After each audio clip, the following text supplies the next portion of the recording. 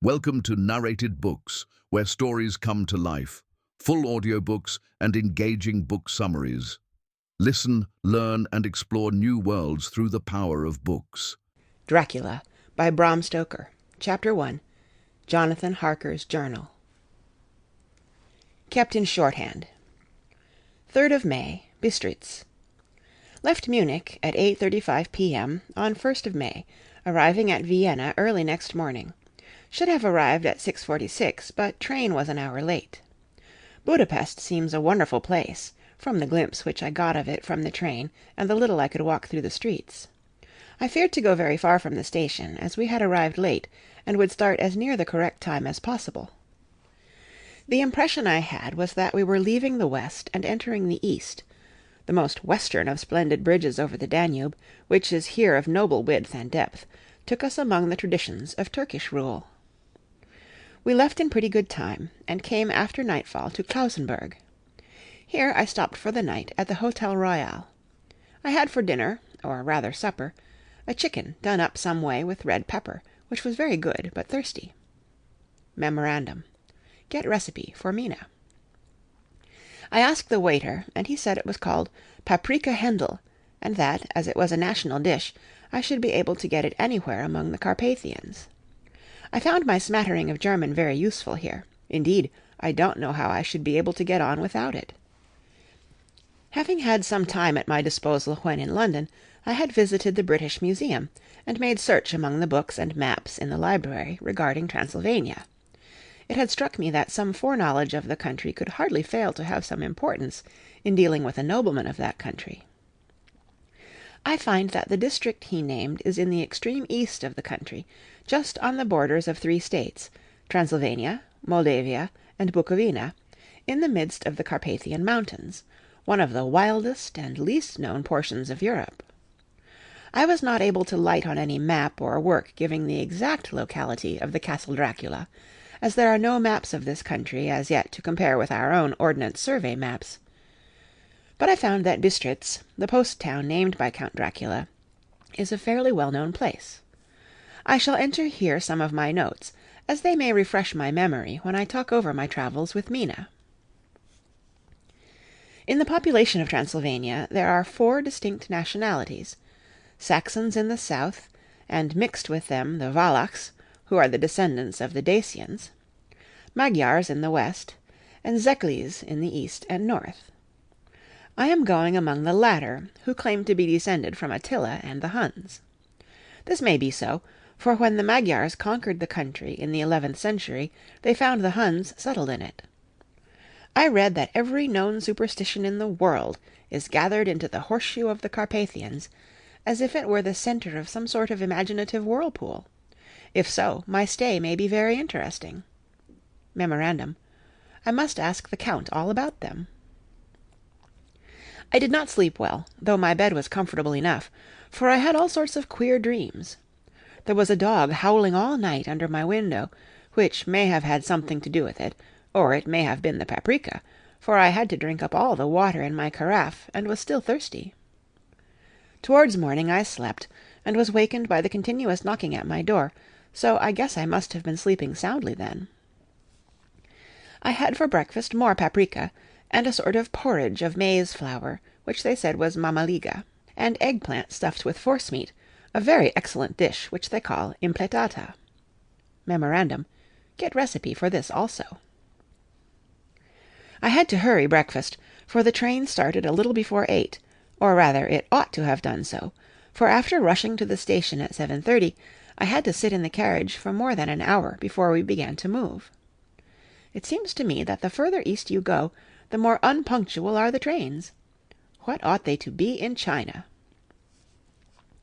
All day long we seemed to dawdle through a country which was full of beauty of every kind.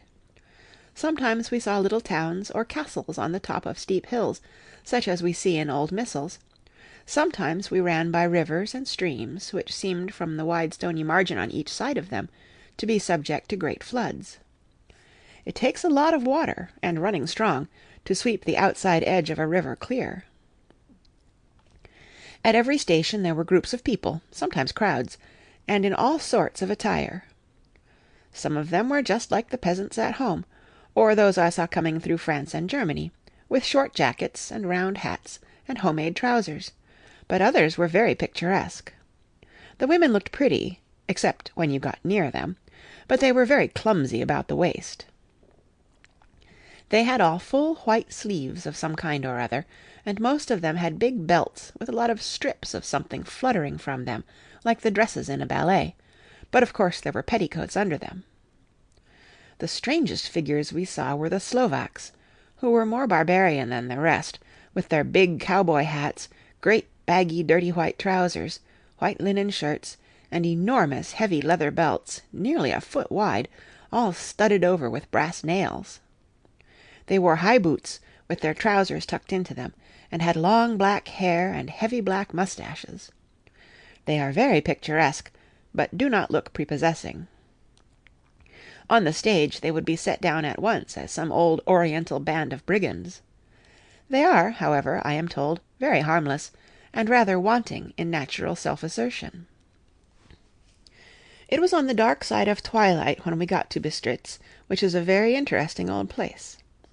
Being practically on the frontier, for the Borgo Pass leads from it into Bukovina, it has had a very stormy existence, and it certainly shows marks of it. 50 years ago a series of great fires took place, which made terrible havoc on 5 separate occasions. At the very beginning of the 17th century it underwent a siege of 3 weeks, and lost 13,000 people, the casualties of war proper being assisted by famine and disease.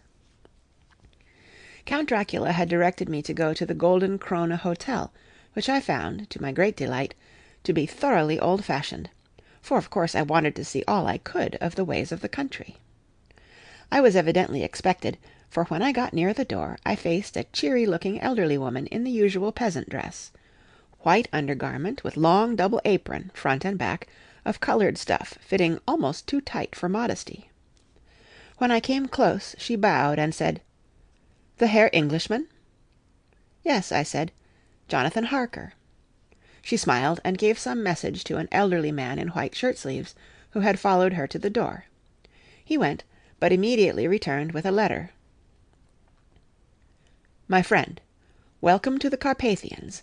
I am anxiously expecting you. Sleep well tonight.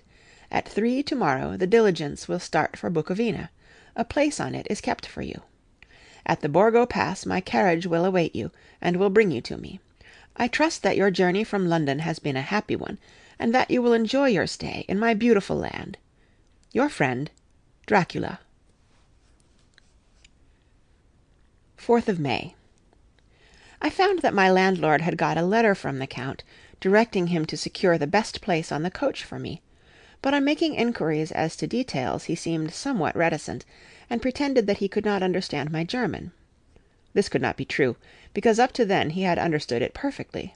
At least, he answered my questions exactly as if he did. He and his wife, the old lady who had received me, looked at each other in a frightened sort of way. He mumbled out that the money had been sent in a letter, and that was all he knew.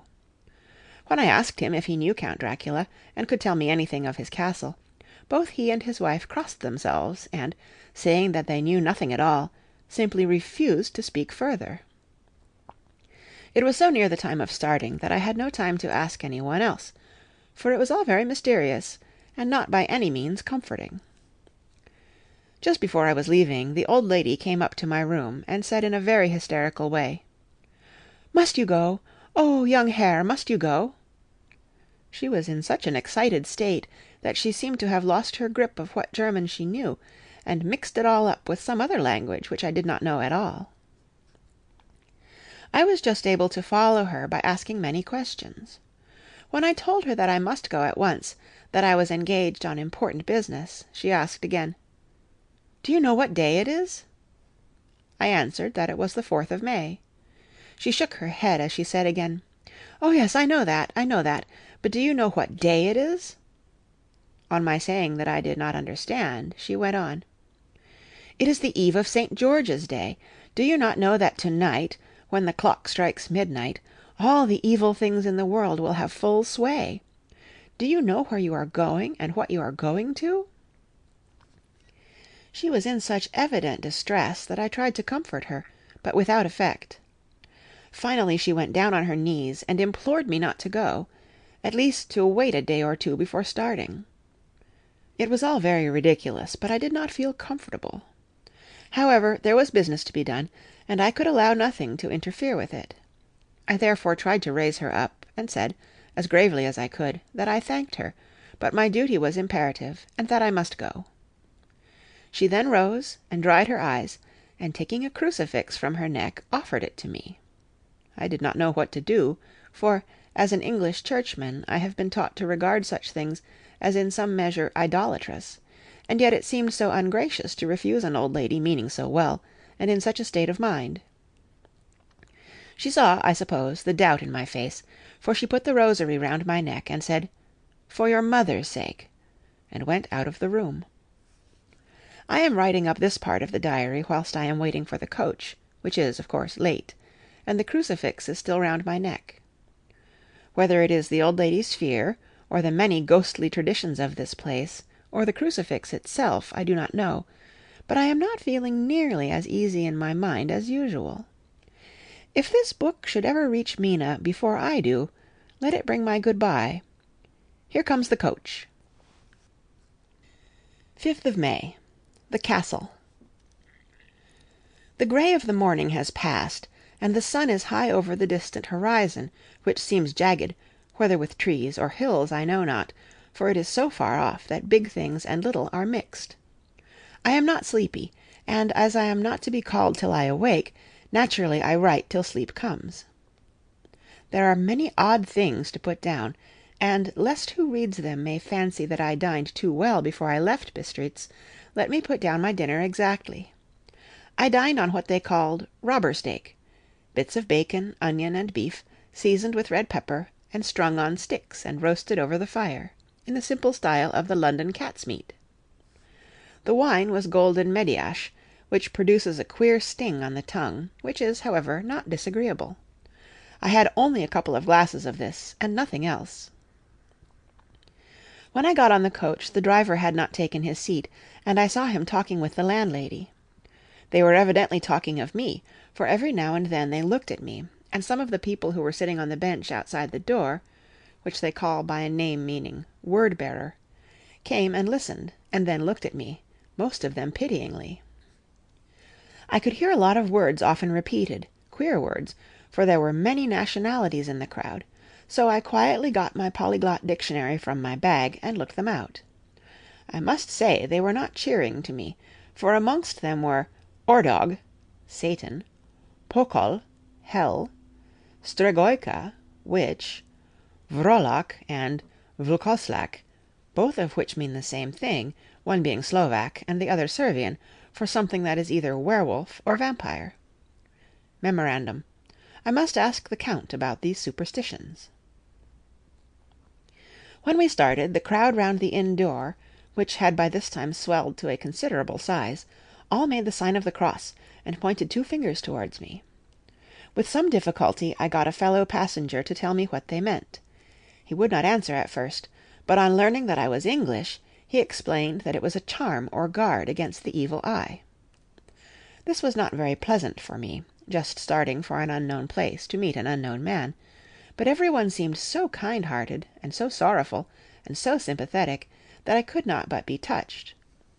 I shall never forget the last glimpse which I had of the inn-yard and its crowd of picturesque figures, all crossing themselves, as they stood round the wide archway, with its background of rich foliage, of oleander and orange trees, in green tubs clustered in the centre of the yard.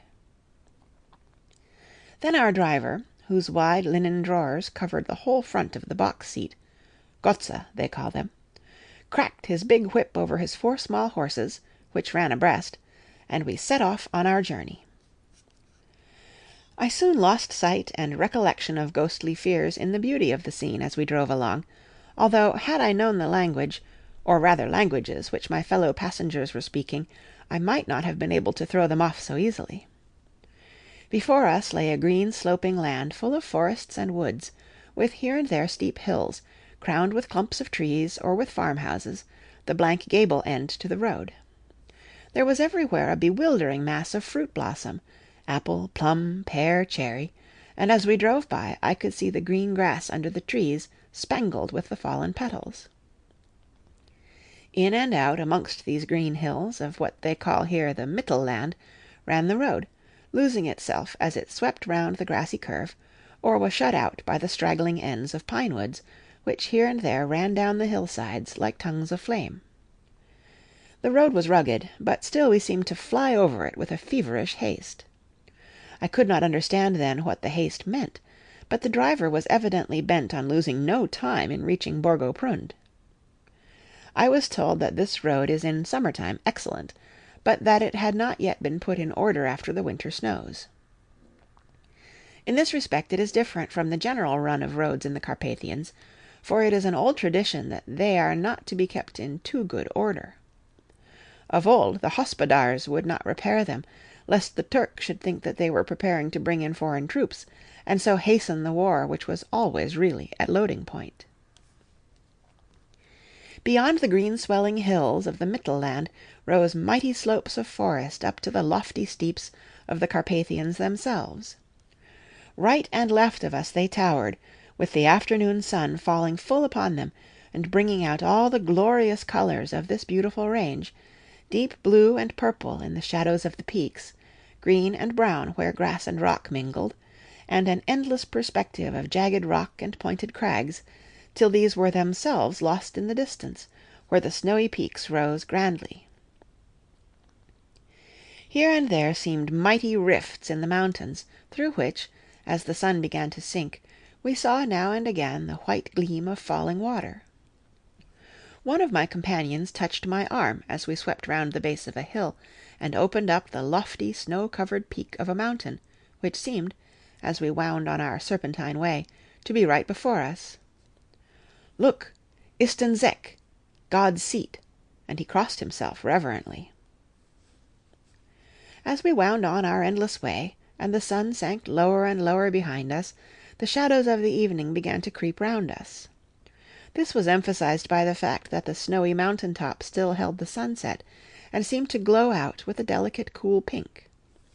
Here and there we passed Czechs and Slovaks, all in picturesque attire, but I noticed that goitre was painfully prevalent. By the roadside were many crosses, and as we swept by, my companions all crossed themselves. Here and there was a peasant man or woman kneeling before a shrine, who did not even turn round as we approached, but seemed in the self-surrender of devotion to have neither eyes nor ears for the outer world. There were many things new to me, for instance, hayricks in the trees, and here and there very beautiful masses of weeping birch, their white stems shining like silver through the delicate green of the leaves. Now and again we passed a lighter wagon, the ordinary peasant's cart, with its long, snake-like vertebra calculated to suit the inequalities of the road. On this were sure to be seated quite a group of home-coming peasants, the Czechs with their white, and the Slovaks with their coloured, sheepskins, the latter carrying lance-fashion their long staves, with axe at end.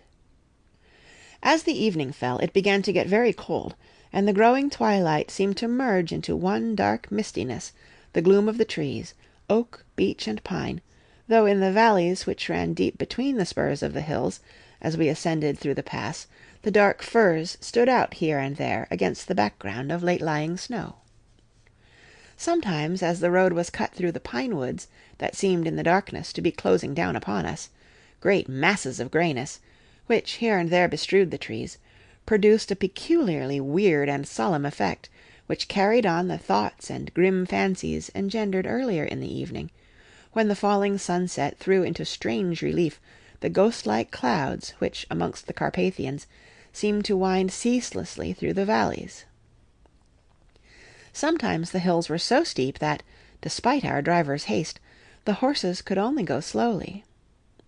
I wished to get down and walk up them, as we do at home, but the driver would not hear of it. "No, no," he said, "you must not walk here. The dogs are too fierce." And then he added, with what he evidently meant for grim pleasantry, for he looked round to catch the approving smile of the rest, "And you may have enough of such matters before you go to sleep." The only stop he would make was a moment's pause to light his lamps. When it grew dark there seemed to be some excitement amongst the passengers, and they kept speaking to him, one after the other, as though urging him to further speed. He lashed the horses unmercifully with his long whip, and with wild cries of encouragement urged them on to further exertions. Then through the darkness I could see a sort of patch of grey light ahead of us, as though there were a cleft in the hills. The excitement of the passengers grew greater. The crazy coach rocked on its great leather springs, and swayed like a boat tossed on a stormy sea. I had to hold on. The road grew more level, and we appeared to fly along. Then the mountains seemed to come nearer to us on each side, and to frown down upon us. We were entering the Borgo Pass. One by one several of the passengers offered me gifts, which they pressed upon me with an earnestness which would take no denial. These were certainly of an odd and varied kind, but each was given in simple good faith, with a kindly word and a blessing, and that strange mixture of fear-meaning movements which I had seen outside the hotel at Bistritz, the sign of the cross, and the guard against the evil eye. Then as we flew along, the driver leaned forward, and on each side the passengers, craning over the edge of the coach, peered eagerly into the darkness. It was evident that something very exciting was either happening or expected, but though I asked each passenger, no one would give me the slightest explanation.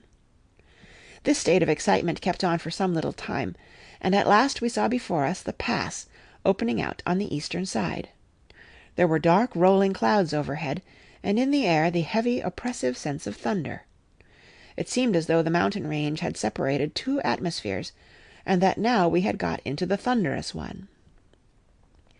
I was now myself looking out for the conveyance, which was expected to take me to the Count. Each moment I expected to see the glare of lamps through the blackness, but all was dark. The only light was the flickering rays of our own lamps, in which the steam from our hard-driven horses rose in a white cloud. We could see now the sandy road lying white before us, but there was on it no sign of a vehicle.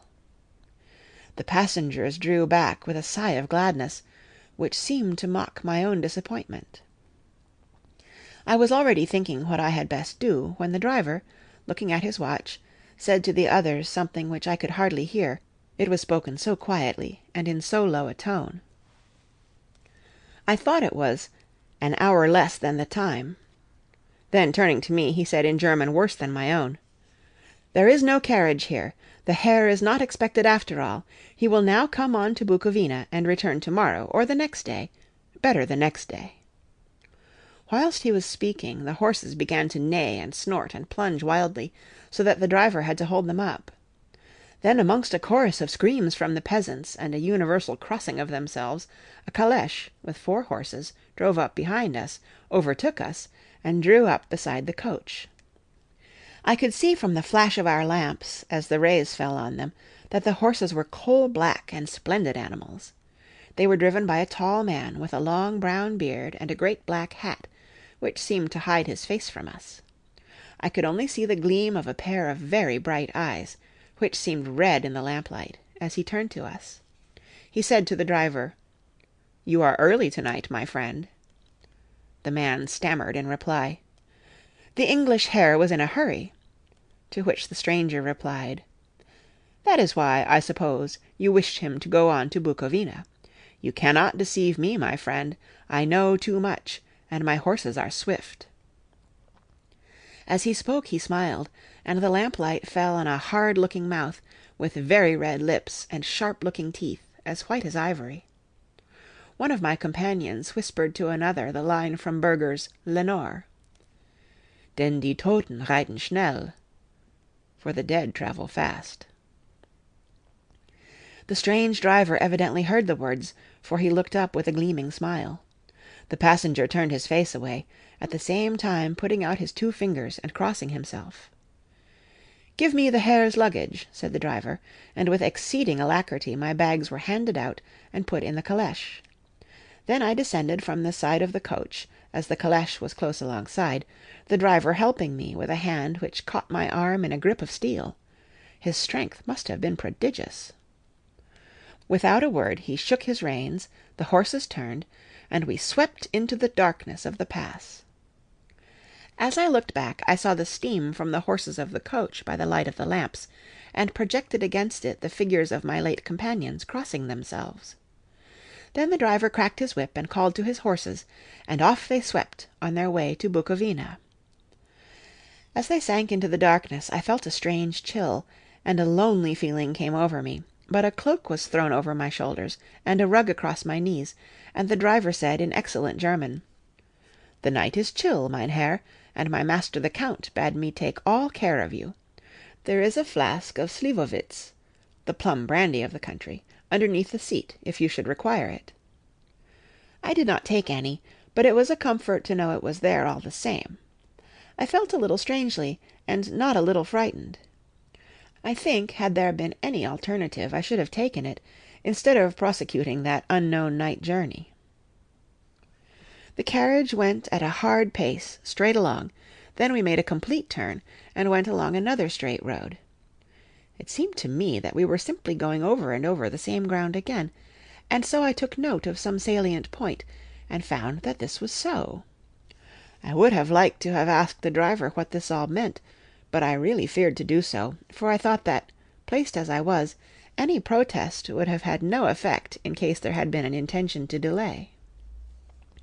By and by, however, as I was curious to know how time was passing, I struck a match, and by its flame looked at my watch. It was within a few minutes of midnight. This gave me a sort of shock, for I suppose the general superstition about midnight was increased by my recent experiences. I waited, with a sick feeling of suspense. Then a dog began to howl somewhere in a farmhouse down the road, a long, agonized wailing, as if from fear. The sound was taken up by another dog, and then another and another, till, borne on the wind, which now sighed softly through the pass, a wild howling began, which seemed to come from all over the country, as far as the imagination could grasp it through the gloom of the night. At the first howl the horses began to strain and rear, but the driver spoke to them soothingly, and they quieted down, but shivered and sweated as though after a runaway from sudden fright. Then, far off in the distance, from the mountains on each side of us, began a louder and a sharper howling, that of wolves, which affected both the horses and myself in the same way, for I was minded to jump from the calèche and run, whilst they reared again and plunged madly, so that the driver had to use all his great strength to keep them from bolting. In a few minutes, however, my own ears got accustomed to the sound, and the horses so far became quiet that the driver was able to descend and to stand before them. He petted and soothed them, and whispered something in their ears, as I have heard of horse-tamers doing, and with extraordinary effect, for under his caresses they became quite manageable again, though they still trembled. The driver again took his seat, and, shaking his reins, started off at a great pace. This time, after going to the far side of the pass, he suddenly turned down a narrow roadway which ran sharply to the right. Soon we were hemmed in with trees, which in places arched right over the roadway, till we passed as through a tunnel, and again great frowning rocks guarded us boldly on either side. Though we were in shelter, we could hear the rising wind, for it moaned and whistled through the rocks, and the branches of the trees crashed together as we swept along. It grew colder and colder still, and fine, powdery snow began to fall, so that soon we and all around us were covered with a white blanket. The keen wind still carried the howling of the dogs, though this grew fainter as we went on our way. The baying of the wolves sounded nearer and nearer, as though they were closing round on us from every side. I grew dreadfully afraid, and the horses shared my fear. The driver, however, was not in the least disturbed. He kept turning his head to left and right, but I could not see anything through the darkness. Suddenly, away on our left, I saw a faint flickering blue flame. The driver saw it at the same moment. He at once checked the horses, and, jumping to the ground, disappeared into the darkness. I did not know what to do, the less as the howling of the wolves grew closer, but while I wondered, the driver suddenly appeared again, and without a word took his seat, and we resumed our journey. I think I must have fallen asleep, and kept dreaming of the incident, for it seemed to be repeated endlessly, and now looking back it is like a sort of awful nightmare. Once the flame appeared so near the road that even in the darkness around us I could watch the driver's motions. He went rapidly to where the blue flame arose. It must have been very faint, for it did not seem to illumine the place around it at all, and gathering a few stones, formed them into some device. Once there appeared a strange optical effect. When he stood between me and the flame he did not obstruct it, for I could see its ghostly flicker all the same. This startled me, but as the effect was only momentary, I took it that my eyes deceived me from straining through the darkness. Then for a time there were no blue flames, and we sped onwards through the gloom, with the howling of the wolves around us, as though they were following in a moving circle. At last there came a time when the driver went further afield than he had yet gone, and during his absence the horses began to tremble worse than ever, and to snort and scream with fright. I could not see any cause for it, for the howling of the wolves had ceased altogether. But just then the moon, sailing through the black clouds, appeared behind the jagged crest of a beetling, pine-clad rock, and by its light I saw around us a ring of wolves, with white teeth and lolling red tongues, with long sinewy limbs and shaggy hair. They were 100 times more terrible in the grim silence which held them than even when they howled. For myself, I felt a sort of paralysis of fear. It is only when a man feels himself face to face with such horrors that he can understand their true import. All at once the wolves began to howl as though the moonlight had had some peculiar effect on them. The horses jumped about and reared, and looked helplessly round with eyes that rolled in a way painful to see, but the living ring of terror encompassed them on every side, and they had perforce to remain within it. I called to the coachman to come, for it seemed to me that our only chance was to try to break out through the ring and to aid his approach. I shouted and beat the side of the calèche, hoping by the noise to scare the wolves from that side, so as to give him a chance of reaching the trap. How he came there I know not, but I heard his voice raised in a tone of imperious command, and looking towards the sound I saw him stand in the roadway. As he swept his long arms, as though brushing aside some impalpable obstacle, the wolves fell back and back further still. Just then a heavy cloud passed across the face of the moon, so that we were again in darkness. When I could see again, the driver was climbing into the calèche, and the wolves had disappeared. This was all so strange and uncanny that a dreadful fear came upon me, and I was afraid to speak or move. The time seemed interminable as we swept on our way, now in almost complete darkness, for the rolling clouds obscured the moon. We kept on ascending, with occasional periods of quick descent, but in the main always ascending. Suddenly I became conscious of the fact that the driver was in the act of pulling up the horses in the courtyard of a vast ruined castle, from whose tall black windows came no ray of light, and whose broken battlements showed a jagged line against the moonlit sky. End of Chapter 1. Read by Chapter 2. Jonathan Harker's Journal, continued. 5th of May. I must have been asleep, for certainly if I had been fully awake, I must have noticed the approach of such a remarkable place. In the gloom the courtyard looked of considerable size, and as several dark ways led from it under great round arches, it perhaps seemed bigger than it really is. I have not yet been able to see it by daylight. When the calèche stopped, the driver jumped down and held out his hand to assist me to alight. Again I could not but notice his prodigious strength. His hand actually seemed like a steel vice that could have crushed mine, if he had chosen.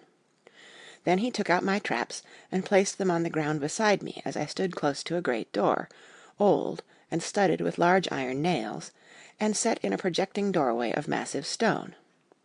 I could see even in the dim light that the stone was massively carved, but that the carving had been much worn by time and weather. As I stood, the driver jumped again into his seat and shook the reins. The horses started forward, and trap and all disappeared down one of the dark openings. I stood in silence where I was, for I did not know what to do. Of bell or knocker there was no sign, Through these frowning walls and dark window openings it was not likely that my voice could penetrate. The time I waited seemed endless, and I felt doubts and fears crowding upon me. What sort of place had I come to, and among what kind of people? What sort of grim adventure was it on which I had embarked? Was this a customary incident in the life of a solicitor's clerk sent out to explain the purchase of a London estate to a foreigner? Solicitor's clerk! Mina would not like that. Solicitor, for just before leaving London I got word that my examination was successful, and I am now a full-blown solicitor. I began to rub my eyes and pinch myself to see if I were awake. It all seemed like a horrible nightmare to me, and I expected that I should suddenly awake and find myself at home, with the dawn struggling in through the windows, as I had now and again felt in the morning after a day of overwork. But my flesh answered the pinching test, and my eyes were not to be deceived. I was indeed awake, and among the Carpathians. All I could do now was to be patient, and to wait the coming of the morning. Just as I had come to this conclusion, I heard a heavy step approaching behind the great door, and saw through the chinks the gleam of a coming light. Then there was the sound of rattling chains, and the clanking of massive bolts drawn back. A key was turned with a loud grating noise of long disuse, and the great door swung back. Within stood a tall old man, clean-shaven save for a long white moustache, and clad in black from head to foot, without a single speck of colour about him anywhere. He held in his hand an antique silver lamp, in which the flame burned without chimney or globe of any kind, throwing long quivering shadows as it flickered in the draught of the open door.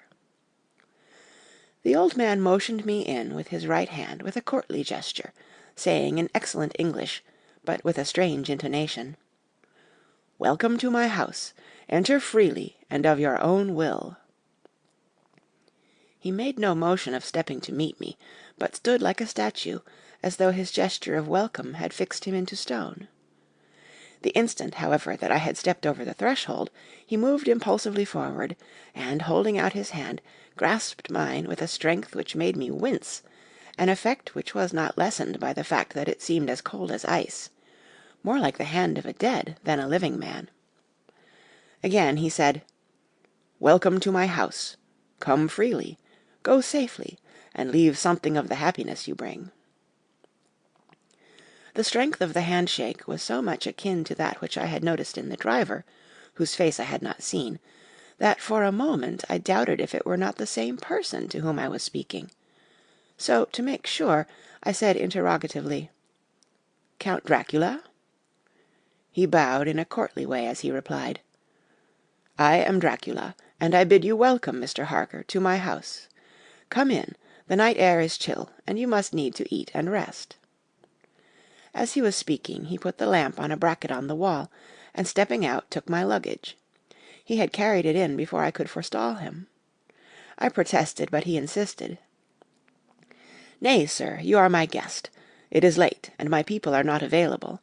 Let me see to your comfort myself." He insisted on carrying my traps along the passage, and then up a great winding stair, and along another great passage, on whose stone floor our steps rang heavily. At the end of this he threw open a heavy door, and I rejoiced to see within a well-lit room, in which a table was spread for supper, and on whose mighty hearth a great fire of logs, freshly replenished, flamed and flared. The Count halted, putting down my bags, closed the door, and crossing the room, opened another door, which led into a small octagonal room lit by a single lamp, and seemingly without a window of any sort. Passing through this, he opened another door, and motioned me to enter. It was a welcome sight, for here was a great bedroom, well lighted, and warmed with another log fire, also added to but lately, for the top logs were fresh, which sent a hollow roar up the wide chimney. The Count himself left my luggage inside, and withdrew, saying, before he closed the door, "You will need, after your journey, to refresh yourself by making your toilet. I trust you will find all you wish.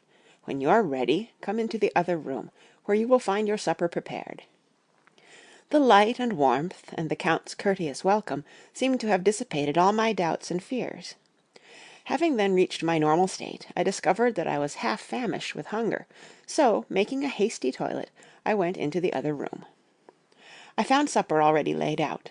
My host, who stood on one side of the great fireplace, leaning against the stonework, made a graceful wave of his hand to the table, and said, "I pray you, be seated, and sup how you please. You will, I trust, excuse me that I do not join you, but I have dined already, and I do not sup." I handed to him the sealed letter which Mr. Hawkins had entrusted to me. He opened it and read it gravely, then, with a charming smile, he handed it to me to read. One passage of it, at least, gave me a thrill of pleasure. "I must regret that an attack of gout, from which malady I am a constant sufferer, forbids absolutely any travelling on my part for some time to come, but I am happy to say I can send a sufficient substitute, one in whom I have every possible confidence. He is a young man, full of energy and talent in his own way, and of a very faithful disposition.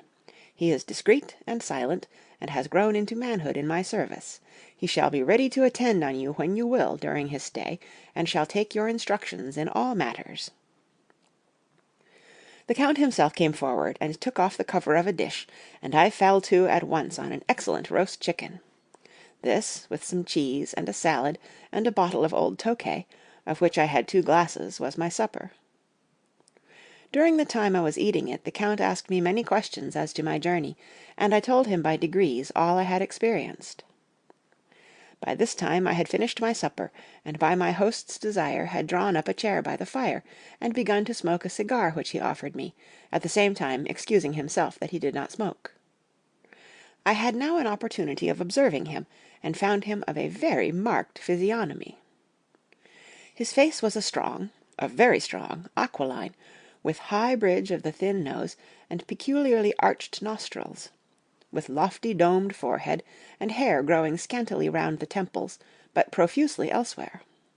His eyebrows were very massive, almost meeting over the nose, and with bushy hair that seemed to curl in its own profusion. The mouth, so far as I could see it under the heavy moustache, was fixed and rather cruel looking, with peculiarly sharp white teeth. These protruded over the lips, whose remarkable ruddiness showed astonishing vitality in a man of his years. For the rest, his ears were pale, and at the tops extremely pointed. The chin was broad and strong, and the cheeks firm, though thin.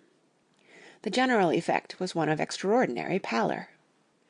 Hitherto I had noticed the backs of his hands as they lay on his knees in the firelight, and they had seemed rather white and fine, but seeing them now close to me, I could not but notice that they were rather coarse, broad, with squat fingers.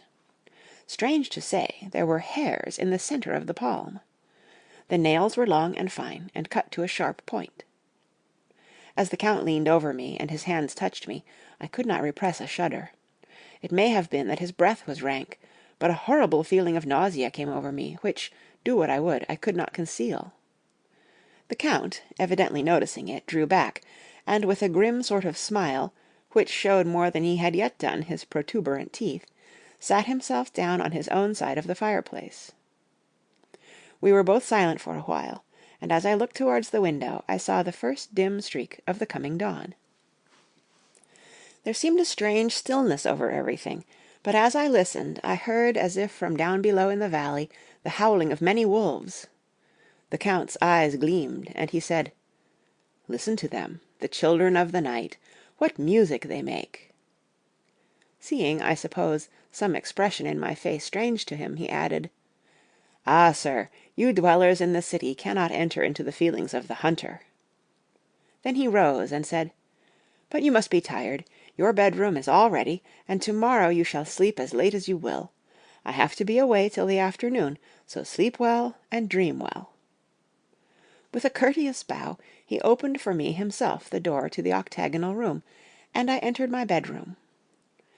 I am all in a sea of wonders. I doubt, I fear, I think strange things, which I dare not confess to my own soul. God keep me, if only for the sake of those dear to me. 7th of May.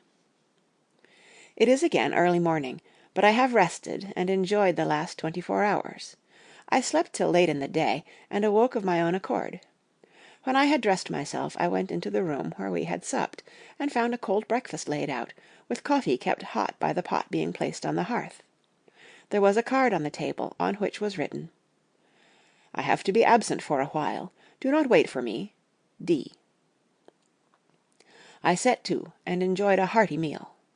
When I had done, I looked for a bell, so that I might let the servants know I had finished, but I could not find one. There are certainly odd deficiencies in the house, considering the extraordinary evidences of wealth which are round me. The table service is of gold, and so beautifully wrought that it must be of immense value. The curtains and upholstery of the chairs and sofas, and the hangings of my bed are of the costliest and most beautiful fabrics, and must have been of fabulous value when they were made, for they are centuries old, though in excellent order.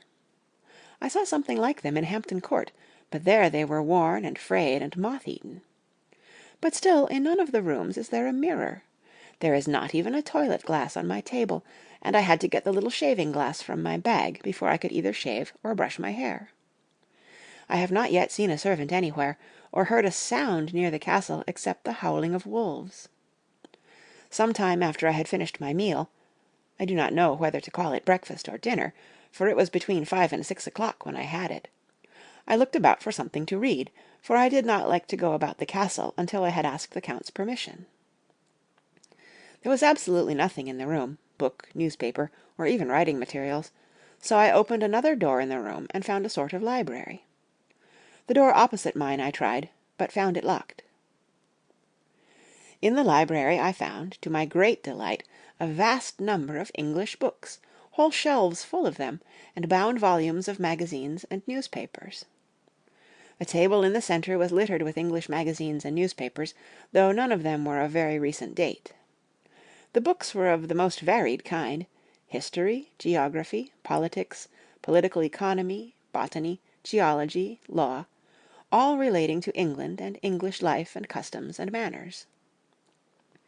There were even such books of reference as the London Directory, the Red and Blue books, Whitaker's Almanac, the Army and Navy lists, and, it somehow gladdened my heart to see it, the Law List. While I was looking at the books, the door opened and the Count entered. He saluted me in a hearty way, and hoped that I had had a good night's rest. Then he went on.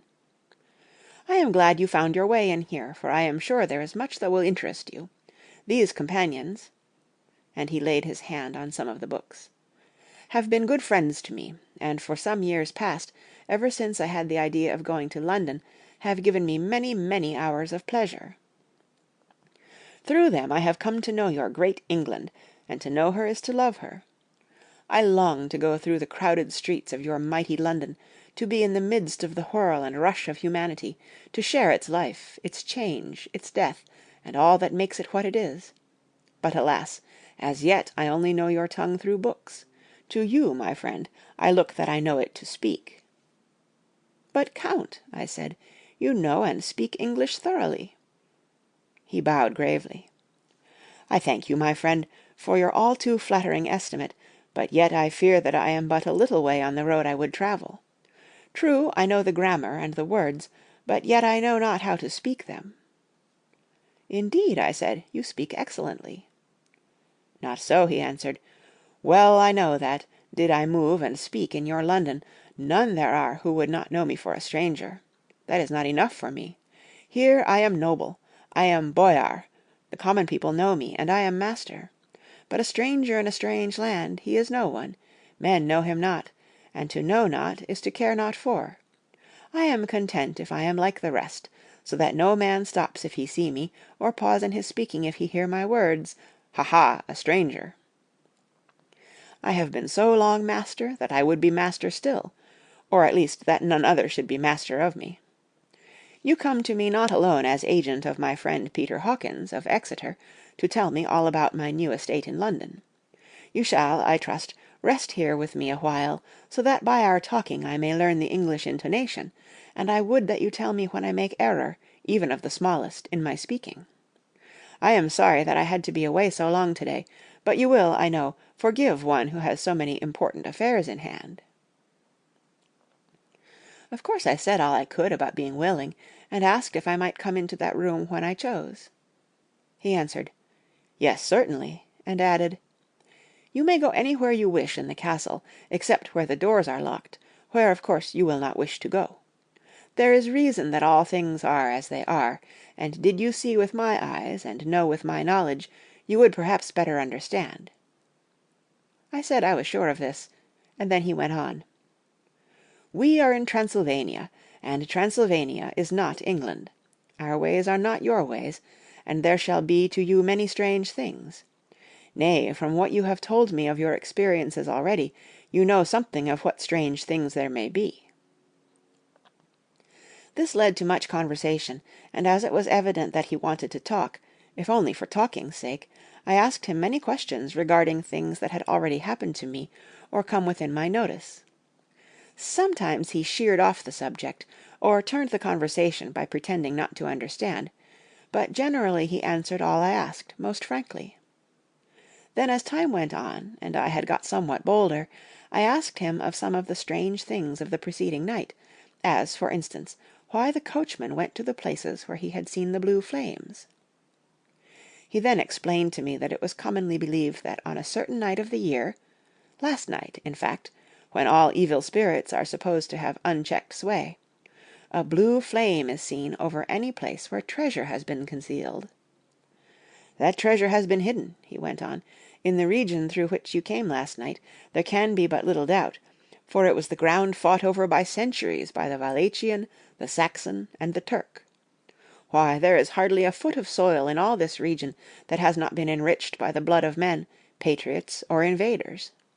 In old days there were stirring times, when the Austrian and the Hungarian came up in hordes, and the patriots went out to meet them, men and women, the aged, and the children too, and waited their coming on the rocks above the passes, that they might sweep destruction on them with their artificial avalanches. When the invader was triumphant, he found but little, for whatever there was had been sheltered in the friendly soil." "But how," said I, "can it have remained so long undiscovered, when there is a sure index to it, if men will but take the trouble to look?" The Count smiled, and as his lips ran back over his gums, the long, sharp canine teeth showed out strangely. He answered, "Because your peasant is at heart a coward and a fool. Those flames only appear on one night, and on that night no man of this land will, if he can help it, stir without his doors. And, dear sir, even if he did, he would not know what to do. Why, even the peasant that you tell me of who marked the place of the flame would not know where to look in daylight, even for his own work. Even you would not, I dare be sworn, be able to find these places again." "There you are right," I said. "I know no more than the dead where even to look for them." Then we drifted into other matters. "Come," he said at last, "tell me of London, and of the house which you have procured for me." With an apology for my remissness, I went into my own room to get the papers from my bag. Whilst I was placing them in order, I heard a rattling of china and silver in the next room, and as I passed through, noticed that the table had been cleared and the lamp lit, for it was by this time deep into the dark. The lamps were also lit in the study or library, and I found the Count lying on the sofa, reading, of all things in the world, an English Bradshaw's Guide. When I came in, he cleared the books and papers from the table, and with him I went into plans and deeds and figures of all sorts. He was interested in everything, and asked me a myriad questions about the place and its surroundings. He clearly had studied beforehand all he could get on the subject of the neighbourhood, for he evidently at the end knew very much more than I did. When I remarked this, he answered, "Well, but, my friend, is it not needful that I should? When I go there I shall be all alone, and my friend Harker Jonathan—nay, pardon me, I fall into my country's habit of putting your patronymic first—my friend Jonathan Harker will not be by my side to correct and aid me. He will be in Exeter, miles away, probably working at papers of the law with my other friend, Peter Hawkins. So." We went thoroughly into the business of the purchase of the estate at Purfleet. When I had told him the facts, and got his signature to the necessary papers, and had written a letter with them ready to post to Mr. Hawkins, he began to ask me how I had come across so suitable a place. I read to him the notes which I had made at the time, and which I inscribe here. At Purfleet, on a by-road, I came across just such a place as seemed to be required, and where was displayed a dilapidated notice that the place was for sale. It is surrounded by a high wall, of ancient structure, built of heavy stones, and has not been repaired for a large number of years. The closed gates are of heavy old oak and iron, all eaten with rust. The estate is called Carfax, no doubt a corruption of the old quatre faces, as the house is four-sided, agreeing with the cardinal points of the compass. It contains in all some 20 acres, quite surrounded by the solid stone wall above mentioned. There are many trees on it, which make it in places gloomy, and there is a deep, dark-looking pond or small lake, evidently fed by some springs, as the water is clear and flows away in a fair-sized stream. The house is very large, and of all periods, back, I should say, to medieval times, for one part is of stone immensely thick, with only a few windows high up and heavily barred with iron. It looks like part of a keep, and is close to an old chapel or church. I could not enter it, as I had not the key of the door leading to it from the house, but I have taken with my kodak views of it from various points. The house has been added to, but in a very straggling way, and I can only guess at the amount of ground it covers, which must be very great. There are but few houses close at hand, one being a very large house only recently added to and formed into a private lunatic asylum.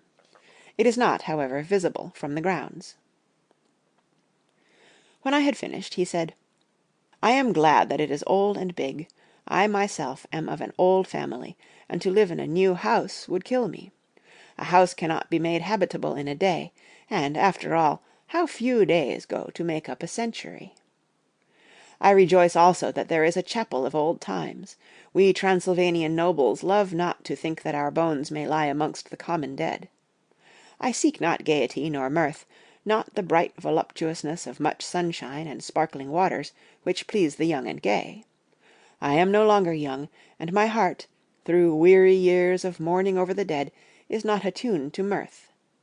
Moreover, the walls of my castle are broken, the shadows are many, and the wind breathes cold through the broken battlements and casements. I love the shade and the shadow, and would be alone with my thoughts when I may." Somehow his words and his look did not seem to accord, or else it was that his cast of face made his smile look malignant and saturnine. Presently, with an excuse, he left me, asking me to put all my papers together. He was some little time away, and I began to look at some of the books around me. One was an atlas, which I found opened naturally at England, as if that map had been much used. On looking at it, I found in certain places little rings marked, and on examining these I noticed that one was near London on the east side, manifestly where his new estate was situated. The other two were Exeter and Whitby on the Yorkshire coast. It was the better part of an hour when the Count returned.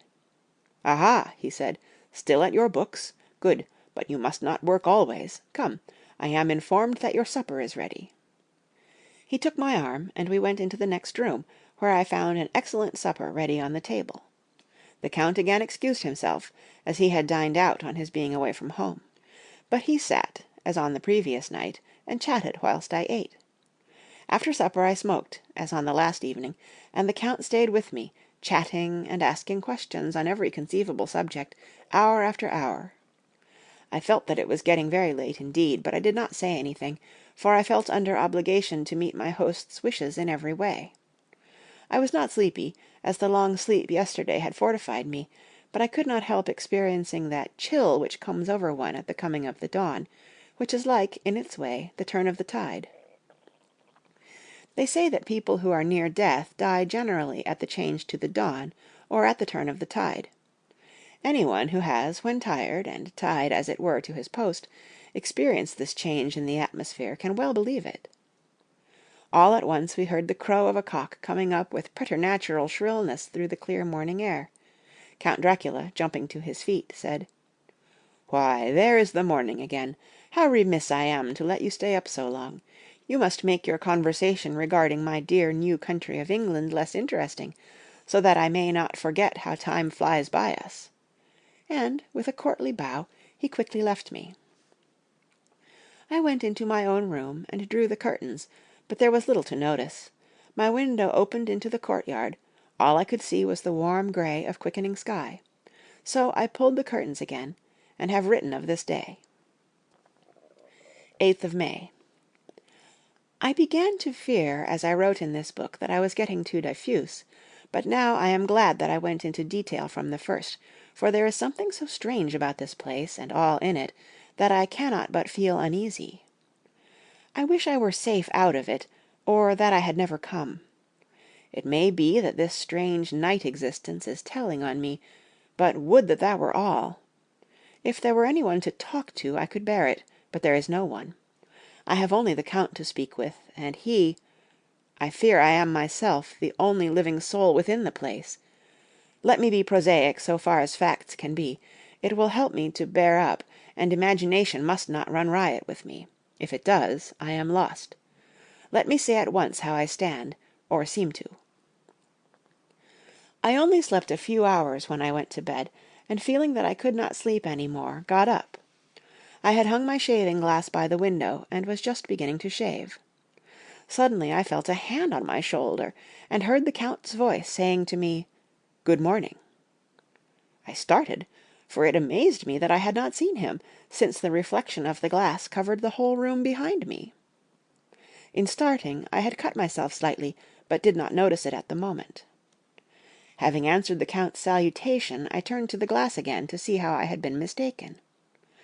This time there could be no error, for the man was close to me, and I could see him over my shoulder.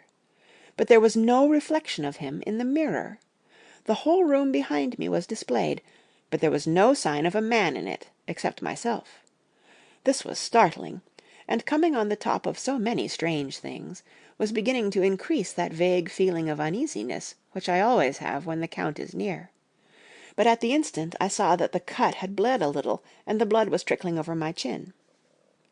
I laid down the razor, turning as I did so half round to look for some sticking plaster. When the Count saw my face, his eyes blazed with a sort of demoniac fury, and he suddenly made a grab at my throat. I drew away, and his hand touched the string of beads which held the crucifix.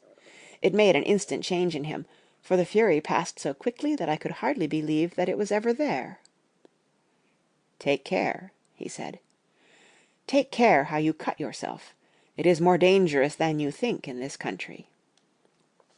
Then, seizing the shaving-glass, he went on, "And this is the wretched thing that has done the mischief. It is a foul bauble of man's vanity. Away with it!" And, opening the heavy window with one wrench of his terrible hand, he flung out the glass, which was shattered into 1,000 pieces on the stones of the courtyard far below. Then he withdrew without a word. It is very annoying, for I do not see how I am to shave, unless in my watch-case or the bottom of the shaving-pot, which is fortunately of metal. When I went into the dining-room, breakfast was prepared, but I could not find the Count anywhere. So I breakfasted alone. It is strange that as yet I have not seen the Count eat or drink. He must be a very peculiar man. After breakfast I did a little exploring in the castle. I went out on the stairs, and found a room looking towards the south.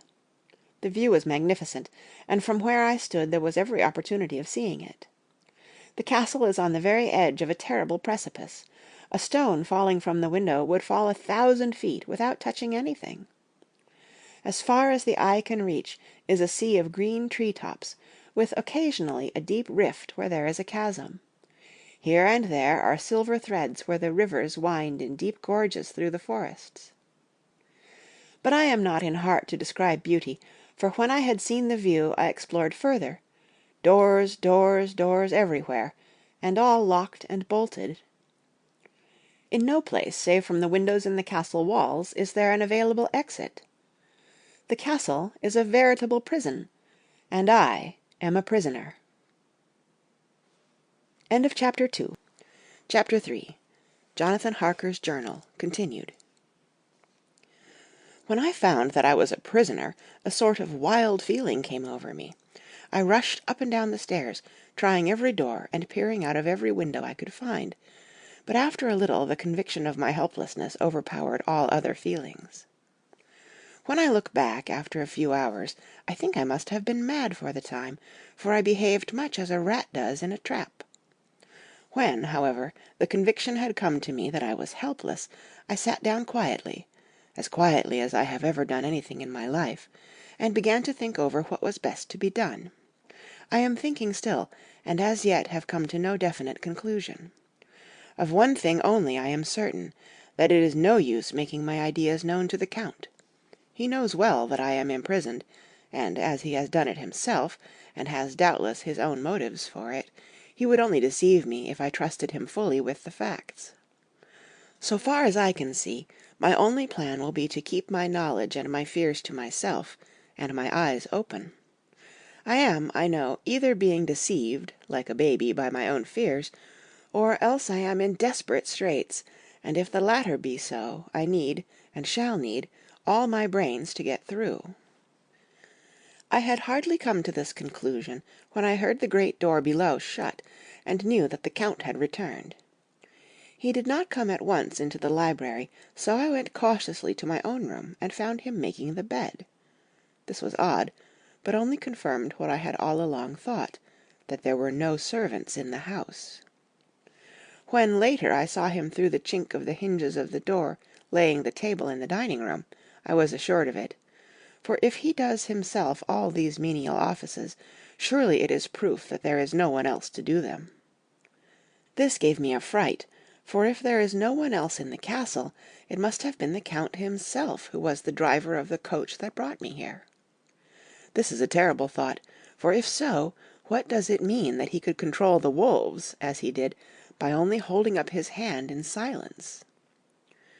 How was it that all the people at Bistritz and on the coach had some terrible fear for me? What meant the giving of the crucifix, of the garlic, of the wild rose, of the mountain ash? Bless that good, good woman who hung the crucifix round my neck, for it is a comfort and a strength to me whenever I touch it. It is odd that a thing which I have been taught to regard with disfavor and as idolatrous should in a time of loneliness and trouble be of help. Is it that there is something in the essence of the thing itself, or that it is a medium, a tangible help, in conveying memories of sympathy and comfort? Sometime, if it may be, I must examine this matter, and try to make up my mind about it. In the meantime, I must find out all I can about Count Dracula, as it may help me to understand. To-night he may talk of himself, if I turn the conversation that way. I must be very careful, however, not to awake his suspicion.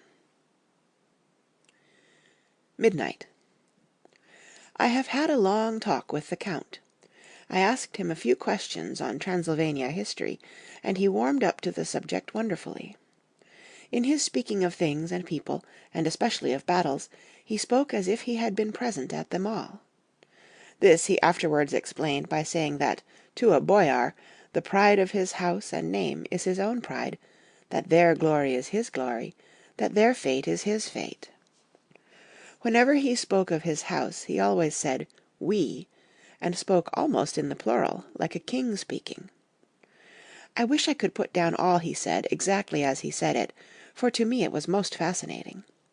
It seemed to have in it a whole history of the country. He grew excited as he spoke, and walked about the room, pulling his great white mustache, and grasping anything on which he laid his hands, as though he would crush it by main strength. One thing he said which I shall put down as nearly as I can, for it tells in its way the story of his race. We Szekelyes have a right to be proud, for in our veins flows the blood of many brave races who fought as the lion fights, for lordship.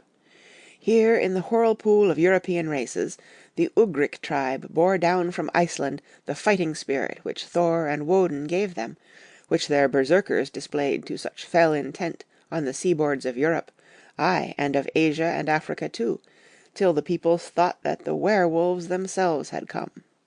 Here too, when they came, they found the Huns, whose warlike fury had swept the earth like a living flame, till the dying people held that in their veins ran the blood of those old witches, who, expelled from Scythia, had mated with the devils in the desert.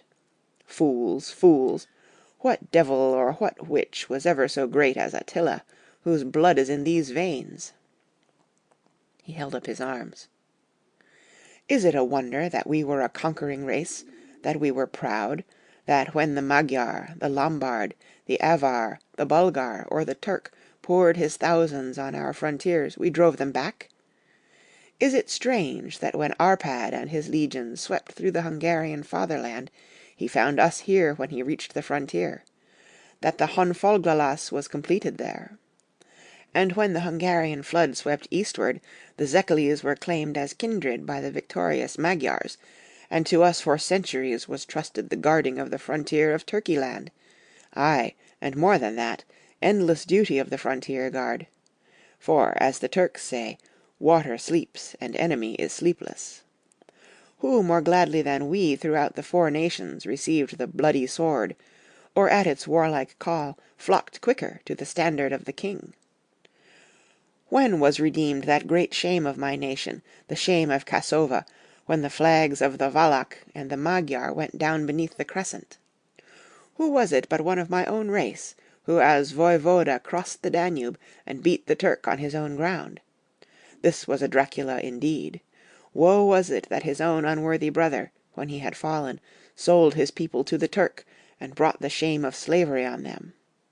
Was it not this Dracula, indeed, who inspired that other of his race, who in a later age again and again brought his forces over the great river into Turkeyland, who, when he was beaten back, came again, and again, and again, though he had to come alone from the bloody field where his troops were being slaughtered, since he knew that he alone could ultimately triumph? They said that he thought only of himself. Bah! What good are peasants without a leader? Where ends the war without a brain and heart to conduct it? Again, when, after the battle of Mohacs, we threw off the Hungarian yoke, we of the Dracula blood were amongst their leaders, for our spirit would not brook that we were not free. Ah, young sir, the Zekkelies, and the Dracula as their heart's blood, their brains, and their swords, can boast a record that mushroom growths like the Hapsburgs and the Romanovs can never reach. The warlike days are over. Blood is too precious a thing in these days of dishonorable peace, and the glories of the great races are as a tale that is told. It was by this time close on morning, and we went to bed. Memorandum. This diary seems horribly like the beginning of the Arabian Nights, for everything has to break off at cock-crow, or like the ghost of Hamlet's father. 12th of May. Let me begin with facts, bare, meagre facts, verified by books and figures, and of which there can be no doubt. I must not confuse them with experiences which will have to rest on my own observation, or my memory of them. Last evening, when the Count came from his room, he began by asking me questions on legal matters, and on the doing of certain kinds of business.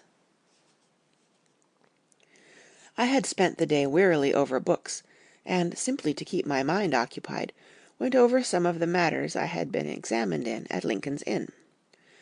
There was a certain method in the Count's inquiries, so I shall try to put them down in sequence. The knowledge may somehow or sometime be useful to me. First, he asked if a man in England might have 2 solicitors or more. I told him that he might have a dozen if he wished, but that it would not be wise to have more than one solicitor engaged in one transaction, as only one could act at a time, and that to change would be certain to militate against his interest. He seemed thoroughly to understand, and went on to ask if there would be any practical difficulty in having one man to attend, say, to banking, and another to look after shipping, in case local help were needed in a place far from the home of the banking solicitor.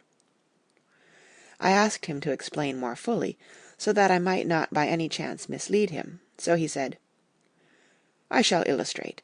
Your friend and mine, Mr. Peter Hawkins, from under the shadow of your beautiful cathedral at Exeter, which is far from London, buys for me through your good self my place at London.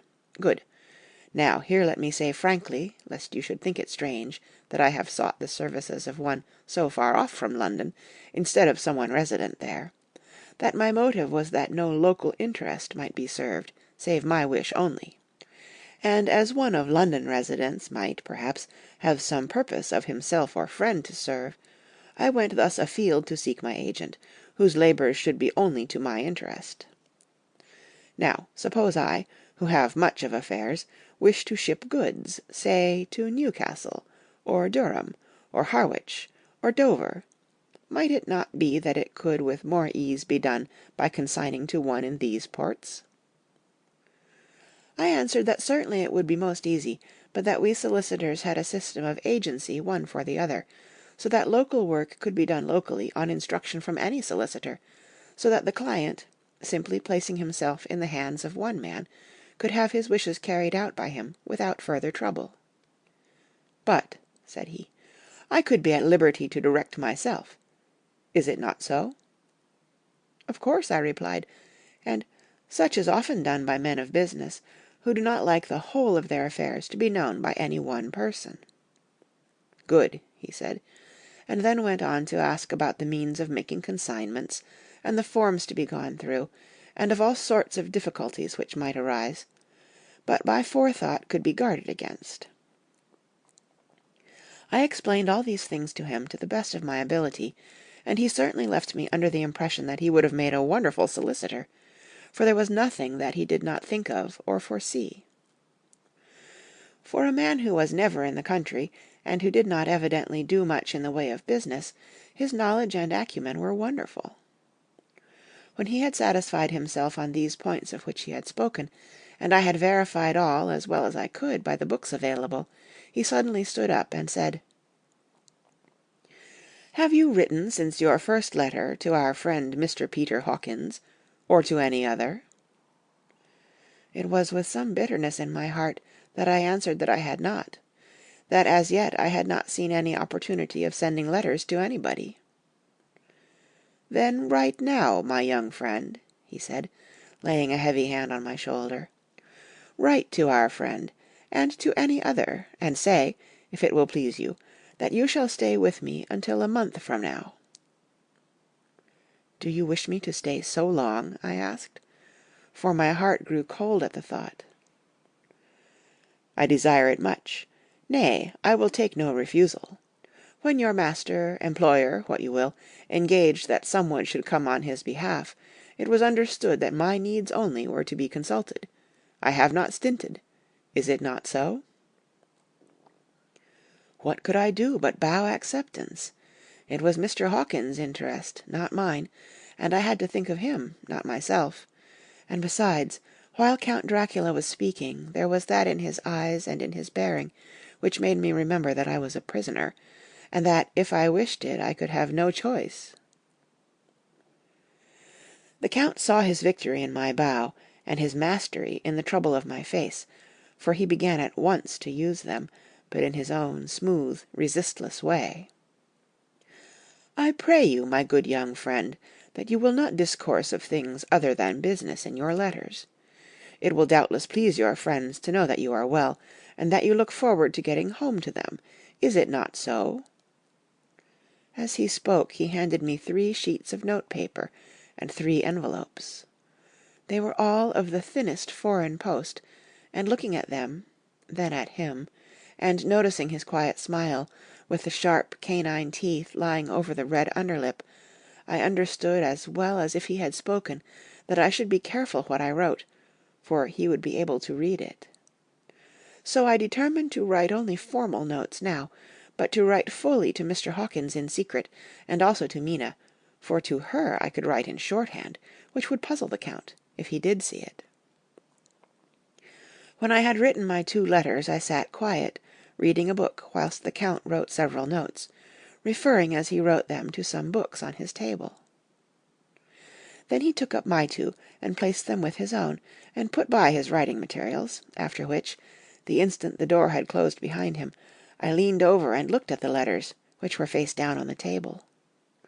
I felt no compunction in doing so, for under the circumstances I felt that I should protect myself in every way I could.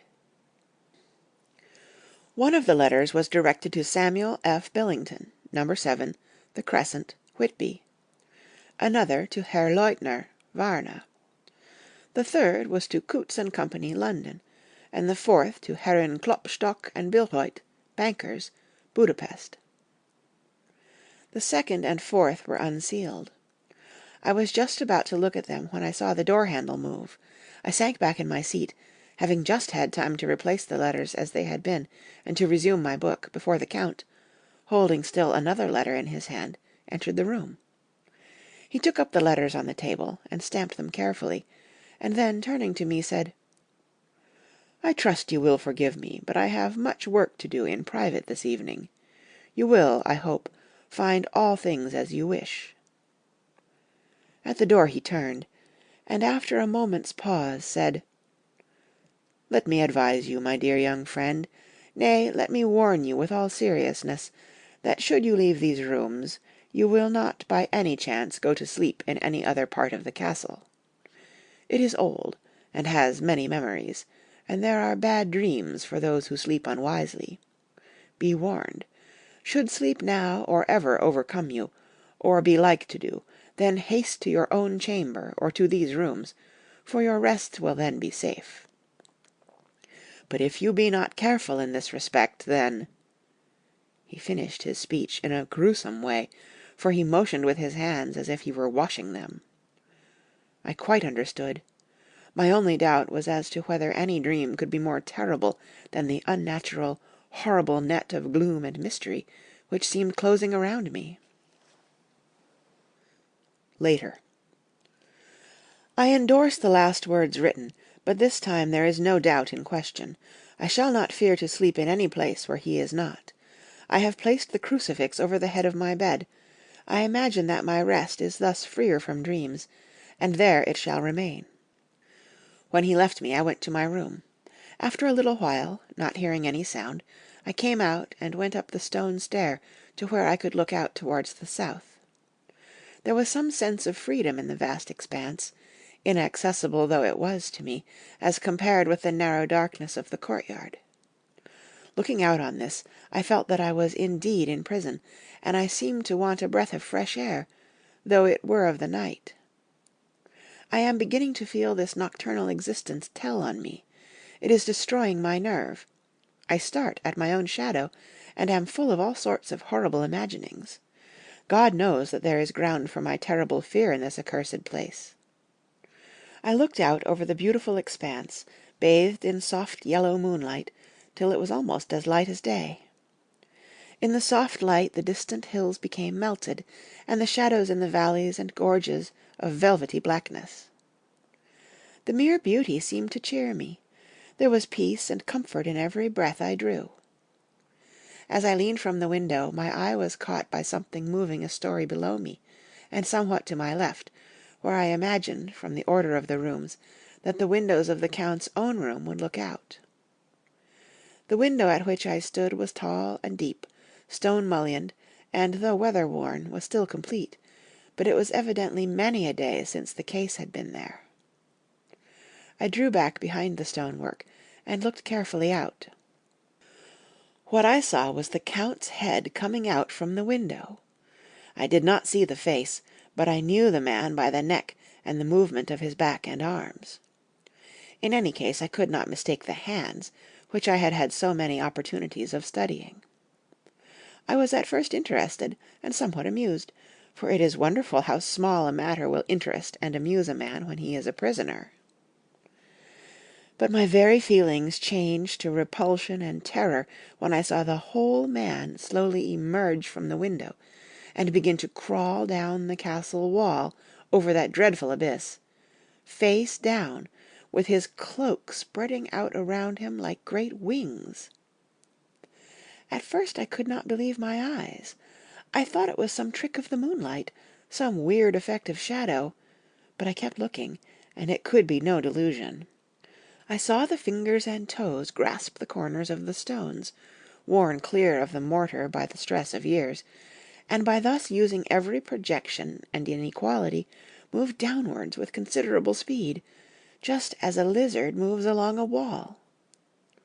What manner of man is this, or what manner of creature is it in the semblance of man? I feel the dread of this horrible place overpowering me. I am in fear, in awful fear, and there is no escape for me. I am encompassed about with terrors that I dare not think of. 15th of May. Once more have I seen the Count go out in his lizard fashion. He moved downwards in a sidelong way, some 100 feet down, and a good deal to the left. He vanished into some hole or window. When his head had disappeared, I leaned out to try and see more, but without avail. The distance was too great to allow a proper angle of sight. I knew he had left the castle now, and thought to use the opportunity to explore more than I had dared to do as yet. I went back to the room, and, taking a lamp, tried all the doors. They were all locked, as I had expected, and the locks were comparatively new. But I went down the stone stairs to the hall where I had entered originally. I found I could pull back the bolts easily enough and unhook the great chains, but the door was locked, and the key was gone.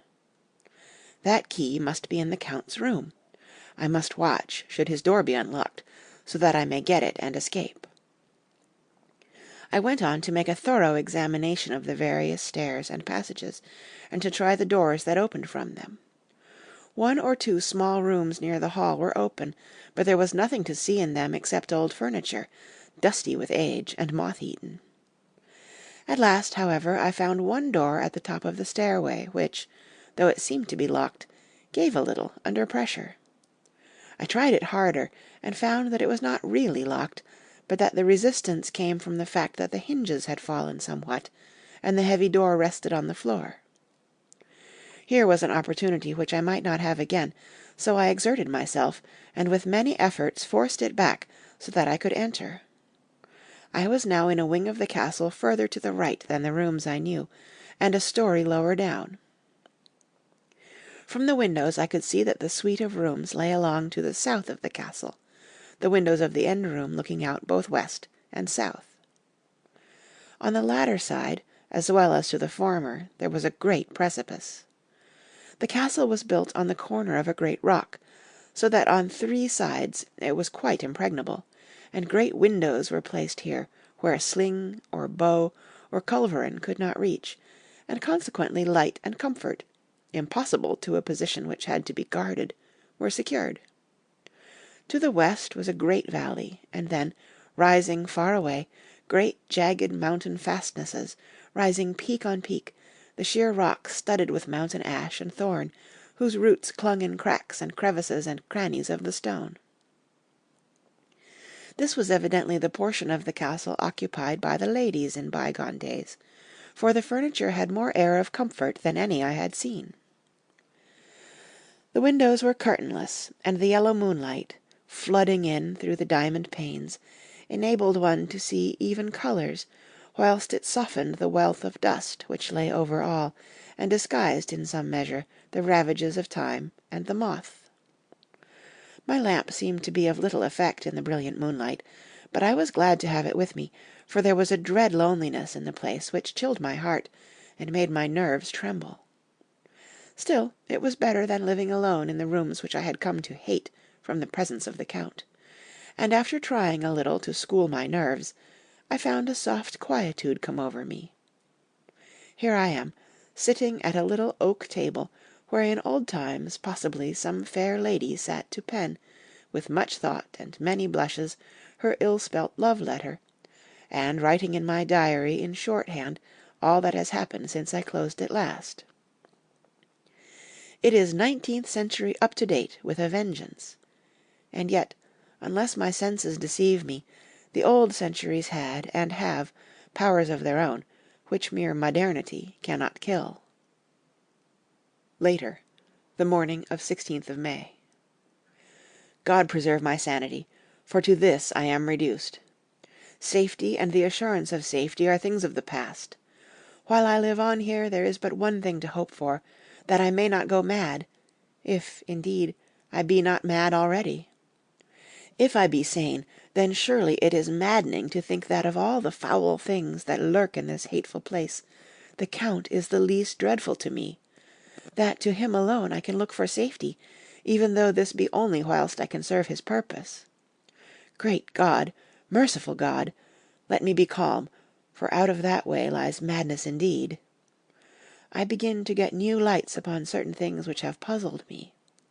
Up to now I never quite knew what Shakespeare meant when he made Hamlet say, "My tablets, quick, my tablets, 'tis meet that I put it down," etc.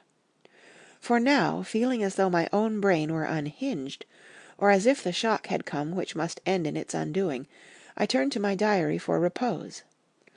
The habit of entering accurately must help to soothe me. The Count's mysterious warning frightened me at the time.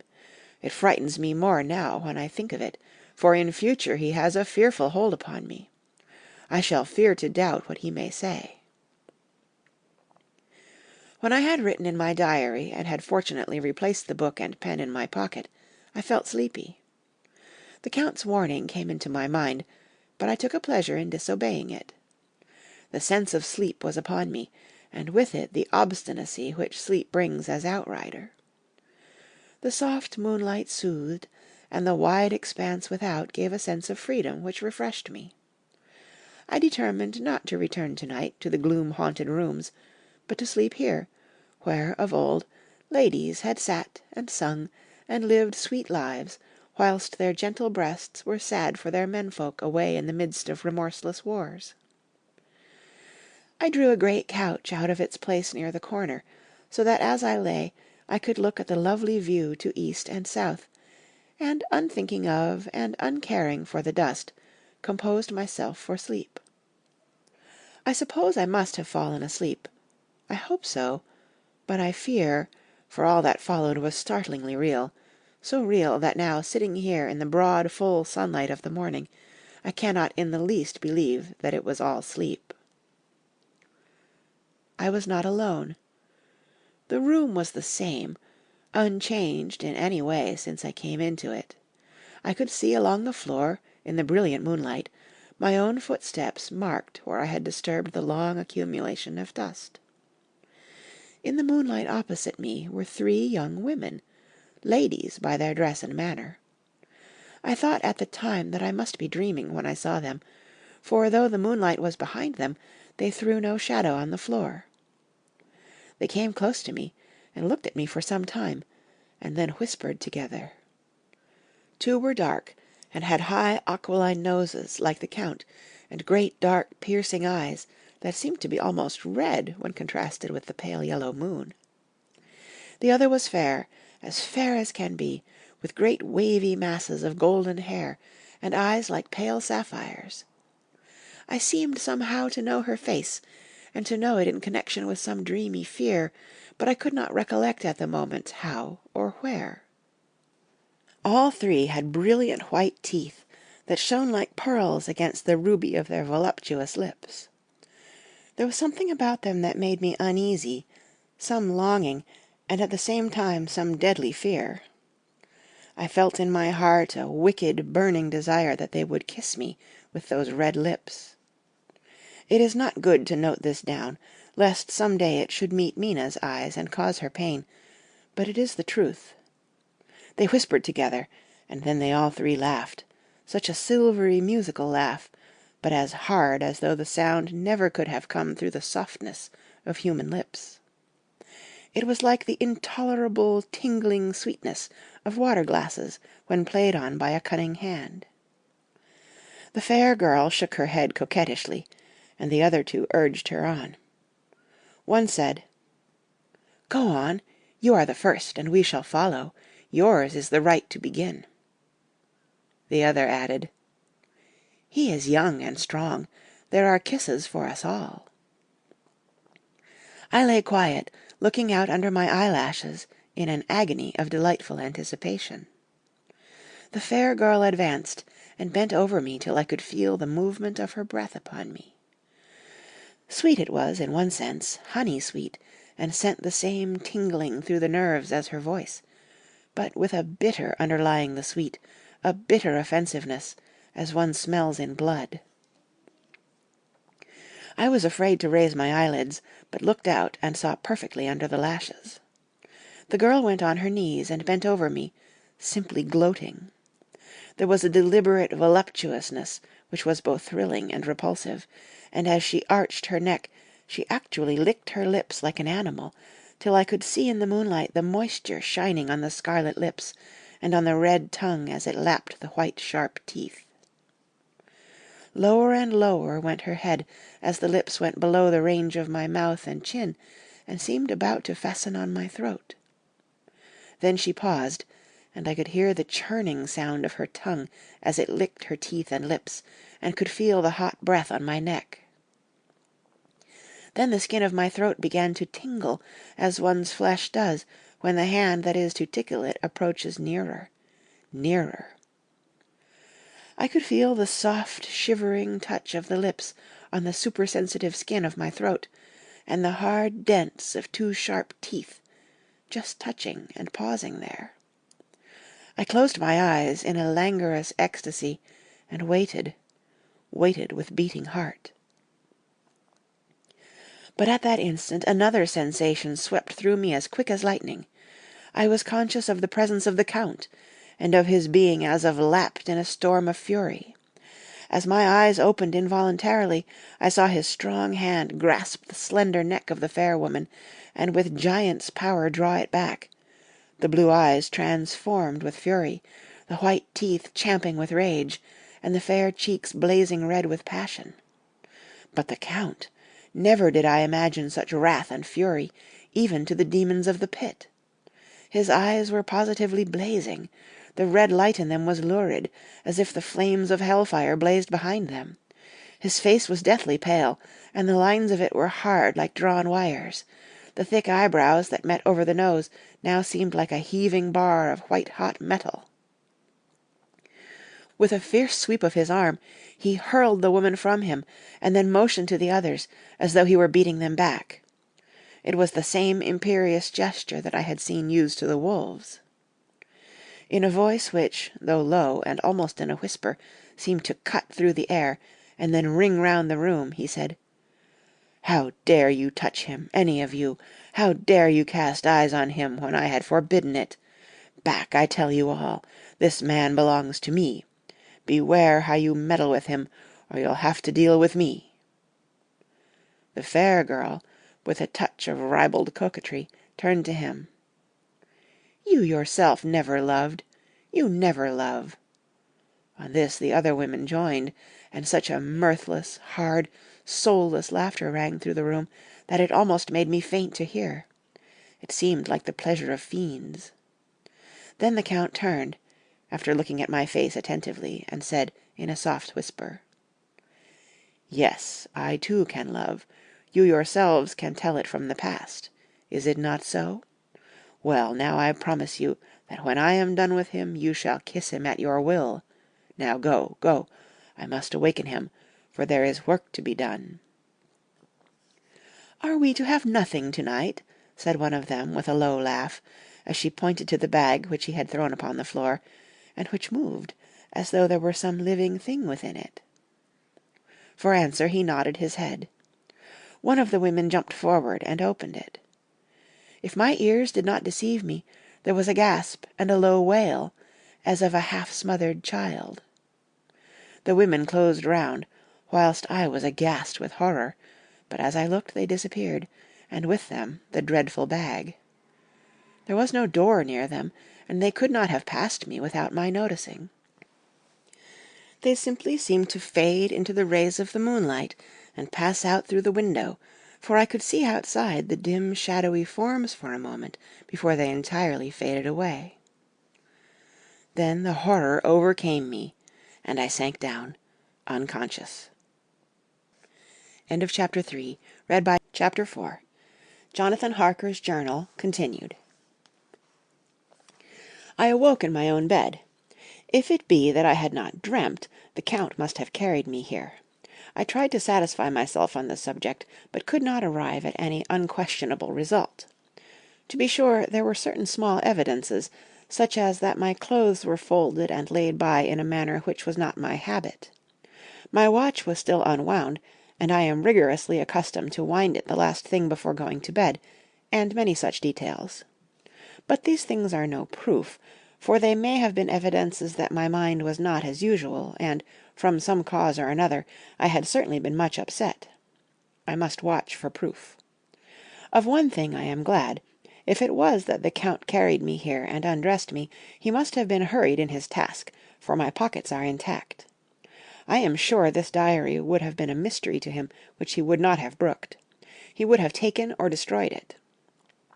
As I look round this room, although it has been to me so full of fear, it is now a sort of sanctuary, for nothing can be more dreadful than those awful women who are, waiting to suck my blood. 18th of May. I have been down to look at that room again in daylight, for I must know the truth.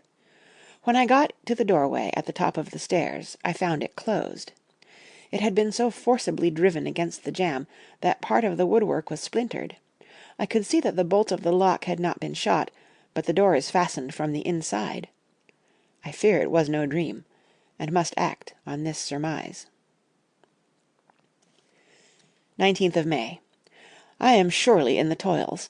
Last night the Count asked me in the suavest tones to write 3 letters, one saying that my work here was nearly done, and that I should start for home within a few days. Another, that I was starting on the next morning from the time of the letter. And the third, that I had left the castle, and arrived at Bistritz. I would fain have rebelled, but felt that in the present state of things it would be madness to quarrel openly with the Count, whilst I am so absolutely in his power, and to refuse would be to excite his suspicion and to arouse his anger. He knows that I know too much, and that I must not live, lest I be dangerous to him. My only chance is to prolong my opportunities. Something may occur which will give me a chance to escape.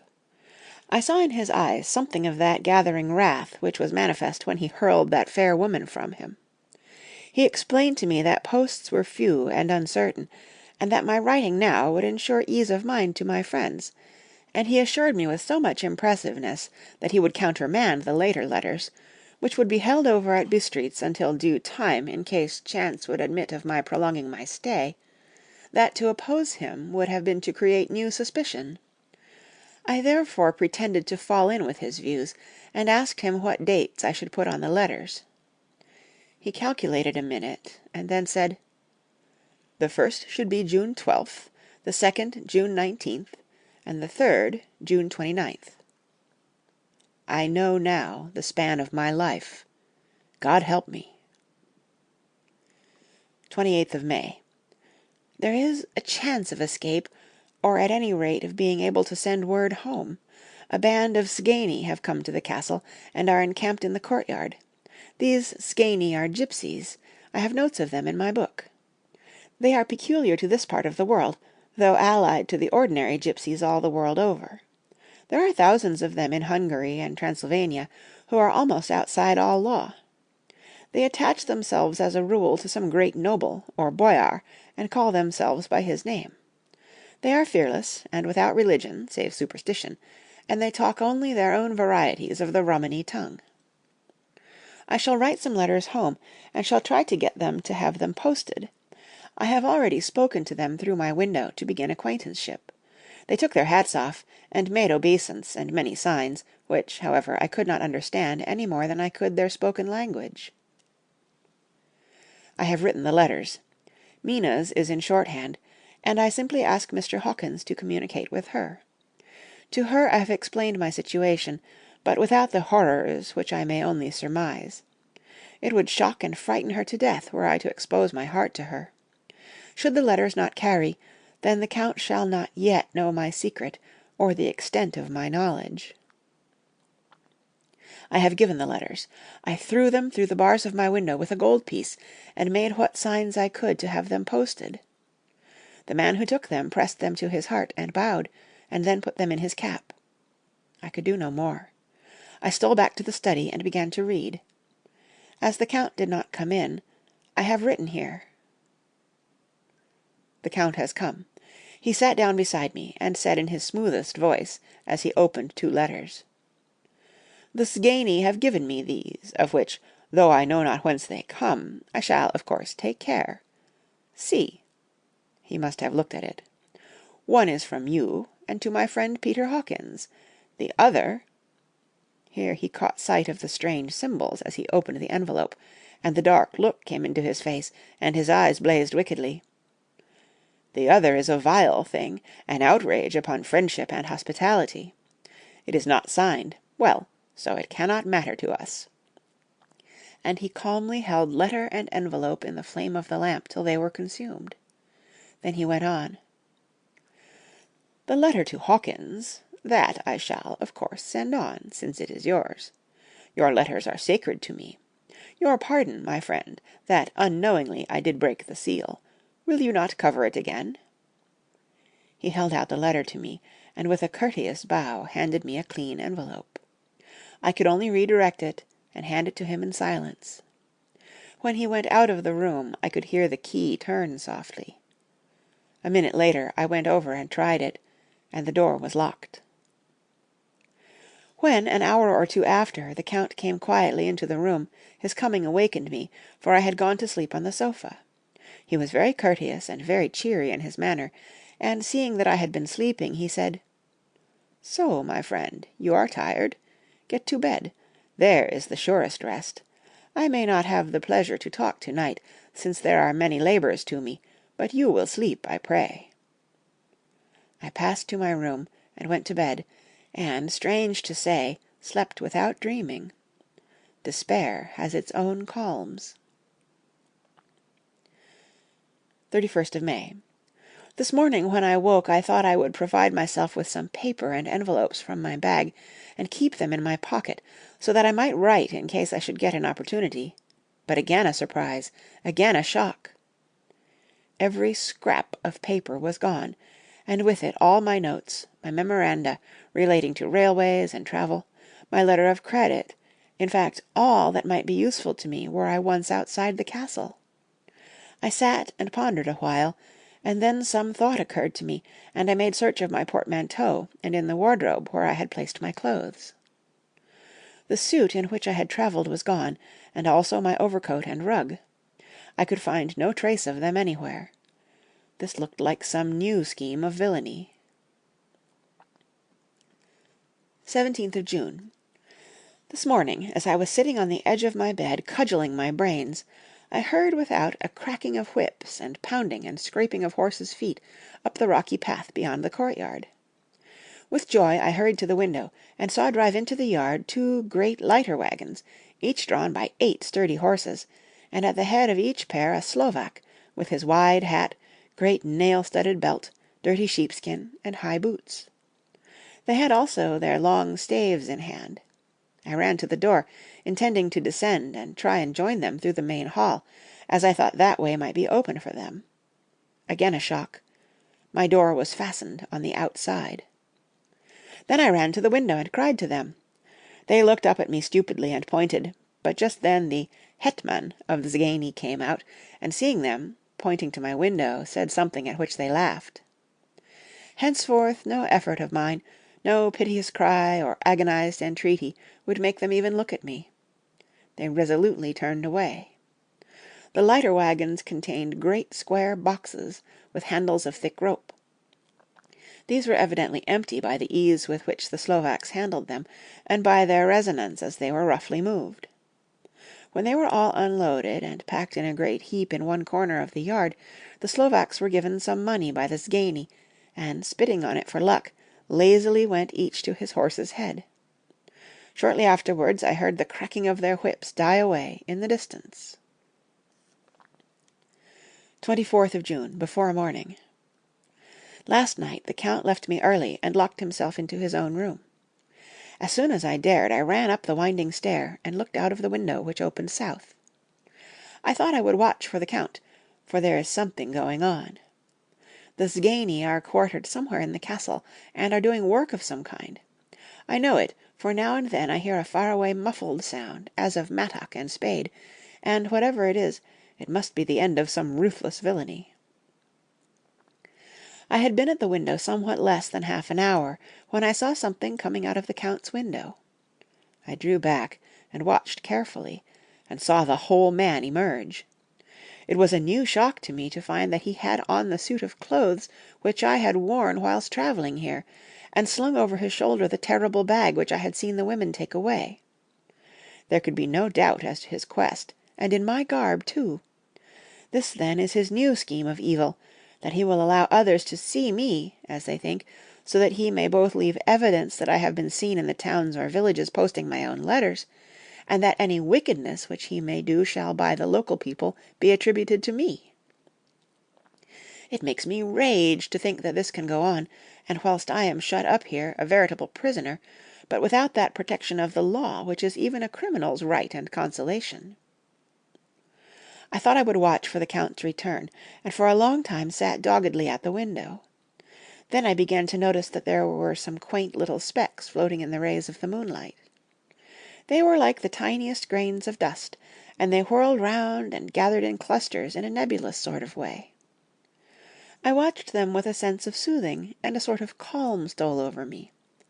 I leaned back in the embrasure in a more comfortable position, so that I could enjoy more fully the aerial gambolling. Something made me start up, a low, piteous howling of dogs, somewhere far below in the valley, which was hidden from my sight. Louder it seemed to ring in my ears, and the floating motes of dust to take new shapes to the sound as they danced in the moonlight. I felt myself struggling to awake to some call of my instincts. Nay, my very soul was struggling, and my half-remembered sensibilities were striving to answer the call. I was becoming hypnotized. Quicker and quicker danced the dust. The moonbeams seemed to quiver as they went by me into the mass of gloom beyond. More and more they gathered till they seemed to take dim, phantom shapes. And then I started, broad awake and in full possession of my senses, and ran screaming from the place. The phantom shapes, which were becoming gradually materialized from the moonbeams, were those of the 3 ghostly women to whom I was doomed. I fled, and felt somewhat safer in my own room, where there was no moonlight, and where the lamp was burning brightly. When a couple of hours had passed, I heard something stirring in the Count's room, something like a sharp wail, quickly suppressed, and then there was silence, deep, awful silence, which chilled me. With a beating heart I tried the door, but I was locked in my prison, and could do nothing. I sat down, and simply cried. As I sat, I heard a sound in the courtyard without, the agonized cry of a woman. I rushed to the window, and throwing it up, peered out between the bars. There, indeed, was a woman with dishevelled hair, holding her hands over her heart as one distressed with running. She was leaning against a corner of the gateway. When she saw my face at the window, she threw herself forward, and shouted in a voice laden with menace, "Monster, give me my child!" She threw herself on her knees, and raising up her hands, cried the same words in tones which wrung my heart. Then she tore her hair and beat her breast, and abandoned herself to all the violences of extravagant emotion. Finally she threw herself forward, and, though I could not see her, I could hear the beating of her naked hands against the door. Somewhere high overhead, probably on the tower, I heard the voice of the Count calling in his harsh, metallic whisper. His call seemed to be answered from far and wide by the howling of wolves. Before many minutes had passed, a pack of them poured, like a pent-up dam when liberated, through the wide entrance into the courtyard. There was no cry from the woman, and the howling of the wolves was but short. Before long they streamed away singly, licking their lips. I could not pity her, for I knew now what had become of her child, and she was better dead. What shall I do? What can I do?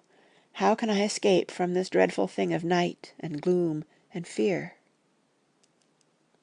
25th of June, morning. No man knows, till he has suffered from the night, how sweet and how dear to his heart and eye the morning can be. When the sun grew so high this morning that it struck the top of the great gateway opposite my window, the high spot which it touched seemed to me as if the dove from the ark had lighted there. My fear fell from me as if it had been a vaporous garment which dissolved in the warmth. I must take action of some sort whilst the courage of the day is upon me. Last night one of my post-dated letters went to post. the first of that fatal series which is to blot out the very traces of my existence from the earth. Let me not think of it. Action. It has always been at night time that I have been molested or threatened, or in some way in danger or in fear. I have not yet seen the Count in the daylight. Can it be that he sleeps when others wake, that he may be awake whilst they sleep? If I could only get into his room! But there is no possible way. The door is always locked. No way for me. Yes, there is a way, if one dares to take it. Where his body has gone, why may not another body go? I have seen him myself crawl from his window. Why should I not imitate him, and go in by his window? The chances are desperate, but my need is more desperate still. I shall risk it. At the worst it can only be death, and a man's death is not a calf's, and the dreaded hereafter may still be open to me. God help me in my task. Good-bye, Mina, if I fail. Good-bye, my trusted friend and second father. Good-bye, all, and last of all, Mina. Same day. Later. I have made the effort, and, God helping me, have come safely back to this room.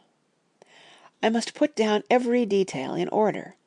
I went whilst my courage was fresh straight to the window on the south side, and at once got outside on the narrow ledge of stone which runs around the building on this side.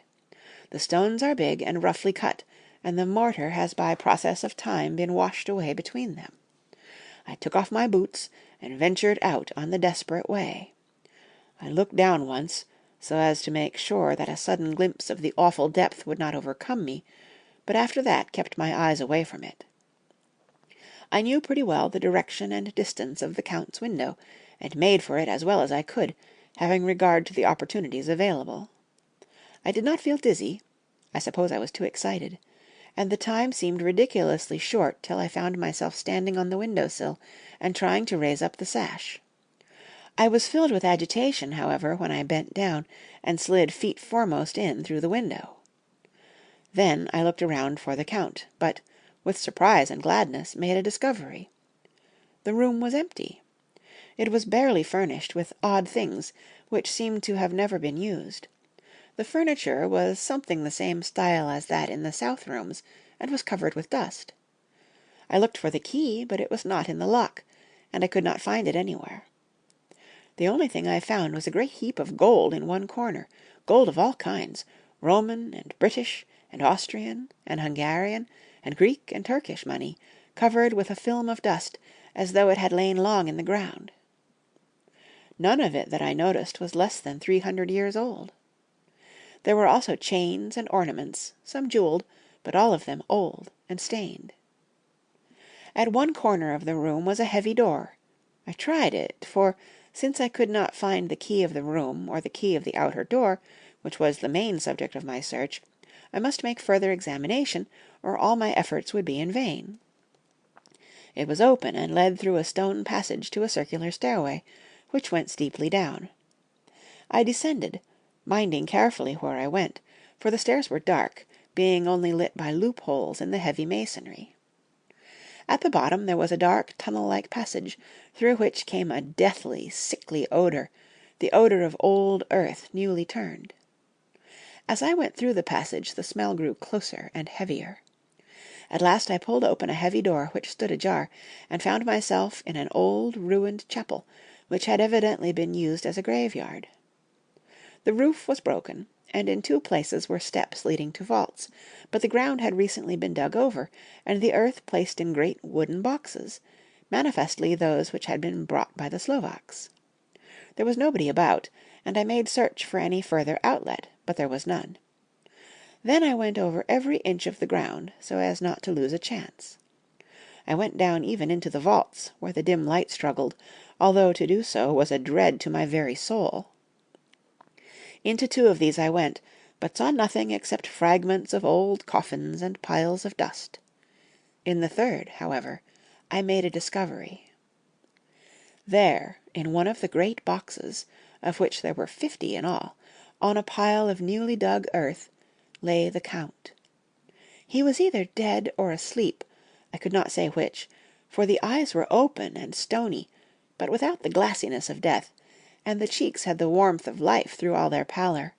The lips were as red as ever. But there was no sign of movement, no pulse, no breath, no beating of the heart. I bent over him and tried to find any sign of life, but in vain. He could not have lain there long, for the earthy smell would have passed away in a few hours. By the side of the box was its cover, pierced with holes here and there.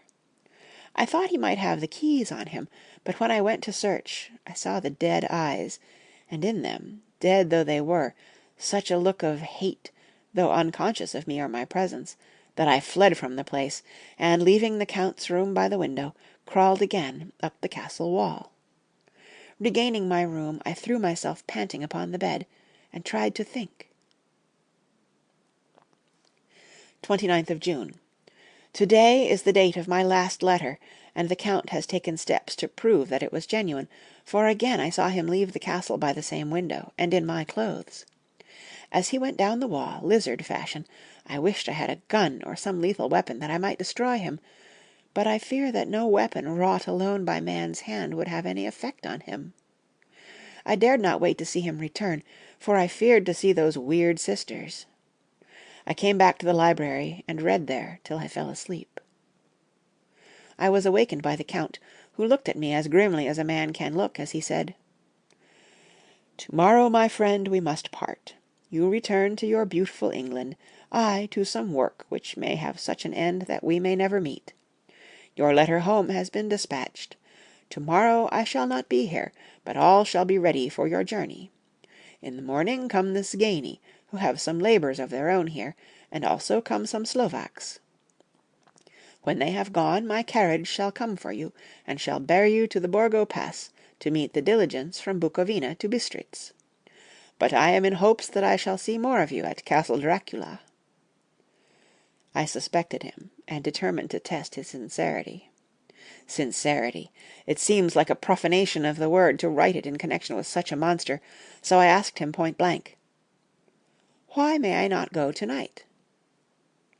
"Because, dear sir, my coachman and horses are away on a mission." "But I would walk with pleasure. I want to get away at once." He smiled, such a soft, smooth, diabolical smile, that I knew there was some trick behind his smoothness. He said, "And your baggage?" "I do not care about it. I can send for it some other time."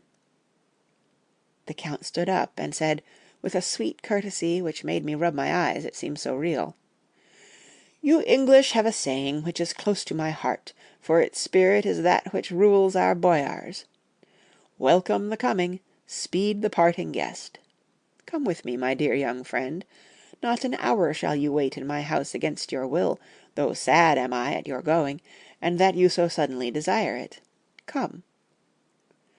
With a stately gravity, he, with the lamp, preceded me down the stairs and along the hall. Suddenly he stopped. "Hark!" Close at hand came the howling of many wolves. It was almost as if the sound sprang up at the rising of his hand, just as the music of a great orchestra seems to leap under the baton of the conductor.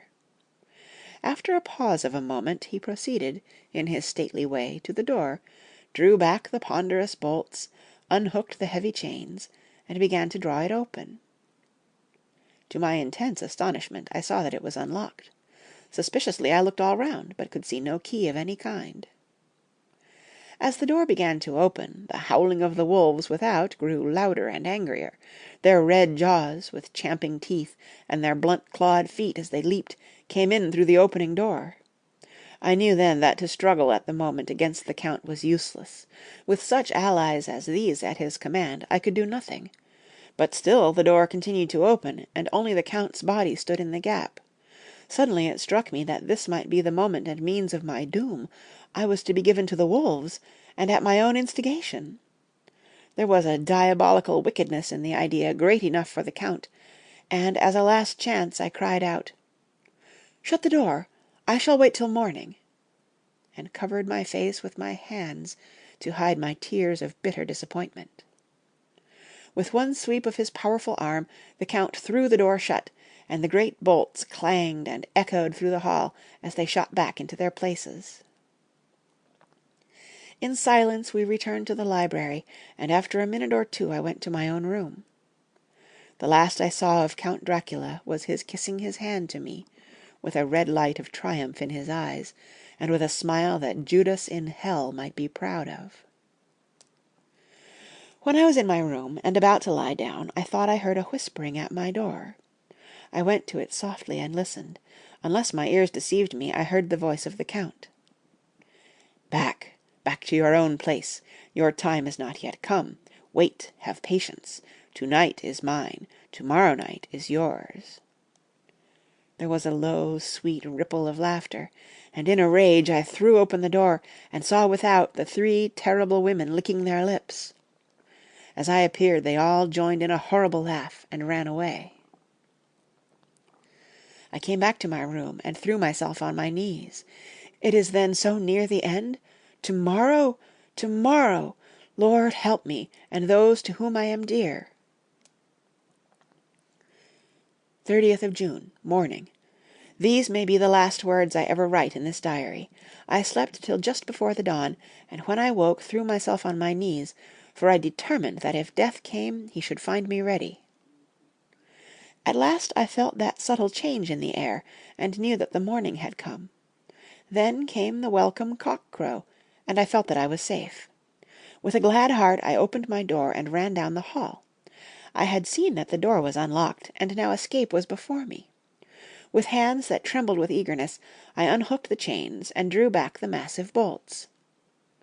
But the door would not move. Despair seized me. I pulled and pulled at the door, and shook it till, massive as it was, it rattled in its casement. I could see the bolt shot. It had been locked after I left the Count. Then a wild desire took me to obtain that key at any risk, and I determined then and there to scale the wall again and gain the Count's room. He might kill me, but death now seemed the happier choice of evils. Without a pause I rushed up to the east window, and scrambled down the wall, as before, into the Count's room. It was empty, but that was as I expected. I could not see a key anywhere, but the heap of gold remained. I went through the door in the corner, and down the winding stair, and along the dark passage to the old chapel. I knew now well enough where to find the monster I sought. The great box was in the same place, close against the wall, but the lid was laid on it, not fastened down, but with the nails ready in their places to be hammered home. I knew I must reach the body for the key, so I raised the lid and laid it back against the wall, and then I saw something which filled my very soul with horror. There lay the Count, but looking as if his youth had been half renewed, for the white hair and mustache were changed to dark iron grey. The cheeks were fuller, and the white skin seemed ruby red underneath. The mouth was redder than ever, for on the lips were gouts of fresh blood, which trickled from the corners of the mouth and ran over the chin and neck. Even the deep burning eyes seemed set amongst swollen flesh, for the lids and pouches underneath were bloated. It seemed as if the whole awful creature were simply gorged with blood. He lay like a filthy leech, exhausted with his repletion. I shuddered as I bent over to touch him, and every sense in me revolted at the contact, but I had to search, or I was lost. The coming night might see my own body a banquet in a similar way to those horrid 3. I felt all over the body, but no sign could I find of the key. Then I stopped and looked at the Count. There was a mocking smile on the bloated face, which seemed to drive me mad. This was the being I was helping to transfer to London, where, perhaps for centuries to come, he might, amongst its teeming millions, satiate his lust for blood, and create a new and ever-widening circle of semi-demons to batten on the helpless. The very thought drove me mad. A terrible desire came upon me to rid the world of such a monster. There was no lethal weapon at hand, but I seized a shovel which the workmen had been using to fill the cases, and, lifting it high, struck, with the edge downward, at the hateful face. But as I did so, the head turned, and the eyes fell full upon me, with all their blaze of basilisk horror. The sight seemed to paralyze me, and the shovel turned in my hand and glanced from the face, merely making a deep gash above the forehead. The shovel fell from my hand across the box, and as I pulled it away, the flange of the blade caught the edge of the lid, which fell over again, and hid the horrid thing from my sight. The last glimpse I had was of the bloated face, blood-stained and fixed with a grin of malice which would have held its own in the nethermost hell. I thought and thought what should be my next move, but my brain seemed on fire, and I waited with a despairing feeling growing over me. As I waited, I heard in the distance a gypsy song sung by merry voices coming closer, and through their song the rolling of heavy wheels and the cracking of whips. The Zgani and the Slovaks of whom the Count had spoken were coming.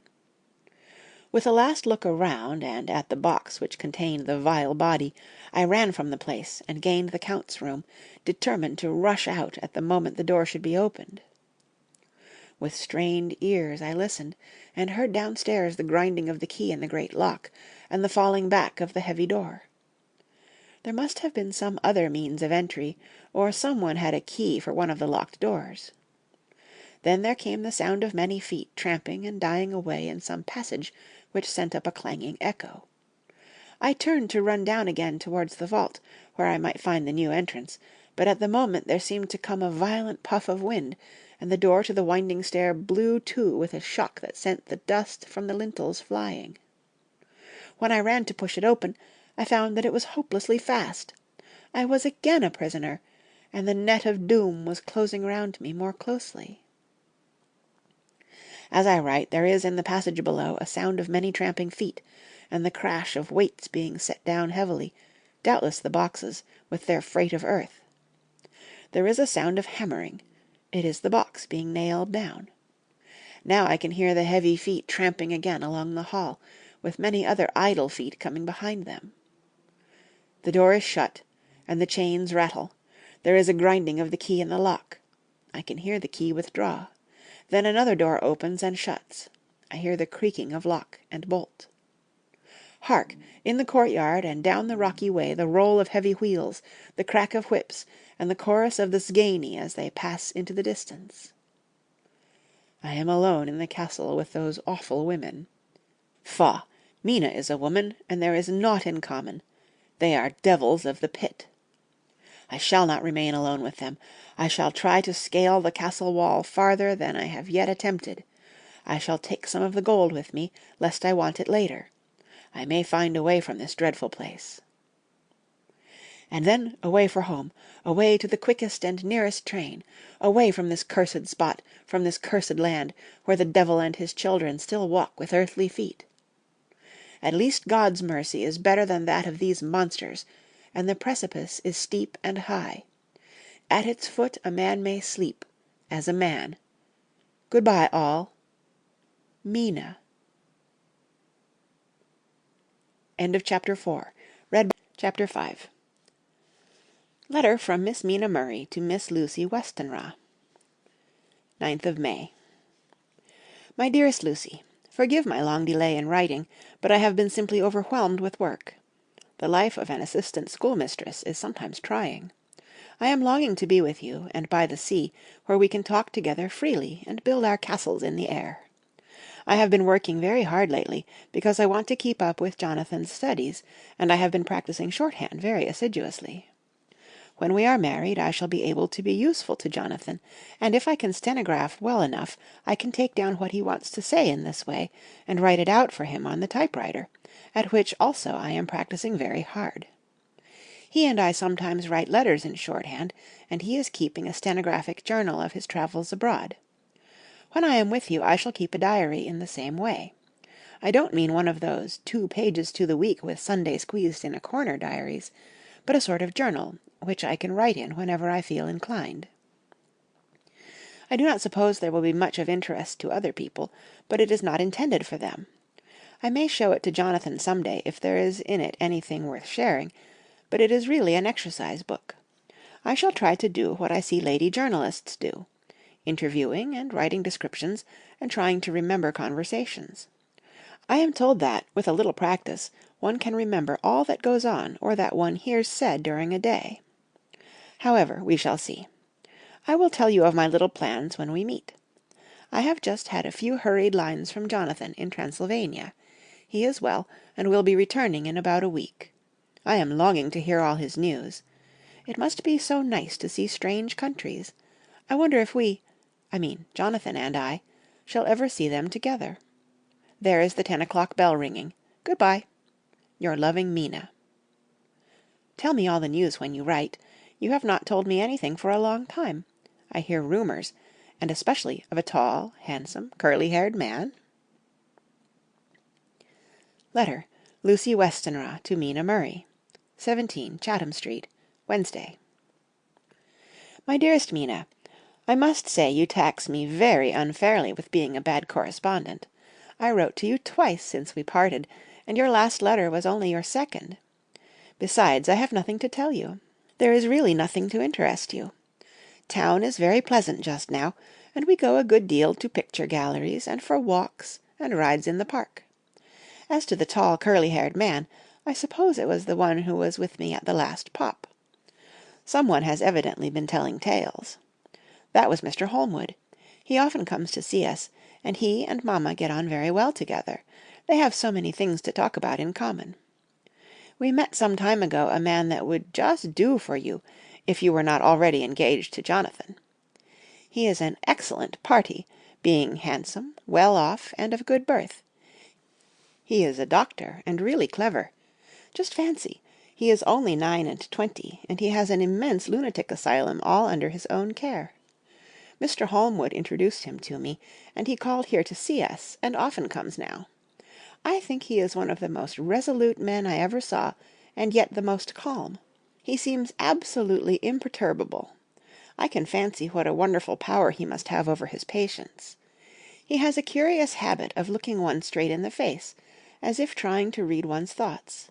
He tries this on very much with me, but I flatter myself he has got a tough nut to crack. I know that from my glass. Do you ever try to read your own face? I do, and I can tell you it is not a bad study, and gives you more trouble than you can well fancy if you have never tried it. He says that I afford him a curious psychological study, and I humbly think I do. I do not, as you know, take sufficient interest in dress to be able to describe the new fashions. Dress is a bore. That is slang again, but never mind. Arthur says that every day. There, it is all out. Mina, we have told all our secrets to each other since we were children. We have slept together, and eaten together, and laughed and cried together, and now, though I have spoken, I would like to speak more. Oh, Mina, couldn't you guess? I love him. I am blushing as I write, for although I think he loves me, he has not told me so in words. But oh, Mina, I love him, I love him, I love him. There, that does me good. I wish I were with you, dear, sitting by the fire undressing, as we used to sit, and I would try to tell you what I feel. I do not know how I am writing this even to you. I am afraid to stop, or I should tear up the letter, and I don't want to stop, for I do so want to tell you all. Let me hear from you at once, and tell me all that you think about it. Mina, I must stop. Good night. Bless me in your prayers, and Mina, pray for my happiness. Lucy. P.S. I need not tell you this is a secret. Good night again. L. Letter, Lucy Westenra to Mina Murray, 24th May.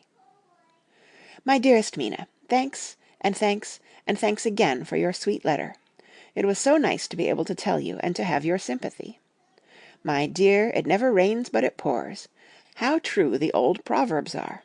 Here am I, who shall be 20 in September, and yet I never had a proposal till to-day, not a real proposal, and to-day I have had 3. Just fancy, 3 proposals in one day. Isn't it awful? I feel sorry, really and truly sorry, for 2 of the poor fellows. Oh, Mina, I am so happy that I don't know what to do with myself. And 3 proposals! But for goodness sake, don't tell any of the girls, or they would be getting all sorts of extravagant ideas, and imagining themselves injured and slighted if in their very first day at home they did not get 6 at least. Some girls are so vain. You and I, Mina dear, who are engaged, and are going to settle down soon soberly into old married women, can despise vanity. Well, I must tell you about the 3, but you must keep it a secret, dear, from every one, except, of course, Jonathan. You will tell him, because I would, if I were in your place, certainly tell Arthur. A woman ought to tell her husband everything. Don't you think so, dear? And I must be fair. Men like women, certainly their wives, to be quite as fair as they are, and women, I am afraid, are not always quite as fair as they should be. Well, my dear, number 1 came just before lunch. I told you of him, Dr. John Seward, the lunatic asylum man with the strong jaw and the good forehead. He was very cool outwardly, but was nervous all the same. He had evidently been schooling himself as to all sorts of little things, and remembered them, but he almost managed to sit down on his silk hat, which men don't generally do when they are cool, and then when he wanted to appear at ease he kept playing with a lancet in a way that made me nearly scream. He spoke to me, Mina, very straightforwardly. He told me how dear I was to him, though he had known me so little, and what his life would be with me to help and cheer him. He was going to tell me how unhappy he would be if I did not care for him, but when he saw me cry he said that he was a brute, and would not add to my present trouble. Then he broke off and asked if I could love him in time, and when I shook my head his hands trembled, and then with some hesitation he asked me if I cared already for anyone else. He put it very nicely, saying that he did not want to wring my confidence from me, but only to know, because if a woman's heart was free a man might have hope. And then, Mina, I felt a sort of duty to tell him that there was someone. I only told him that much, and then he stood up, and he looked very strong and very grave as he took both my hands in his, and said he hoped I would be happy, and that if I ever wanted a friend I must count him one of my best. Oh, Mina dear, I can't help crying, and you must excuse this letter being all blotted. Being proposed to is all very nice, and all that sort of thing, but it isn't at all a happy thing when you have to see a poor fellow, whom you know loves you honestly, going away and looking all broken-hearted, and to know that, no matter what he may say at the moment, you are passing quite out of his life. My dear, I must stop here at present, I feel so miserable, though I am so happy. Evening. Arthur has just gone, and I feel in better spirits than when I left off, so I can go on telling you about the day. Well, my dear, number 2 came after lunch. He is such a nice fellow, an American from Texas, and he looks so young and so fresh that it seems impossible that he has been to so many places and has had such adventures. I sympathize with poor Desdemona when she had such a dangerous stream poured into her ear, even by a black man. I suppose that we women are such cowards that we think a man will save us from fears, and we marry him. I now know what I would do if I were a man and wanted to make a girl love me. No, I don't, for there was Mr. Morris telling us his stories, and Arthur never told any, and yet... My dear, I am somewhat previous. Mr. Quincy P. Morris found me alone. It seems that a man always does find a girl alone. No, he doesn't, for Arthur tried twice to make a chance, and I helping him all I could. I am not ashamed to say it now. I must tell you beforehand that Mr. Morris doesn't always speak slang, that is to say, he never does so to strangers, or before them, for he is really well educated and has exquisite manners. But he found out that it amused me to hear him talk American slang, and whenever I was present, and there was no one to be shocked, he said such funny things. I am afraid, my dear, he has to invent it all, for it fits exactly into whatever else he has to say. But this is a way slang has. I do not know myself if I shall ever speak slang. I do not know if Arthur likes it, as I have never heard him use any as yet. Well, Mr. Morris sat down beside me, and looked as happy and jolly as he could, but I could see all the same that he was very nervous. He took my hand in his, and said ever so sweetly, "Miss Lucy, I know I ain't good enough to regulate the fixin's of your little shoes, but I guess if you wait till you find a man that is, you will go join them 7 young women with the lamps when you quit. Won't you just hitch up alongside of me and let us go down the long road together, driving in double harness?" Well, he did look so good-humored and so jolly that it didn't seem half so hard to refuse him as it did poor Dr. Seward. So I said, as lightly as I could, that I did not know anything of hitching, and that I wasn't broken to harness at all yet. Then he said that he had spoken in a light manner, and he hoped that if he had made a mistake in doing so on so grave, so momentous an occasion for him, I would forgive him. He really did look serious when he was saying it, and I couldn't help feeling a bit serious too. I know, Mina, you will think me a horrid flirt, though I couldn't help feeling a sort of exultation that he was number 2 in one day. And then, my dear, before I could say a word, he began pouring out a perfect torrent of love-making, laying his very heart and soul at my feet. He looked so earnest over it that I shall never again think that a man must be playful always, and never earnest, because he is merry at times. I suppose he saw something in my face which checked him, for he suddenly stopped, and said with a sort of manly fervour that I could have loved him for, if I had been free. "Lucy, you are an honest-hearted girl, I know. I should not be here speaking to you as I am now, if I did not believe you clean grit, right through to the very depths of your soul. Tell me, like one good fellow to another, is there any one else that you care for? And if there is, I'll never trouble you a hair's breadth again, but will be, if you will let me, a very faithful friend." My dear Mina, why are men so noble when we women are so little worthy of them? Here was I almost making fun of this great-hearted true gentleman. I burst into tears. I am afraid, my dear, you will think this a very sloppy letter in more ways than one. And I really felt very badly. Why can't they let a girl marry 3 men, or as many as want her, and save all this trouble? But this is heresy, and I must not say it. I am glad to say that, though I was crying, I was able to look into Mr. Morris's brave eyes, and I told him out straight.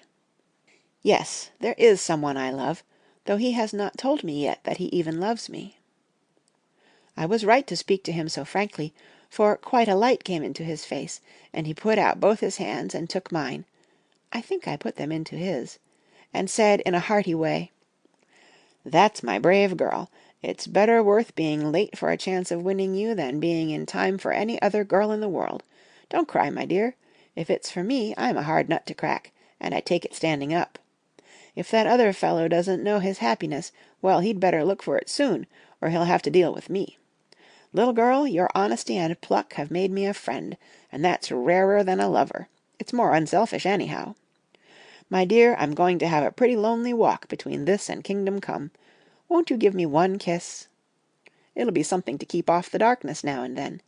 You can, you know, if you like, for that other good fellow, he must be a good fellow, my dear, and a fine fellow, or you could not love him, hasn't spoken yet." That quite won me, Mina, for it was brave and sweet of him, and noble too, to a rival, wasn't it? And he so sad, so I leant over and kissed him.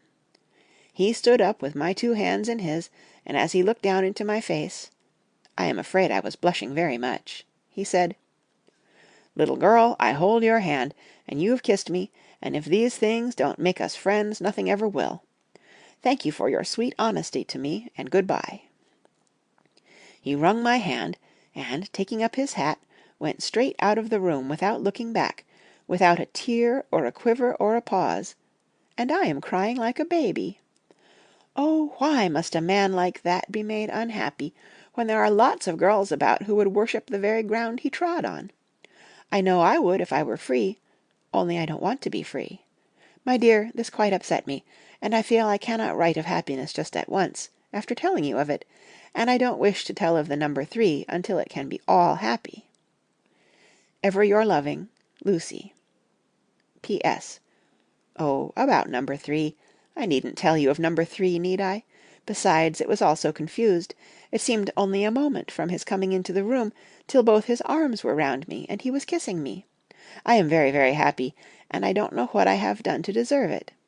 I must only try in the future to show that I am not ungrateful to God for all his goodness to me in sending to me such a lover, such a husband, and such a friend. Good-bye. Dr. Seward's Diary, kept in phonograph. 25th of May. Ebb tide in appetite today. Cannot eat, cannot rest, so diary instead. Since my rebuff of yesterday, I have a sort of empty feeling. Nothing in the world seems of sufficient importance to be worth doing. As I knew that the only cure for this sort of thing was work, I went down amongst the patients. I picked out one who has afforded me a study of much interest. He is so quaint that I am determined to understand him as well as I can. Today I seemed to get nearer than ever before to the heart of his mystery. I questioned him more fully than I had ever done, with a view to making myself master of the facts of his hallucination. In my manner of doing it there was, I now see, something of cruelty. I seemed to wish to keep him to the point of his madness, a thing which I avoid with the patience as I would the mouth of hell. Memorandum. Under what circumstances would I not avoid the pit of hell? Omnia Romae venalia sunt. Hell has its price. Verb. sap. If there be anything behind this instinct, it will be valuable to trace it afterwards accurately, so I had better commence to do so, therefore. R. M. Renfield, Ætat 59, sanguine temperament, great physical strength, morbidly excitable, periods of gloom, ending in some fixed idea which I cannot make out. I presume that the sanguine temperament itself and the disturbing influence end in a mentally accomplished finish, a possibly dangerous man, probably dangerous, if unselfish. In selfish men, caution is as secure an armor for their foes as for themselves. What I think of on this point is, when self is the fixed point, the centripetal force is balanced with the centrifugal. When duty, a cause, etc., is the fixed point, the latter force is paramount, and only accident or a series of accidents can balance it. Letter. Quincy P. Morris to Hon. Arthur Holmwood. 25th of May. My dear Art, we've told yarns by the campfire in the prairies, and dressed one another's wounds after trying a landing at the Marquesas, and drunk healths on the shore of Titicaca. There are more yarns to be told, and other wounds to be healed, and another health to be drunk.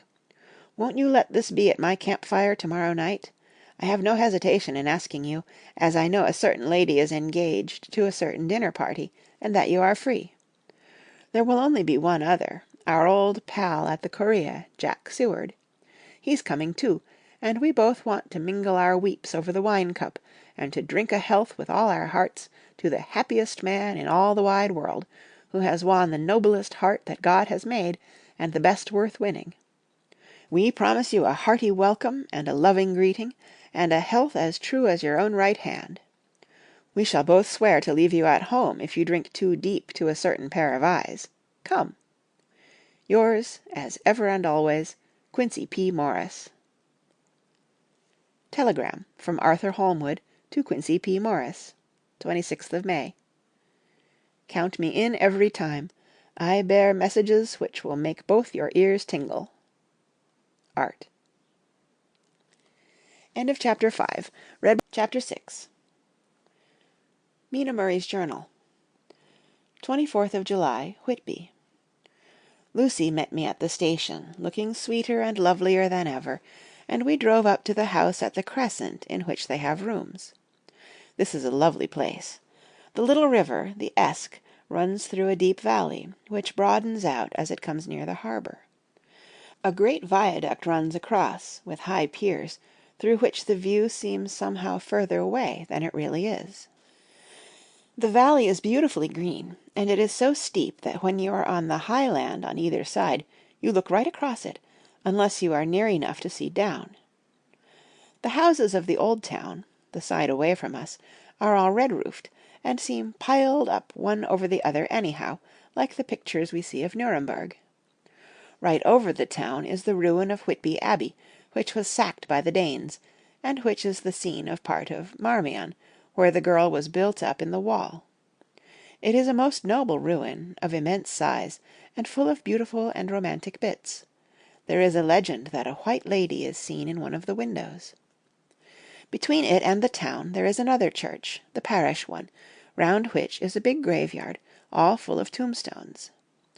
This is to my mind the nicest spot in Whitby, for it lies right over the town, and has a full view of the harbour and all up the bay to where the headland called Kettleness stretches out into the sea. It descends so steeply over the harbour that part of the bank has fallen away, and some of the graves have been destroyed. In one place part of the stonework of the graves stretches out over the sandy pathway far below. There are walks, with seats beside them, through the churchyard, and people go and sit there all day long, looking at the beautiful view and enjoying the breeze. I shall come and sit here very often myself, and work. Indeed, I am writing now, with my book on my knee, and listening to the talk of 3 old men who are sitting beside me. They seem to do nothing all day but sit up here and talk. The harbour lies below me, with, on the far side, one long granite wall stretching out into the sea, with a curve outwards at the end of it, in the middle of which is a lighthouse. A heavy sea wall runs along outside of it. On the near side the sea wall makes an elbow crooked inversely, and its end too has a lighthouse. Between the 2 piers there is a narrow opening into the harbour, which then suddenly widens. It is nice at high water, but when the tide is out it shoals away to nothing, and there is merely the stream of the Esk running between banks of sand, with rocks here and there. Outside the harbour on this side there rises for about half a mile a great reef, the sharp edge of which runs straight out from behind the south lighthouse. At the end of it is a buoy with a bell, which swings in bad weather, and sends in a mournful sound on the wind. They have a legend here that when a ship is lost, bells are heard out at sea. I must ask the old man about this. He is coming this way. He is a funny old man. He must be awfully old, for his face is all gnarled and twisted like the bark of a tree. He tells me that he is nearly 100, and that he was a sailor in the Greenland fishing fleet when Waterloo was fought. He is, I am afraid, a very sceptical person, for when I asked him about the bells at sea and the White Lady at the Abbey, he said very brusquely, "I wouldn't fash mysel' about them, miss. Them things be all wore out. Mind, I don't say that they never was, but I do say that they wasn't in my time. They be all very well for cummers and trippers and the like, but not for a nice young lady like you. Them feet folks from York and Leeds that be always eatin' cured herrin's and drinkin' tea and lookin' out to buy cheap jet would creed aught. I wonder mysel' who'd be bothered tellin' lies to them, even the newspapers, which is full of fool talk." I thought he would be a good person to learn interesting things from, so I asked him if he would mind telling me something about the whale fishing in the old days. He was just settling himself to begin when the clock struck 6, whereupon he laboured to get up, and said, "I must gang againwards home now, miss. My granddaughter doesn't like to be kept waitin' when the tea is ready, for it takes me time to crammel aboon the grees, for there be a many of 'em, and, miss, I lack belly timber sairly by the clock." He hobbled away, and I could see him hurrying, as well as he could, down the steps. The steps are a great feature on the place. They lead from the town up to the church. There are hundreds of them, I do not know how many, and they wind up in a delicate curve. The slope is so gentle that a horse could easily walk up and down them. I think they must originally have had something to do with the Abbey. I shall go home too. Lucy went out visiting with her mother, and as they were only duty calls, I did not go. They will be home by this. 1st of August. I came up here an hour ago with Lucy, and we had a most interesting talk with my old friend, and the 2 others who always come and join him. He is evidently the Sir Oracle of them, and I should think must have been in his time a most dictatorial person. He will not admit anything, and down-faces everybody. If he can't out-argue them, he bullies them, and then takes their silence for agreement with his views. Lucy was looking sweetly pretty in her white lawn frock. She has got a beautiful colour since she has been here. I noticed that the old men did not lose any time in coming up and sitting near her when we sat down. She is so sweet with old people, I think they all fell in love with her on the spot. Even my old man succumbed and did not contradict her, but gave me double share instead. I got him on the subject of the legends, and he went off at once into a sort of sermon. I must try to remember it and put it down. "It be all fool talk, lock, stock, and barrel, that's what it be, and nowt else. These banns and wafts, and bow-ghosts, and bar-guests, and bogles, and all anent them is only fit to set bairns and dizzy women a belderin'. They be nowt but airblebs. They, and all grimms and signs and warnin's, be all invented by parsons and ilsome buke bodies and railway touters to skeer and scunner halflins and to get folks to do something that they don't other incline to. It makes me ireful to think of them. Why, it's them that, not content with printin' lies on paper and preachin' them out of pulpits, does want to be cuttin' them on the tombstones. Look here all around you, and whate'er ye will, all them stains, holdin' up their heads as well as they can out of their pride, is a cant, simply tumblin' down with the weight of the lies wrote on them. Here lies the body, or sacred to the memory, wrote on all of them, and yet in nigh half of them there bean't no bodies at all, and the memories of them bean't cared a pinch of snuff about, much less sacred. Lies, all of them, nothin' but lies of one kind or another. My Gog, but it'll be a quare scouterment at the day of judgment, when they come tumblin' up in their death sarks, all jooped together and tryin' to drag their tombstains with 'em to prove how good they was. Some of them trimlin' and ditherin', with their hands that dozened and slippy from lyin' in the sea that they can't even keep their grup of them. I could see from the old fellow's self-satisfied air, and the way in which he looked round for the approval of his cronies, that he was showing off. So I put in a word to keep him going. "Oh, Mr. Swales, you can't be serious. Surely these tombstones are not all wrong?" "Yablins!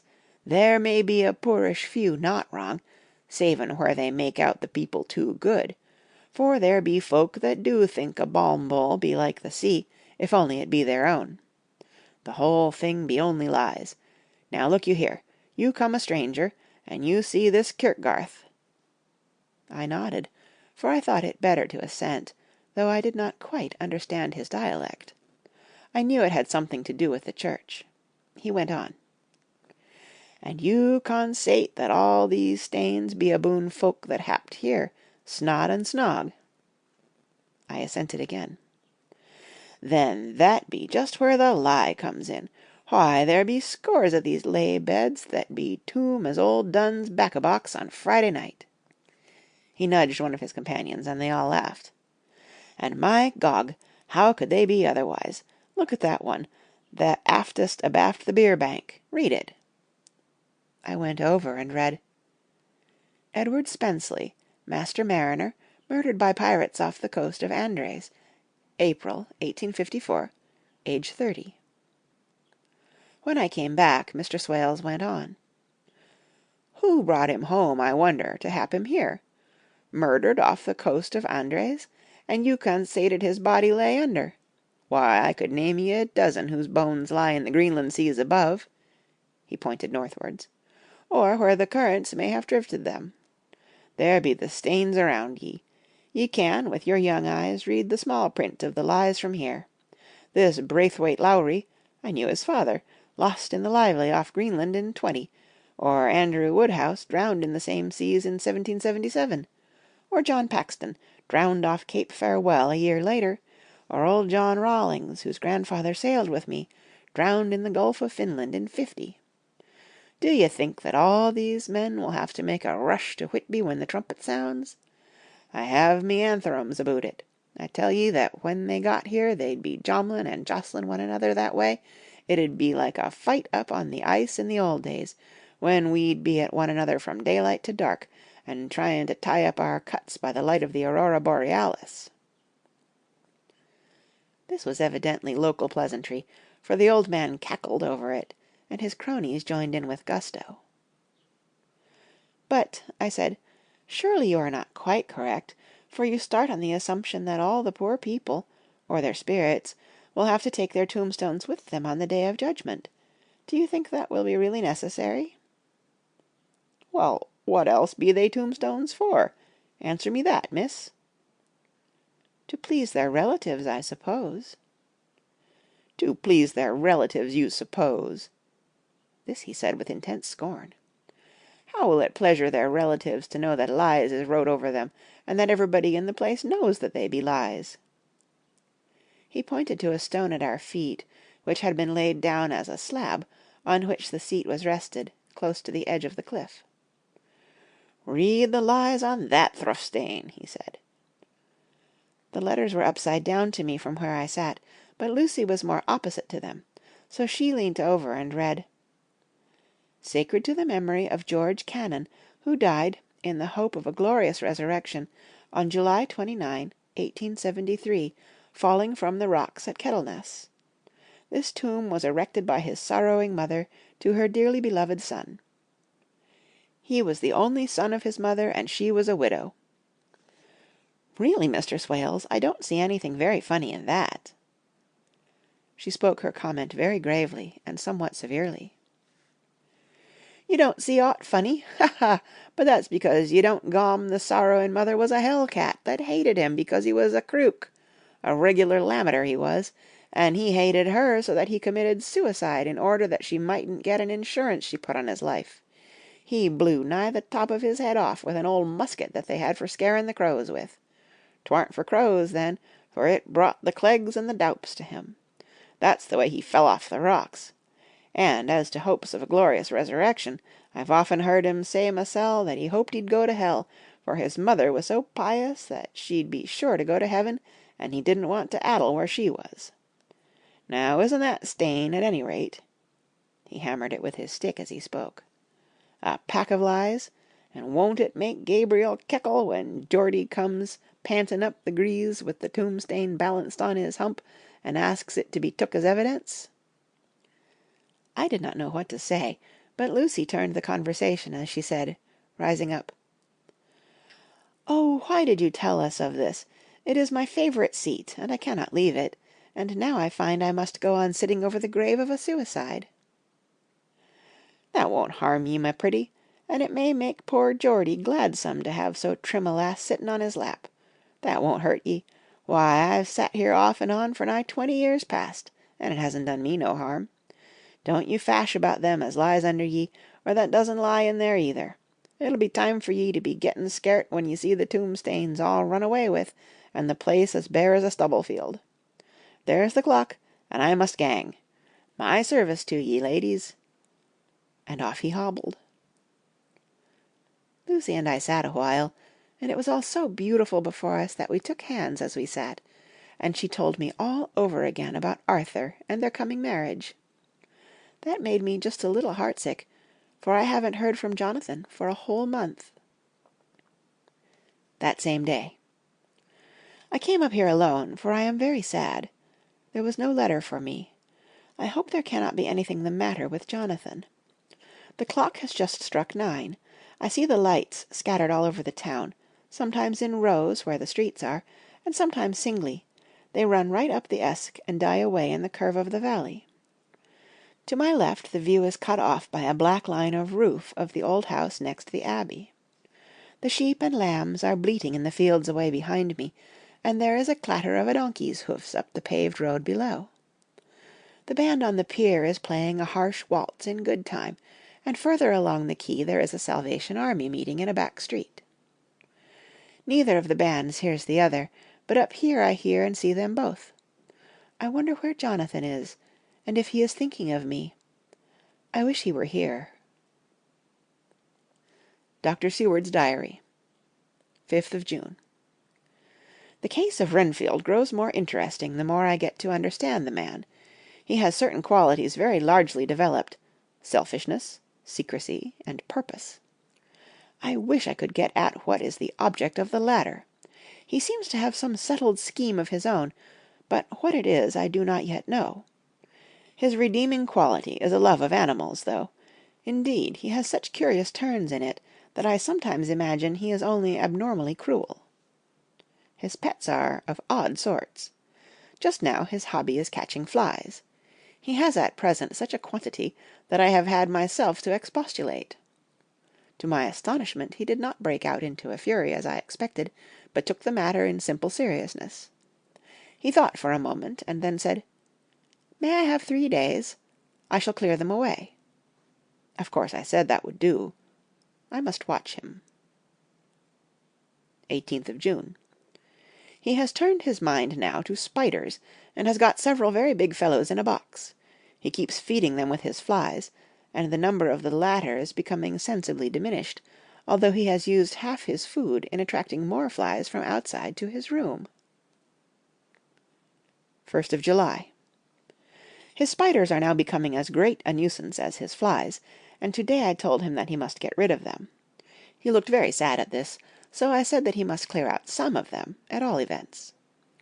He cheerfully acquiesced in this, and I gave him the same time as before for a reduction. He disgusted me much while with him, for when a horrid blowfly, bloated with some carrion food, buzzed into the room, he caught it, held it exultantly for a few moments between his finger and thumb, and, before I knew what he was going to do, put it in his mouth and ate it. I scolded him for it, but he argued quietly that it was very good and very wholesome, that it was life, strong life, and gave life to him. This gave me an idea, or the rudiment of one. I must watch how he gets rid of his spiders. He has evidently some deep problem in his mind, for he keeps a little notebook in which he is always jotting down something. Whole pages of it are filled with masses of figures, generally single numbers added up in batches, and then the totals added in batches again, as though he were focusing some account, as the auditors put it. 8th of July. There is a method in his madness, and the rudimentary idea in my mind is growing. It will be a whole idea soon, and then, oh, unconscious cerebration, you will have to give the wall to your conscious brother. I kept away from my friend for a few days, so that I might notice if there were any change. Things remain as they were, except that he has parted with some of his pets and got a new one. He has managed to get a sparrow, and has already partially tamed it. His means of taming is simple, for already the spiders have diminished. Those that do remain, however, are well fed, for he still brings in the flies by tempting them with his food. 19th of July. We are progressing. My friend has now a whole colony of sparrows, and his flies and spiders are almost obliterated. When I came in he ran to me and said he wanted to ask me a great favour, a very, very great favour, and as he spoke he fawned on me like a dog. I asked him what it was, and he said, with a sort of rapture in his voice and bearing, "A kitten, a nice little sleek, playful kitten that I can play with and teach, and feed, and feed, and feed." I was not unprepared for this request, for I had noticed how his pets went on increasing in size and vivacity, but I did not care that his pretty family of tame sparrows should be wiped out in the same manner as the flies and the spiders, so I said I would see about it, and asked him if he would not rather have a cat than a kitten. His eagerness betrayed him as he answered, "Oh yes, I would like a cat. I only asked for a kitten lest you should refuse me a cat. No one would refuse me a kitten, would they?" I shook my head, and said that at present I feared it would not be possible, but that I would see about it. His face fell, and I could see a warning of danger in it, for there was a sudden fierce, sidelong look which meant killing. The man is an undeveloped homicidal maniac. I shall test him with his present craving, and see how it will work out. Then I shall know more. 10 p.m. I have visited him again, and found him sitting in a corner, brooding. When I came in, he threw himself on his knees before me, and implored me to let him have a cat, that his salvation depended upon it. I was firm, however, and told him that he could not have it, whereupon he went without a word, and sat down, gnawing his fingers, in the corner where I had found him. I shall see him in the morning early. 20th of July. Visited Renfield very early, before the attendant went his rounds. Found him up and humming a tune. He was spreading out his sugar, which he had saved, in the window, and was manifestly beginning his fly-catching again, and beginning it cheerfully, and with a good grace. I looked around for his birds, and, not seeing them, asked him where they were. He replied, without turning round, that they had all flown away. There were a few feathers about the room, and on his pillow a drop of blood. I said nothing, but went and told the keeper to report to me if there were anything odd about him during the day. 11 a.m. The attendant has just been to me to say that Renfield has been very sick, and has disgorged a whole lot of feathers. "My belief is, doctor," he said, that he has eaten his birds, and that he just took and ate them raw. 11 p.m. I gave Renfield a strong opiate tonight, enough to make even him sleep, and took away his pocket-book to look at it. The thought that has been buzzing about my brain lately is complete, and the theory proved. My homicidal maniac is of a peculiar kind. I shall have to invent a new classification for him, and call him a zoophagous, life-eating maniac. What he desires is to absorb as many lives as he can, and he has laid himself out to achieve it in a cumulative way. He gave many flies to one spider, and many spiders to one bird, and then wanted a cat to eat the many birds. What would have been his later steps? It would almost be worth while to complete the experiment. It might be done, if there were only a sufficient cause. Men sneered at vivisection, and yet look at its results today. Why not advance science in its most difficult and vital aspect, the knowledge of the brain? Had I even the secret of one such mind, did I hold the key to the fancy of even one lunatic, I might advance my own branch of science to a pitch compared with which Burdon Sanderson's physiology or Ferrier's brain knowledge would be as nothing. If only there were a sufficient cause. I must not think too much of this, or I may be tempted. A good cause might turn the scale with me, for may not I too be of an exceptional brain congenitally? How well the man reasoned! Lunatics always do within their own scope. I wonder at how many lives he values a man, or if at only one. He has closed the account most accurately, and to-day begun a new record. How many of us begin a new record with each day of our lives? To me it seems only yesterday that my whole life ended with my new hope, and that truly I began a new record. So it will be until the great Recorder sums me up and closes my ledger account with a balance to profit or loss. Oh, Lucy, Lucy, I cannot be angry with you, nor can I be angry with my friend whose happiness is yours, but I must only wait on, hopeless, and work. Work, work. If only I could have as strong a cause as my poor mad friend there, a good, unselfish cause to make me work, that would be indeed happiness. Mina Murray's Journal, 26th of July. I am anxious, and it soothes me to express myself here. It is like whispering to one's self and listening at the same time. And there is also something about the shorthand symbols that makes it different from writing. I am unhappy about Lucy and about Jonathan. I had not heard from Jonathan for some time, and was very concerned, but yesterday dear Mr. Hawkins, who is always so kind, sent me a letter from him. I had written asking him if he had heard, and he said the enclosed had just been received. It is only a line dated from Castle Dracula, and says that he is just starting for home. That is not like Jonathan. I do not understand it, and it makes me uneasy. Then, too, Lucy, although she is so well, has lately taken to her old habit of walking in her sleep. Her mother has spoken to me about it, and we have decided that I am to lock the door of our room every night. Mrs. Westenra has got an idea that sleep-walkers always go out on roofs of houses and along the edges of cliffs, and then get suddenly wakened and fall over with a despairing cry that echoes all over the place. Poor dear, she is naturally anxious about Lucy, and she tells me that her husband, Lucy's father, had the same habit, that he would get up in the night and dress himself and go out if he were not stopped. Lucy is to be married in the autumn, and she is already planning out her dresses, and how her house is to be arranged. I sympathize with her, for I do the same, only Jonathan and I will start in life in a very simple way, and shall have to try to make both ends meet. Mr. Holmwood, he is the Honourable Arthur Holmwood, only son of Lord Godalming, is coming up here very shortly, as soon as he can leave town, for his father is not very well, and I think dear Lucy is counting the moments till he comes. She wants to take him up to the seat on the churchyard cliff, and show him the beauty of Whitby.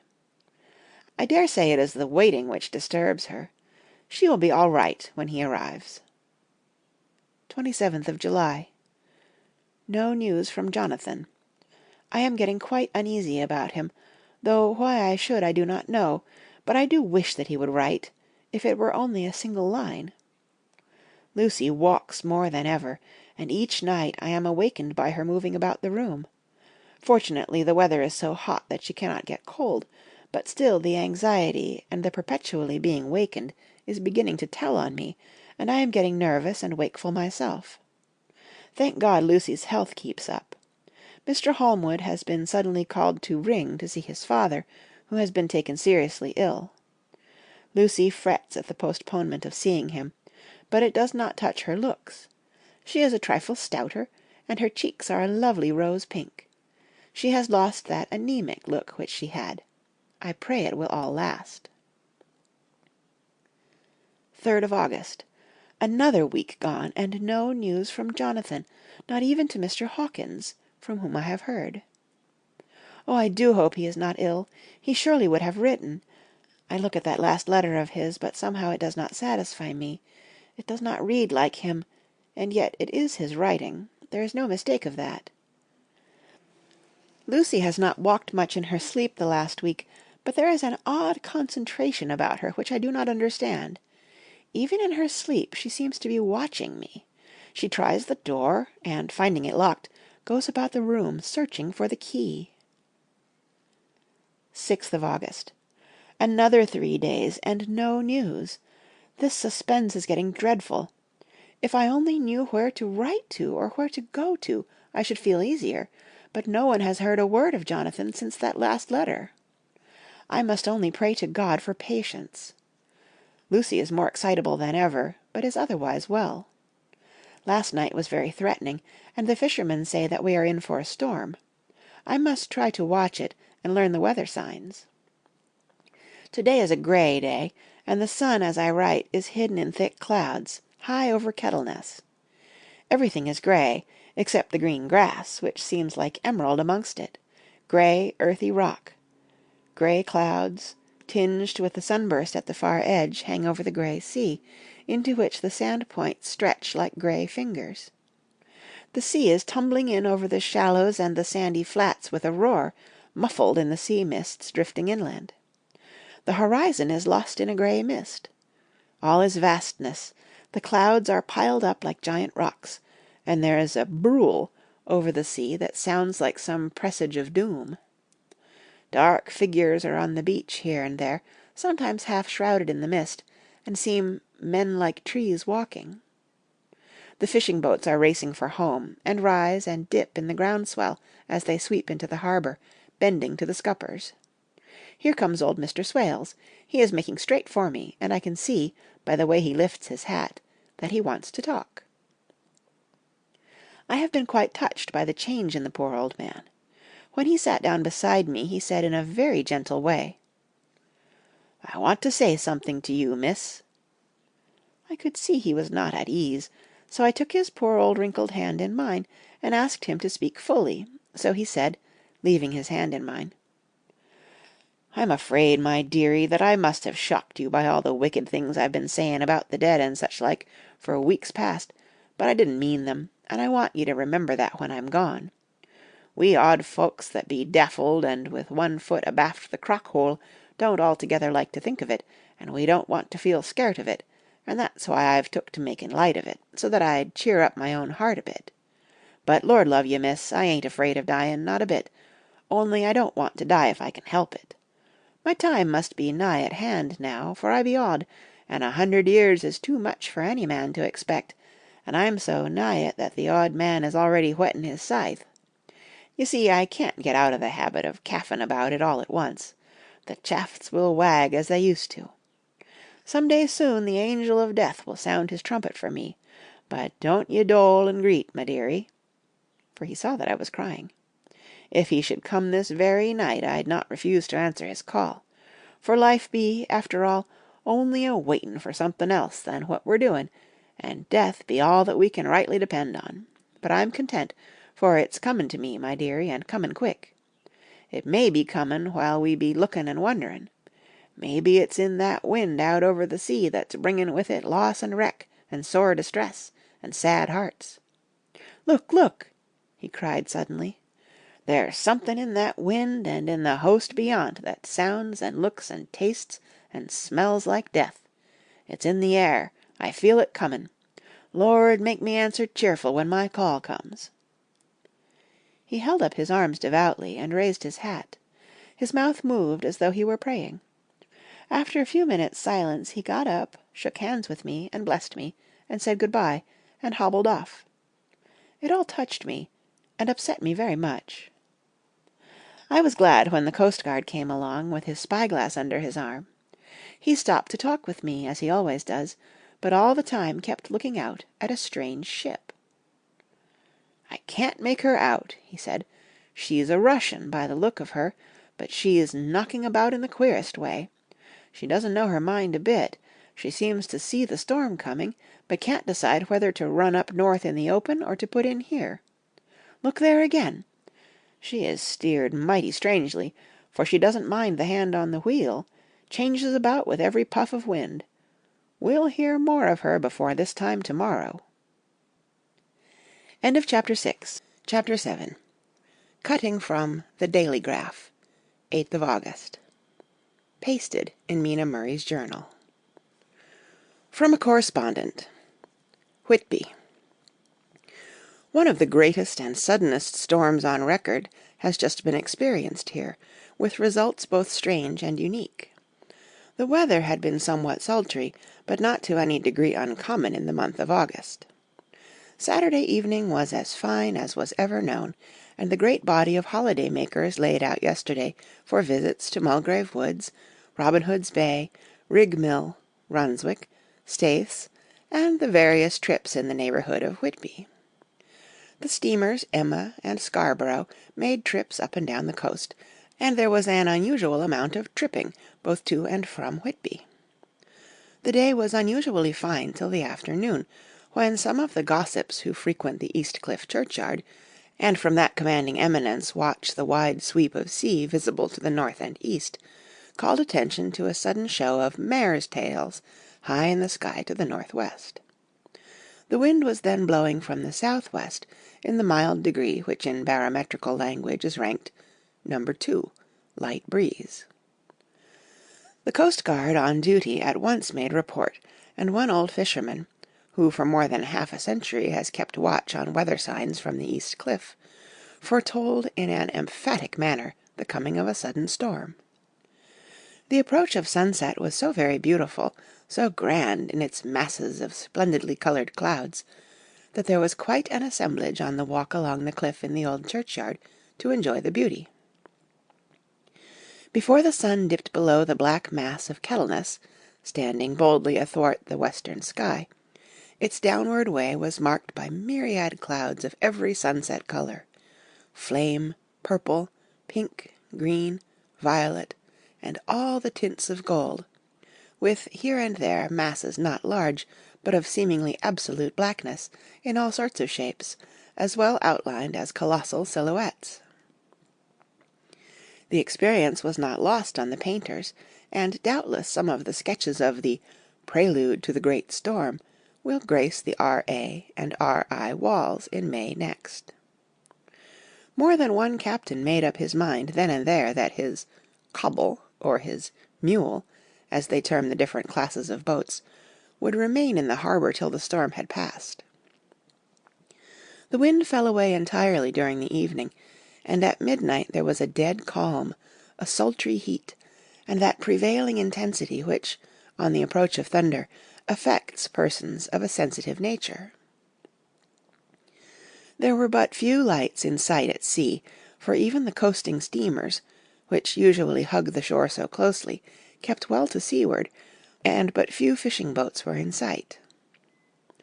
The only sail noticeable was a foreign schooner with all sails set, which was seemingly going westwards. The foolhardiness or ignorance of her officers was a prolific theme for comment whilst she remained in sight, and efforts were made to signal her to reduce sail in face of her danger.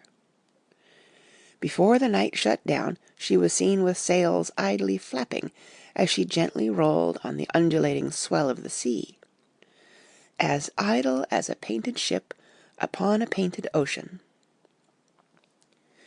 Shortly before 10 o'clock the stillness of the air grew quite oppressive, and the silence was so marked that the bleating of a sheep inland, or the barking of a dog in the town, was distinctly heard, and the band on the pier, with its lively French air, was like a discord in the great harmony of nature's silence. A little after midnight came a strange sound from over the sea, and high overhead the air began to carry a strange, faint, hollow booming. Then, without warning, the tempest broke. With a rapidity which, at the time, seemed incredible, and even afterwards is impossible to realize, the whole aspect of nature at once became convulsed. The waves rose in growing fury, each overtopping its fellow, till in a very few minutes the lately glassy sea was like a roaring and devouring monster. White-crested waves beat madly on the level sands, and rushed up the shelving cliffs. Others broke over the piers, and with their spume swept the lanterns of the lighthouses which rise from the end of either pier of Whitby harbour. The wind roared like thunder, and blew with such force that it was with difficulty that even strong men kept their feet, or clung with grim clasp to the iron stanchions. It was found necessary to clear the entire piers from the mass of onlookers, or else the fatalities of the night would have been increased manifold. To add to the difficulties and dangers of the time, masses of sea fog came drifting inland, white, wet clouds, which swept by in ghostly fashion, so dank and damp and cold that it needed but little effort of imagination to think that the spirits of those lost at sea were touching their living brethren with the clammy hands of death, and many a one shuddered as the wreaths of sea mist swept by. At times the mist cleared, and the sea for some distance could be seen in the glare of the lightning, which now came thick and fast, followed by such sudden peals of thunder that the whole sky overhead seemed trembling under the shock of the footsteps of the storm. Some of the scenes thus revealed were of immeasurable grandeur, and of absorbing interest. The sea, running mountains high, threw skywards with each wave mighty masses of white foam, which the tempest seemed to snatch at and whirl away into space. Here and there a fishing boat with a rag of sail, running madly for shelter before the blast. Now and again the white wings of a storm-tossed sea-bird.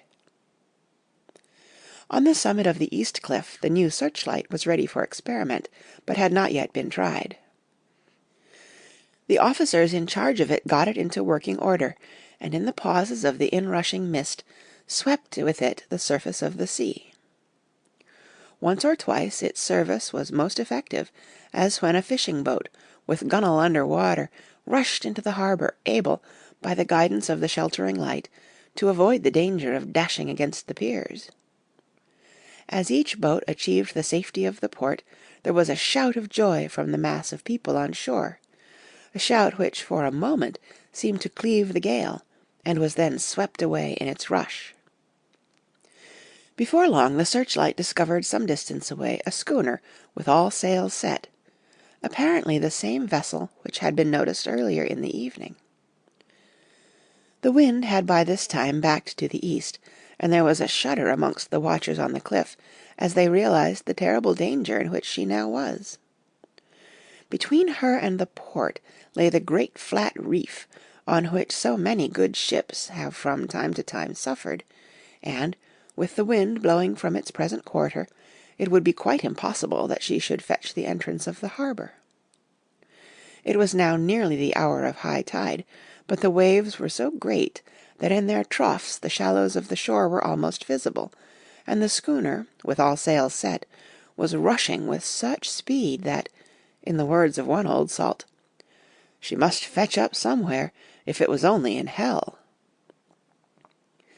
Then came another rush of sea fog, greater than any hitherto, a mass of dank mist, which seemed to close on all things like a grey pall, and left available to men only the organ of hearing, for the roar of the tempest, and the crash of the thunder, and the booming of the mighty billows came through the damp oblivion even louder than before. The rays of the searchlight were kept fixed on the harbour mouth across the east pier, where the shock was expected, and men waited breathless.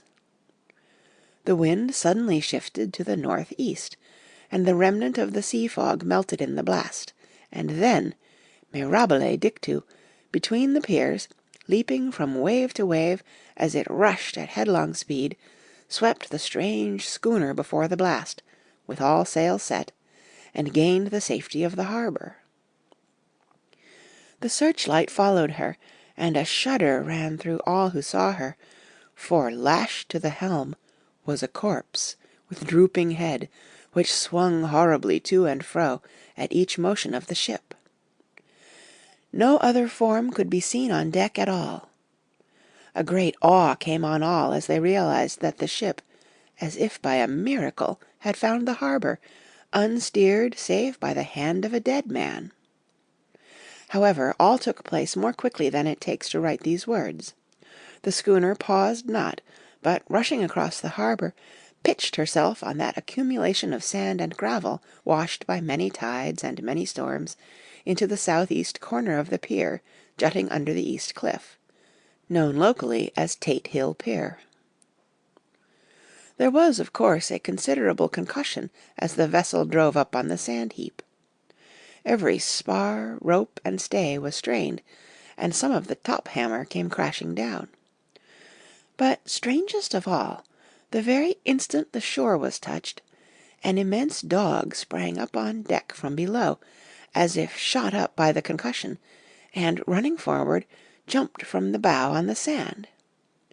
Making straight for the steep cliff, where the churchyard hangs over the laneway to the east pier so steeply that some of the flat tombstones, thruffstanes, or throughstones, as they call them in the Whitby vernacular, actually project over where the sustaining cliff has fallen away. It disappeared in the darkness, which seemed intensified just beyond the focus of the searchlight. It so happened that there was no one at the moment on Tate Hill Pier, as all those whose houses are in close proximity were either in bed or were out on the heights above. Thus the coast guard on duty on the eastern side of the harbour, who at once ran down to the little pier, was the first to climb on board. The men working the searchlight, after scouring the entrance of the harbour without seeing anything, then turned the light on the derelict and kept it there. The coast guard ran aft, and when he came beside the wheel, bent over to examine it, and recoiled at once as though under some sudden emotion. This seemed to pique general curiosity, and quite a number of people began to run. It is a good way round from the west cliff by the drawbridge to Tate Hill Pier, but your correspondent is a fairly good runner, and came well ahead of the crowd. When I arrived, however, I found already assembled on the pier a crowd whom the coast guard and police refused to allow to come on board.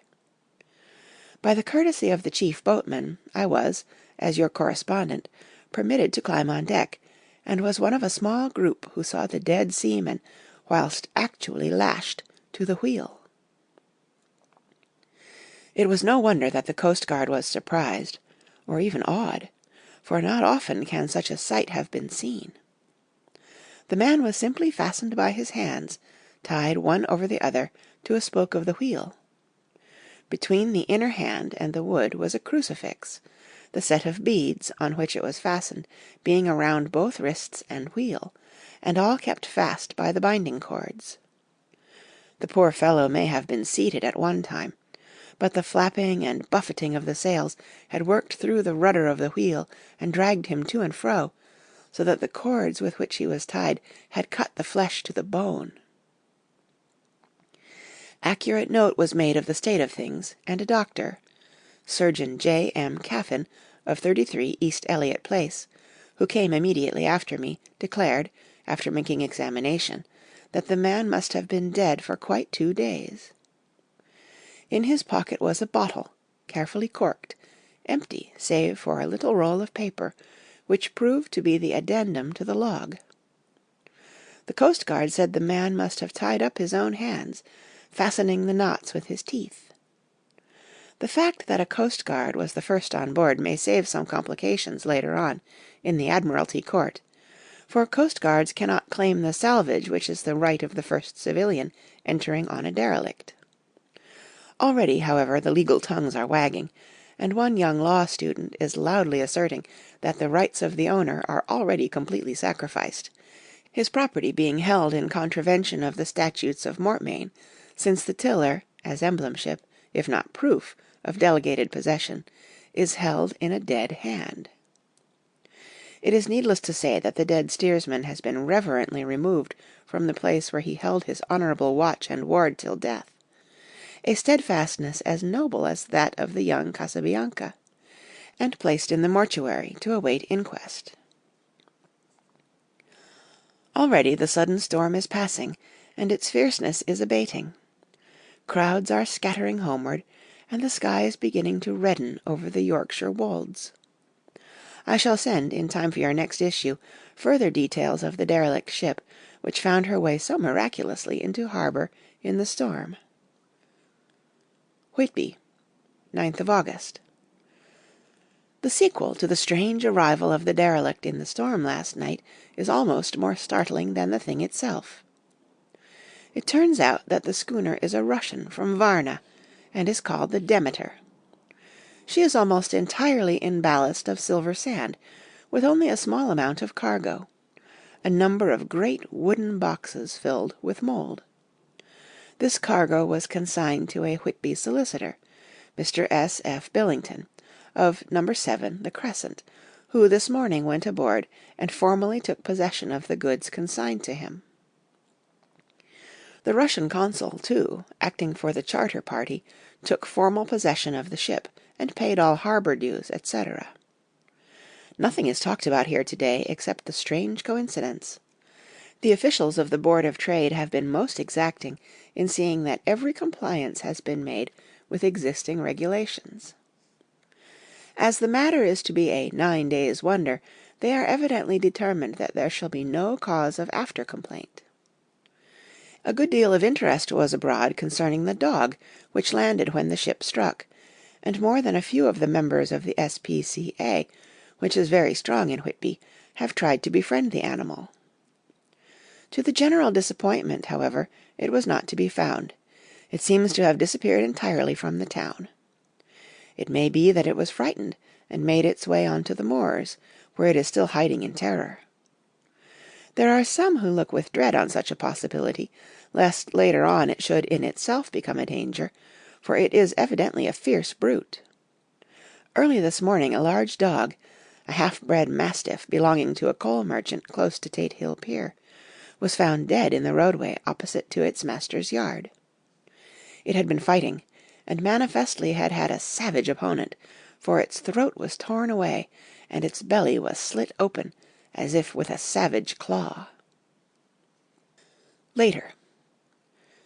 By the kindness of the Board of Trade Inspector, I have been permitted to look over the log-book of the Demeter, which was in order up to within 3 days, but contained nothing of special interest, except as to facts of missing men.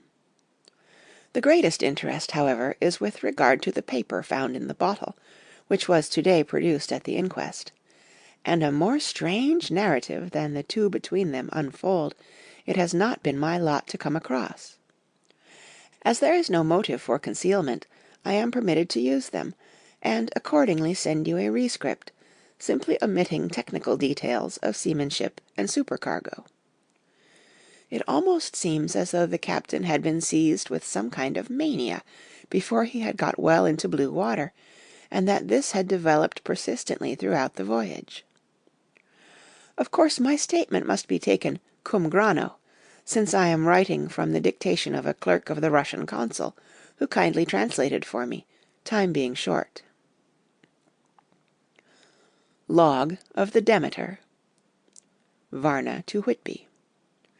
Written 18th of July, things so strange happening that I shall keep accurate note henceforth till we land.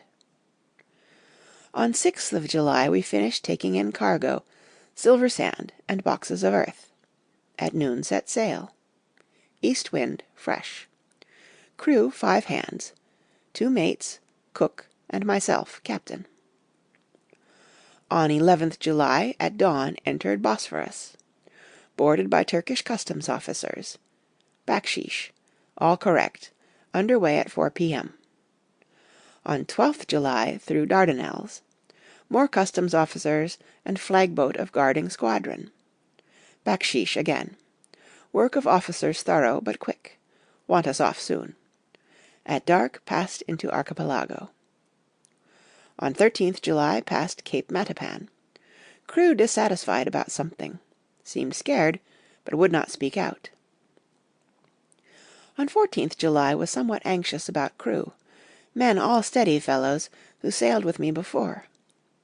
Mate could not make out what was wrong.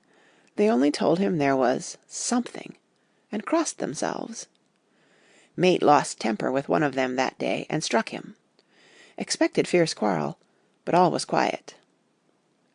On 16th July Mate reported in the morning that one of crew, Petrovsky, was missing. Could not account for it. Took larboard watch 8 bells last night. Was relieved by Abramov, but did not go to bunk. Men more downcast than ever. All said they expected something of the kind, but would not say more than there was something aboard. Mate getting very impatient with them. Feared some trouble ahead. On 17th July, yesterday, one of the men, Olgaren, came to my cabin, and in an awestruck way confided to me that he thought there was a strange man aboard the ship. He said that in his watch he had been sheltering behind the deck-house, as there was a rainstorm, when he saw a tall, thin man, who was not like any of the crew, come up the companionway and go along the deck forward and disappear. He followed cautiously, but when he got to bows, found no one, and the hatchways were all closed. He was in a panic of superstitious fear, and I am afraid the panic may spread. To allay it, I shall today search entire ship carefully, from stem to stern. Later in the day I got together the whole crew and told them, as they evidently thought there was someone in the ship, we would search from stem to stern. First mate angry, said it was folly, and to yield to such foolish ideas would demoralize the men. Said he would engage to keep them out of trouble with a handspike. I let him take the helm, while the rest began thorough search, all keeping abreast, with lanterns. We left no corner unsearched. As there were only the big wooden boxes, there were no odd corners where a man could hide. Men much relieved when search over, and went back to work cheerfully. First mate scowled, but said nothing. 22nd July. Rough weather last 3 days, and all hands busy with sails, no time to be frightened. Men seem to have forgotten their dread. Mate cheerful again, and all on good terms. Praised men for work in bad weather. Past Gibraltar and out through straits. All well. 24th July. There seems some doom over this ship. Already a hand short, and entering on the Bay of Biscay with wild weather ahead, and yet last night another man lost. Disappeared. Like the first, he came off his watch, and was not seen again. Men all in a panic of fear. Sent a round robin asking to have double watch, as they fear to be alone. Mate angry. Fear there will be some trouble, as either he or the men will do some violence. 28th July. 4 days in hell, knocking about in a sort of maelstrom, and the wind a tempest. No sleep for anyone. Men all worn out. Hardly know how to set a watch, since no one fit to go on. Second mate volunteered to steer and watch, and let men snatch a few hours' sleep. Wind abating. Seas still terrific, but feel them less, as ship is steadier. 29th July. Another tragedy. Had single watch tonight, as crew too tired to double. When morning watch came on deck, could find no one except steersman. Raised outcry, and all came on deck. Thorough search, but no one found. Are now without second mate, and crew in a panic. Mate and I agreed to go armed henceforth, and wait for any sign of cause. 30th July. Last night. Rejoiced we are nearing England. Weather fine, all sails set. Retired worn out, slept soundly, awaked by mate telling me that both man of watch and steersman missing. Only self and mate and 2 hands left to work ship. 1st of August. 2 days of fog and not a sail sighted. Had hoped when in the English Channel to be able to signal for help or get in somewhere. Not having power to work sails, have to run before wind. Dare not lower, as could not raise them again. We seem to be drifting to some terrible doom. Mate now more demoralized than either of men. His stronger nature seems to have worked inwardly against himself. Men are beyond fear, working stolidly and patiently, with minds made up to worst. They are Russian. He Romanian. 2nd of August, midnight. Woke up from few minutes' sleep by hearing a cry, seemingly outside my port. Could see nothing in fog. Rushed on deck and ran against mate. Tells me heard cry and ran, but no sign of man on watch. 1 more gone. Lord help us! Mate says we must be past Straits of Dover, as in a moment of fog lifting he saw North Foreland, just as he heard the man cry out. If so, we are now off in the North Sea, and only God can guide us in the fog, which seems to move with us, and God seems to have deserted us. 3rd of August. At midnight I went to relieve the man at the wheel, and when I got to it found no one there. The wind was steady, and as we ran before it there was no yawing. I dared not leave it, so shouted for the mate. After a few seconds he rushed up on deck in his flannels. He looked wild-eyed and haggard, and I greatly fear his reason has given way. He came close to me and whispered hoarsely, with his mouth to my ear, as though fearing the very air might hear. "It is here. I know it now.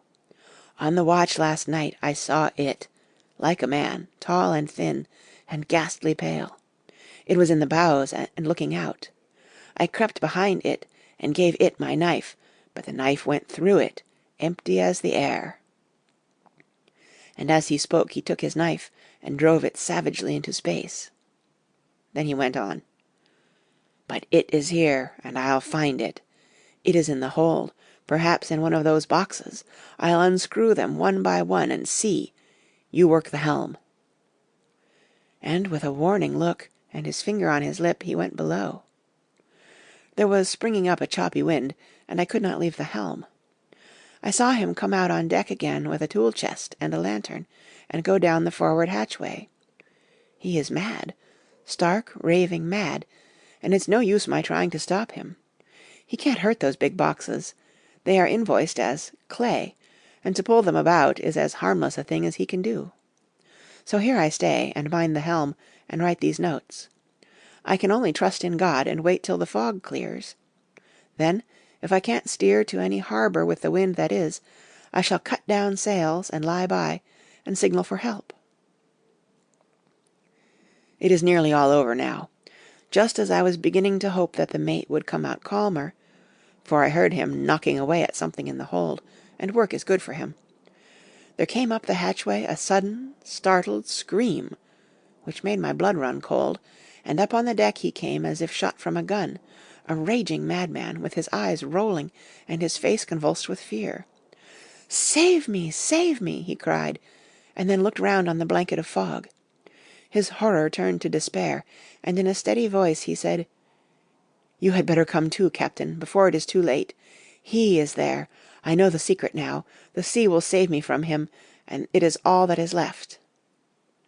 Before I could say a word or move forward to seize him, he sprang on the bulwark and deliberately threw himself into the sea. I suppose I know the secret too now. It was this madman who had got rid of the men one by one, and now he has followed them himself. God help me! How am I to account for all these horrors when I get to port? When I get to port? Will that ever be? 4th of August. Still fog, which the sunrise cannot pierce. I know there is sunrise because I am a sailor. Why else I know not. I dared not go below, I dared not leave the helm, so here all night I stayed, and in the dimness of the night I saw it. Him. God forgive me, but the mate was right to jump overboard. It was better to die like a man, to die like a sailor in blue water, no man can object. But I am captain, and I must not leave my ship. But I shall baffle this fiend or monster, for I shall tie my hands to the wheel when my strength begins to fail, and along with them I shall tie that which it, dare not touch, and then, come good wind or foul, I shall save my soul, and my honour as a captain. I am growing weaker, and the night is coming on. If he can look me in the face again, I may not have time to act. If we are wrecked, mayhap this bottle may be found, and those who find it may understand. If not, well, then all men shall know that I have been true to my trust. God and the Blessed Virgin and the saints help a poor ignorant soul trying to do his duty." Of course the verdict was an open one. There is no evidence to adduce, and whether or not the man himself committed the murders, there is now none to say.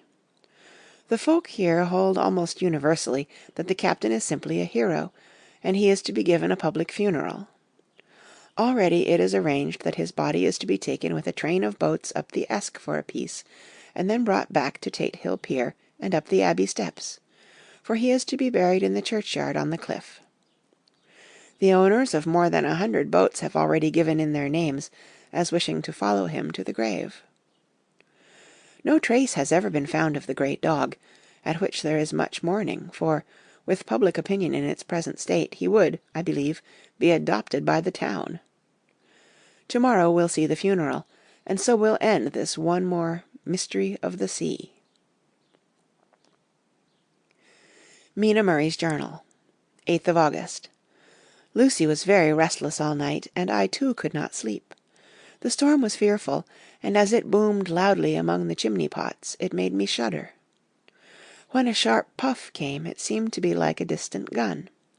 Strangely enough, Lucy did not wake, but she got up twice and dressed herself. Fortunately, each time I awoke in time, and managed to undress her without waking her, and got her back to bed. It is a very strange thing, this sleep-walking, for as soon as her will is thwarted in any physical way, her intention, if there be any, disappears, and she yields herself almost exactly to the routine of her life. Early in the morning we both got up and went down to the harbour to see if anything had happened in the night. There were very few people about, and though the sun was bright and the air clear and fresh, the big grim-looking waves, that seemed dark themselves because the foam that topped them was like snow, forced themselves in through the narrow mouth of the harbour, like a bullying man going through a crowd. Somehow I felt glad that Jonathan was not on the sea last night, but on land. But oh, is he on land or sea? Where is he, and how? I am getting fearfully anxious about him. If I only knew what to do, and could do anything. 10th of August. The funeral of the poor sea captain today was most touching. Every boat in the harbour seemed to be there, and the coffin was carried by captains all the way from Tate Hill Pier up to the churchyard. Lucy came with me, and we went early to our old seat, whilst the cortege of boats went up the river to the viaduct, and came down again. We had a lovely view, and saw the procession nearly all the way. The poor fellow was laid to rest quite near our seat, so that we stood on it when the time came, and saw everything. Poor Lucy seemed much upset. She was restless and uneasy all the time, and I cannot but think that her dreaming at night is telling on her. She is quite odd in one thing. She will not admit to me that there is any cause for restlessness. Or, if there be, she does not understand it herself. There is an additional cause in that poor old Mr. Swales was found dead this morning on our seat, his neck being broken. He had evidently, as the doctor said, fallen back in the seat in some sort of fright, for there was a look of fear and horror on his face that the men said made them shudder. Poor dear old man! Perhaps he had seen death with his dying eyes. Lucy is so sweet and sensitive that she feels influences more acutely than other people do. Just now she was quite upset by a little thing which I did not much heed, though I am myself very fond of animals. One of the men who came up here often to look for the boats was followed by his dog. The dog is always with him. They are both quiet persons, and I never saw the man angry, nor heard the dog bark. During the service the dog would not come to its master, who was on the seat with us, but kept a few yards off, barking and howling. Its master spoke to it gently, and then harshly, and then angrily, but it would neither come nor cease to make a noise. It was in a sort of fury, with its eyes savage, and all its hairs bristling out like a cat's tail when puss is on the war-path. Finally the man too got angry, and jumped down and kicked the dog, and then took it by the scruff of the neck, and half dragged and half threw it on the tombstone on which the seat is fixed. The moment it touched the stone, the poor thing became quiet, and fell all into a tremble. It did not try to get away, but crouched down, quivering and cowering, and was in such a pitiable state of terror that I tried, though without effect, to comfort it. Lucy was full of pity too, but she did not attempt to touch the dog, but looked at it in an agonized sort of way. I greatly fear that she is of too supersensitive a nature to go through the world without trouble. She will be dreaming of this tonight, I am sure. The whole agglomeration of things, the ship steered into port by a dead man, his attitude tied to the wheel with a crucifix and beads, the touching funeral, the dog, now furious and now in terror, will all afford material for her dreams. I think it will be best for her to go to bed tired out physically, so I shall take her for a long walk by the cliffs to Robin Hood's Bay and back. She ought not to have much inclination for sleepwalking, then. End of Chapter 7. Chapter 8. Mina Murray's Journal. Same day, 11:00 p.m. Oh, but I am tired. If it were not that I had made my diary a duty, I should not open it tonight. We had a lovely walk. Lucy, after a while, was in gay spirits, owing, I think, to some dear cows who came nosing towards us in a field close to the lighthouse, and frightened the wits out of us. I believe we forgot everything except, of course, personal fear, and it seemed to wipe the slate clean and give us a fresh start. We had a capital severe tea at Robin Hood's Bay in a sweet little old-fashioned inn, with a bow window right over the seaweed-covered rocks of the Strand. I believe we should have shocked the new woman with our appetites. Men are more tolerant, bless them. Then we walked home with some, or rather many, stoppages to rest, and with our hearts full of a constant dread of wild bulls. Lucy was really tired, and we intended to creep off to bed as soon as we could. The young curate came in, however, and Mrs. Westenra asked him to stay for supper. Lucy and I had both a fight for it with the dusty miller. I know it was a hard fight on my part, and I am quite heroic. I think that some day the bishops must get together and see about breeding up a new class of curates, who don't take supper, no matter how they may be pressed to, and who will know when girls are tired. Lucy is asleep and breathing softly. She has more colour in her cheeks than usual, and looks, oh, so sweet. If Mr. Holmwood fell in love with her seeing her only in the drawing-room, I wonder what he would say if he saw her now. Some of the new women writers will some day start an idea that men and women should be allowed to see each other asleep before proposing or accepting. But I suppose the new woman won't condescend in future to accept. She will do the proposing herself. And a nice job she will make of it, too. There's some consolation in that. I am so happy tonight, because dear Lucy seems better. I really believe she has turned the corner, and that we are over her troubles with dreaming.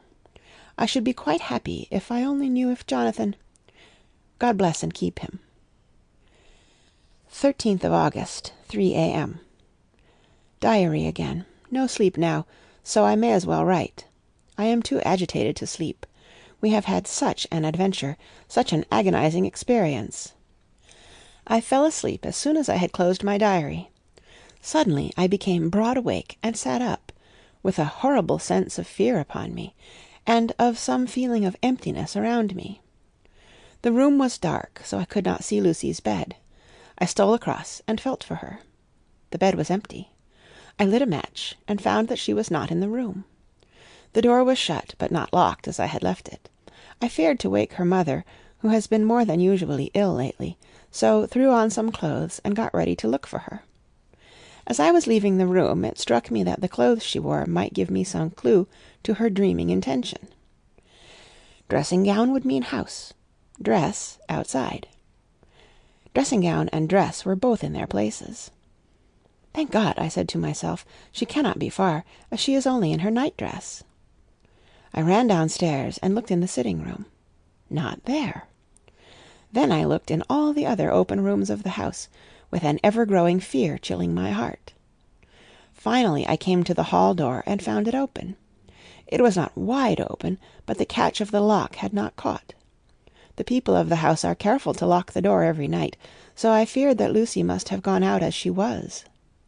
There was no time to think of what might happen. A vague, overmastering fear obscured all details. I took a big heavy shawl and ran out. The clock was striking 1 as I was in the crescent, and there was not a soul in sight.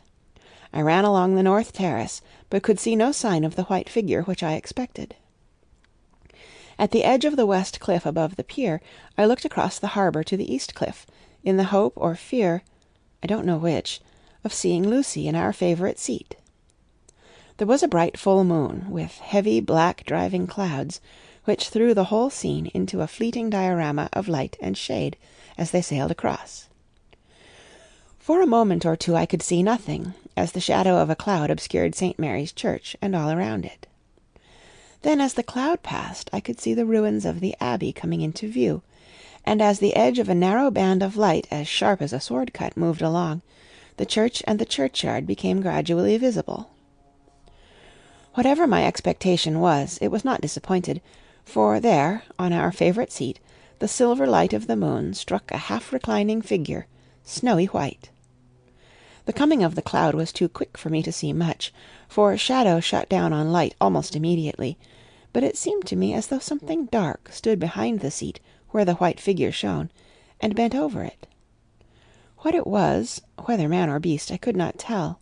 I did not wait to catch another glance, but flew down the steep steps to the pier and along by the fish market to the bridge, which was the only way to reach the east cliff. The town seemed as dead, for not a soul did I see. I rejoiced that it was so, for I wanted no witness of poor Lucy's condition. The time and distance seemed endless, and my knees trembled, and my breath came laboured as I toiled up the endless steps to the abbey. I must have gone fast, and yet it seemed to me as if my feet were weighted with lead, and as though every joint in my body were rusty. When I got almost to the top I could see the seat and the white figure, for I was now close enough to distinguish it even through the spells of shadow. There was undoubtedly something, long and black, bending over the half-reclining white figure. I called in fright, "Lucy! Lucy!" and something raised a head, and from where I was I could see a white face and red gleaming eyes. Lucy did not answer, and I ran on to the entrance of the churchyard. As I entered, the church was between me and the seat, and for a minute or so I lost sight of her. When I came in view again, the cloud had passed, and the moonlight struck so brilliantly that I could see Lucy half reclining, with her head lying over the back of the seat. She was quite alone, and there was not a sign of any living thing about. When I bent over her, I could see that she was still asleep. Her lips were parted, and she was breathing, not softly as usual with her, but in long, heavy gasps, as though striving to get her lungs full at every breath. As I came close, she put up her hand in her sleep and pulled the collar of her night-dress close around her throat. Whilst she did so, there came a little shudder through her, as though she felt the cold. I flung the warm shawl over her, and drew the edges tight round her neck, for I dreaded lest she should get some deadly chill from the night air, unclad as she was. I feared to wake her all at once, so, in order to have my hands free that I might help her, I fastened the shawl at her throat with a big safety-pin. But I must have been clumsy in my anxiety, and pinched or pricked her with it, for by and by, when her breathing became quieter, she put her hand to her throat again, and moaned. When I had her carefully wrapped up, I put my shoes on her feet, and then began very gently to wake her. At first she did not respond, but gradually she became more and more uneasy in her sleep, moaning and sighing occasionally. At last, as time was passing fast, and for many other reasons I wished to get her home at once, I shook her more forcibly, till finally she opened her eyes and awoke. She did not seem surprised to see me, as, of course, she did not realize all at once where she was. Lucy always wakes prettily, and even at such a time, when her body must have been chilled with cold, and her mind somewhat appalled at waking unclad in a churchyard at night, she did not lose her grace. She trembled a little and clung to me. When I told her to come at once with me home, she rose without a word, with the obedience of a child. As we passed along, the gravel hurt my feet, and Lucy noticed me wince. She stopped, and wanted to insist upon my taking my shoes, but I would not. However, when we got to the pathway outside the churchyard, where there was a puddle of water remaining from the storm, I daubed my feet with mud, using each foot in turn on the other, so that as we went home no one, in case we should meet anyone, should notice my bare feet. Fortune favored us, and we got home without meeting a soul. Once we saw a man, who seemed not quite sober, passing along a street in front of us, but we hid in a door till he had disappeared up an opening such as there are here, steep little closes, or wynds, as they call them in Scotland. My heart beat so loud all the time that sometimes I thought I should faint. I was filled with anxiety about Lucy, not only for her health, lest she should suffer from the exposure, but for her reputation in case the story should get wind. When we got in, and had washed our feet, and had said a prayer of thankfulness together, I tucked her into bed. Before falling asleep she asked, even implored, me not to say a word to anyone, even her mother, about her sleepwalking adventure. I hesitated at first to promise, but on thinking of the state of her mother's health, and how the knowledge of such a thing would fret her, and thinking, too, of how such a story might become distorted, nay, infallibly would, in case it should leak out, I thought it wiser to do so. I hope I did right. I have locked the door, and the key is tied to my wrist, so perhaps I shall not be again disturbed. Lucy is sleeping soundly. The reflex of the dawn is high and far over the sea. Same day, noon. All goes well. Lucy slept till I woke her, and seemed not to have even changed her side. The adventure of the night does not seem to have harmed her. On the contrary, it has benefited her, for she looks better this morning than she has done for weeks. I was sorry to notice that my clumsiness with the safety-pin hurt her. Indeed, it might have been serious, for the skin of her throat was pierced. I must have pinched up a piece of loose skin, and have transfixed it, for there are 2 little red points like pinpricks, and on the band of her night-dress there was a drop of blood. When I apologized and was concerned about it, she laughed and petted me, and said she did not even feel it. Fortunately, it cannot leave a scar, as it is so tiny. Same day, night. We passed a happy day. The air was clear, and the sun bright, and there was a cool breeze. We took our lunch to Mulgrave Woods, Mrs. Westenra driving by the road, and Lucy and I walking by the cliff path, and joining her at the gate. I felt a little sad myself, for I could not but feel how absolutely happy it would have been had Jonathan been with me.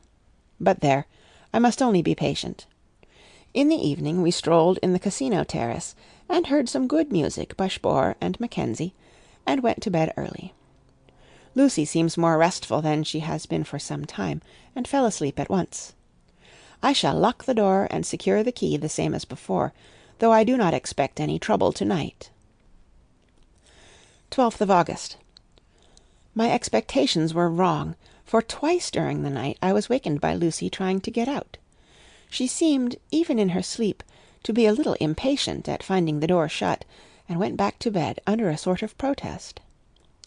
I woke with the dawn, and heard the birds chirping outside of the window. Lucy woke too, and I was glad to see, was even better than on the previous morning.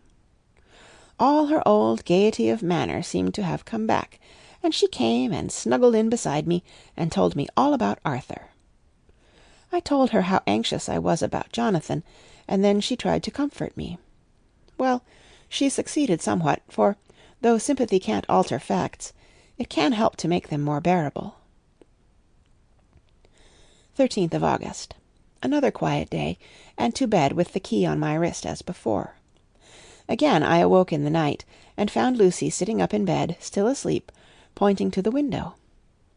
I got up quietly, and, pulling aside the blind, looked out. It was brilliant moonlight, and the soft effect of the light over the sea and sky, merged together into one great silent mystery, was beautiful beyond words. Between me and the moonlight flitted a great bat, coming and going in great whirling circles. Once or twice it came quite close, but was, I suppose, frightened at seeing me, and flitted away across the harbour towards the Abbey. When I came back from the window, Lucy had lain down again, and was sleeping peacefully. She did not stir again all night. 14th of August. On the East Cliff, reading and writing all day. Lucy seems to have become as much in love with the spot as I am, and it is hard to get her away from it when it is time to come home for lunch or tea or dinner. This afternoon she made a funny remark. We were coming home for dinner, and had come to the top of the steps up from the West Pier, and stopped to look at the view, as we generally do. The setting sun, low down in the sky, was just dropping behind Kettleness. The red light was thrown over on the East Cliff and the old Abbey, and seemed to bathe everything in a beautifully rosy glow. We were silent for a while, and suddenly Lucy murmured as if to herself, "His red eyes again. They are just the same." It was such an odd expression, coming apropos of nothing, that it quite startled me. I slewed round a little, so as to see Lucy well without seeming to stare at her, and saw that she was in a half-dreamy state, with an odd look on her face that I could not quite make out, so I said nothing, but followed her eyes. She appeared to be looking over at our own seat, whereon was a dark figure seated alone. I was a little startled myself, for it seemed for an instant as if the stranger had great eyes like burning flames, but a second look dispelled the illusion. The red sunlight was shining on the windows of St. Mary's Church behind our seat, and as the sun dipped there was just sufficient change in the refraction and reflection to make it appear as if the light moved. I called Lucy's attention to the peculiar effect, and she became herself with a start, but she looked sad all the same. It may have been that she was thinking of that terrible night up there. We never refer to it, so I said nothing, and we went home to dinner. Lucy had a headache, and went early to bed. I saw her asleep, and went out for a little stroll myself. I walked along the cliffs to the westward, and was full of sweet sadness, for I was thinking of Jonathan. When coming home, it was then bright moonlight, so bright that, though the front of our part of the crescent was in shadow, everything could be well seen. I threw a glance up at our window, and saw Lucy's head leaning out. I thought that perhaps she was looking out for me, so I opened my handkerchief and waved it. She did not notice or make any movement whatever. Just then the moonlight crept round an angle of the building, and the light fell on the window. There distinctly was Lucy, with her head lying up against the side of the window-sill, and her eyes shut. She was fast asleep, and by her, seated on the window-sill, was something that looked like a good-sized bird. I was afraid she might get a chill, so I ran upstairs, but as I came into the room she was moving back to her bed, fast asleep, and breathing heavily. She was holding her hand to her throat, as though to protect it from cold. I did not wake her, but tucked her up warmly. I have taken care that the door is locked, and the window securely fastened. She looks so sweet as she sleeps, but she is paler than is her wont, and there is a drawn, haggard look under her eyes, which I do not like. I fear she is fretting about something. I wish I could find out what it is. 15th of August. Rose later than usual. Lucy was languid and tired, and slept on after we had been called. We had a happy surprise at breakfast. Arthur's father is better, and wants the marriage to come off soon.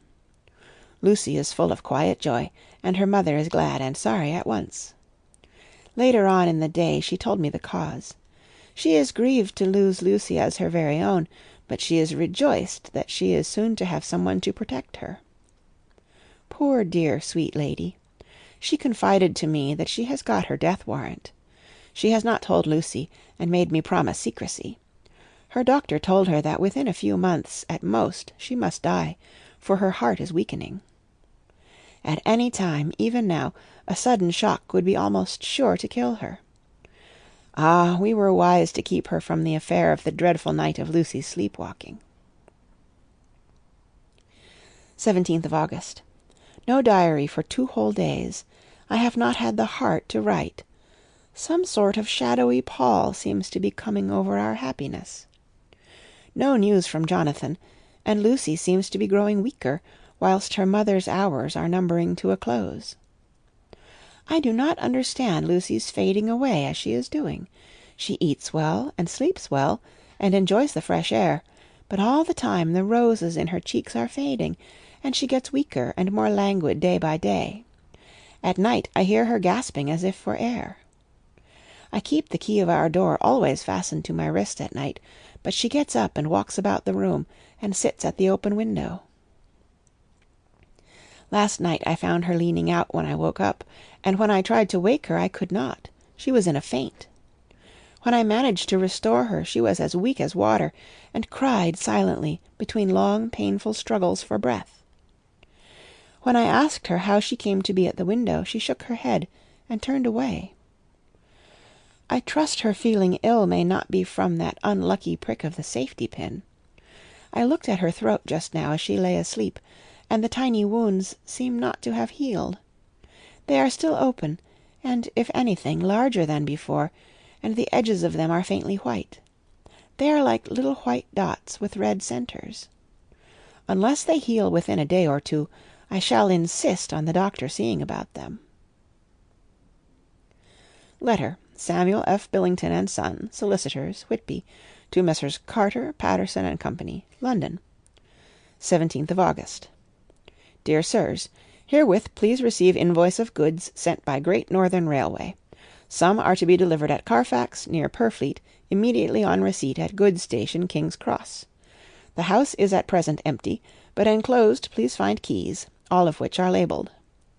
You will please deposit the boxes, 50 in number, which form the consignment, in the partially ruined building forming part of the house, and marked A on rough diagram enclosed. Your agent will easily recognize the locality, as it is the ancient chapel of the mansion. The goods leave by the train at 9:30 tonight, and will be due at King's Cross at 4:30 tomorrow afternoon. As our client wishes the delivery made as soon as possible, we shall be obliged by your having teams ready at King's Cross at the time named, and forthwith conveying the goods to destination. In order to obviate any delays possible through any routine requirements as to payment in your departments, we enclose cheque herewith for £10, receipt of which please acknowledge. Should the charge be less than this amount, you can return balance. If greater, we shall at once send cheque for difference on hearing from you. You are to leave the keys, on coming away, in the main hall of the house, where the proprietor may get them on his entering the house by means of his duplicate key. Pray do not take us as exceeding the bounds of business courtesy in pressing you in all ways to use the utmost expedition. We are, dear sirs, faithfully yours, Samuel F. Billington and Son. Letter, Messrs. Carter, Patterson and Company, London, to Messrs. Billington and Son, Whitby, 21st of August. Dear Sirs, we beg to acknowledge £10 received, and to return cheque £1, 17 shillings, 9 pence, amount of overplus, as shown in receipted account herewith. Goods are delivered in exact accordance with instructions, and keys left in parcel in main hall, as directed. We are, dear sirs, yours respectfully, Pro. Carter, Patterson and Company. Mina Murray's Journal, 18th of August. I am happy to-day, and write sitting on the seat in the churchyard. Lucy is ever so much better. Last night she slept well all night, and did not disturb me once. The roses seem coming back already to her cheeks, though she is still sadly pale and wan-looking. If she were in any way anemic I could understand it, but she is not. She is in gay spirits and full of life and cheerfulness. All the morbid reticence seems to have passed from her, and she has just reminded me, as if I needed any reminding, of that night, and that it was here, on this very seat, I found her asleep. As she told me, she tapped playfully with the heel of her boot on the stone slab, and said, "My poor little feet didn't make much noise then. I dare say poor old Mr. Swales would have told me that it was because I didn't want to wake up Geordie."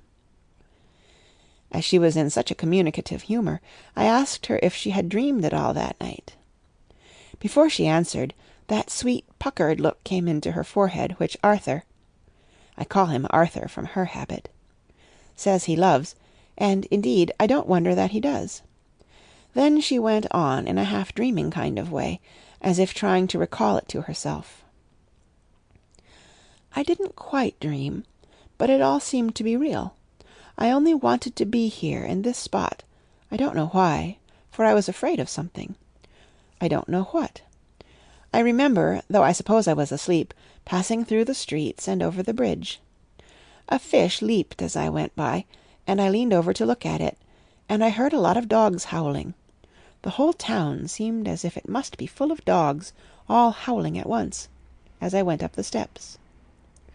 Then I had a vague memory of something long and dark with red eyes, just as we saw in the sunset, and something very sweet and very bitter all around me at once, and then I seemed sinking into deep green water, and there was a singing in my ears, as I have heard there is to drowning men, and then everything seemed passing away from me. My soul seemed to go out from my body and float about the air. I seem to remember that once the west lighthouse was right under me, and then there was a sort of agonizing feeling, as if I were in an earthquake, and I came back and found you shaking my body. I saw you do it before I felt you." Then she began to laugh. It seemed a little uncanny to me, and I listened to her breathlessly. I did not quite like it, and thought it better not to keep her mind on the subject, so we drifted on to other subjects, and Lucy was like her old self again. When we got home, the fresh breeze had braced her up, and her pale cheeks were really more rosy. Her mother rejoiced when she saw her, and we all spent a very happy evening together. 19th of August.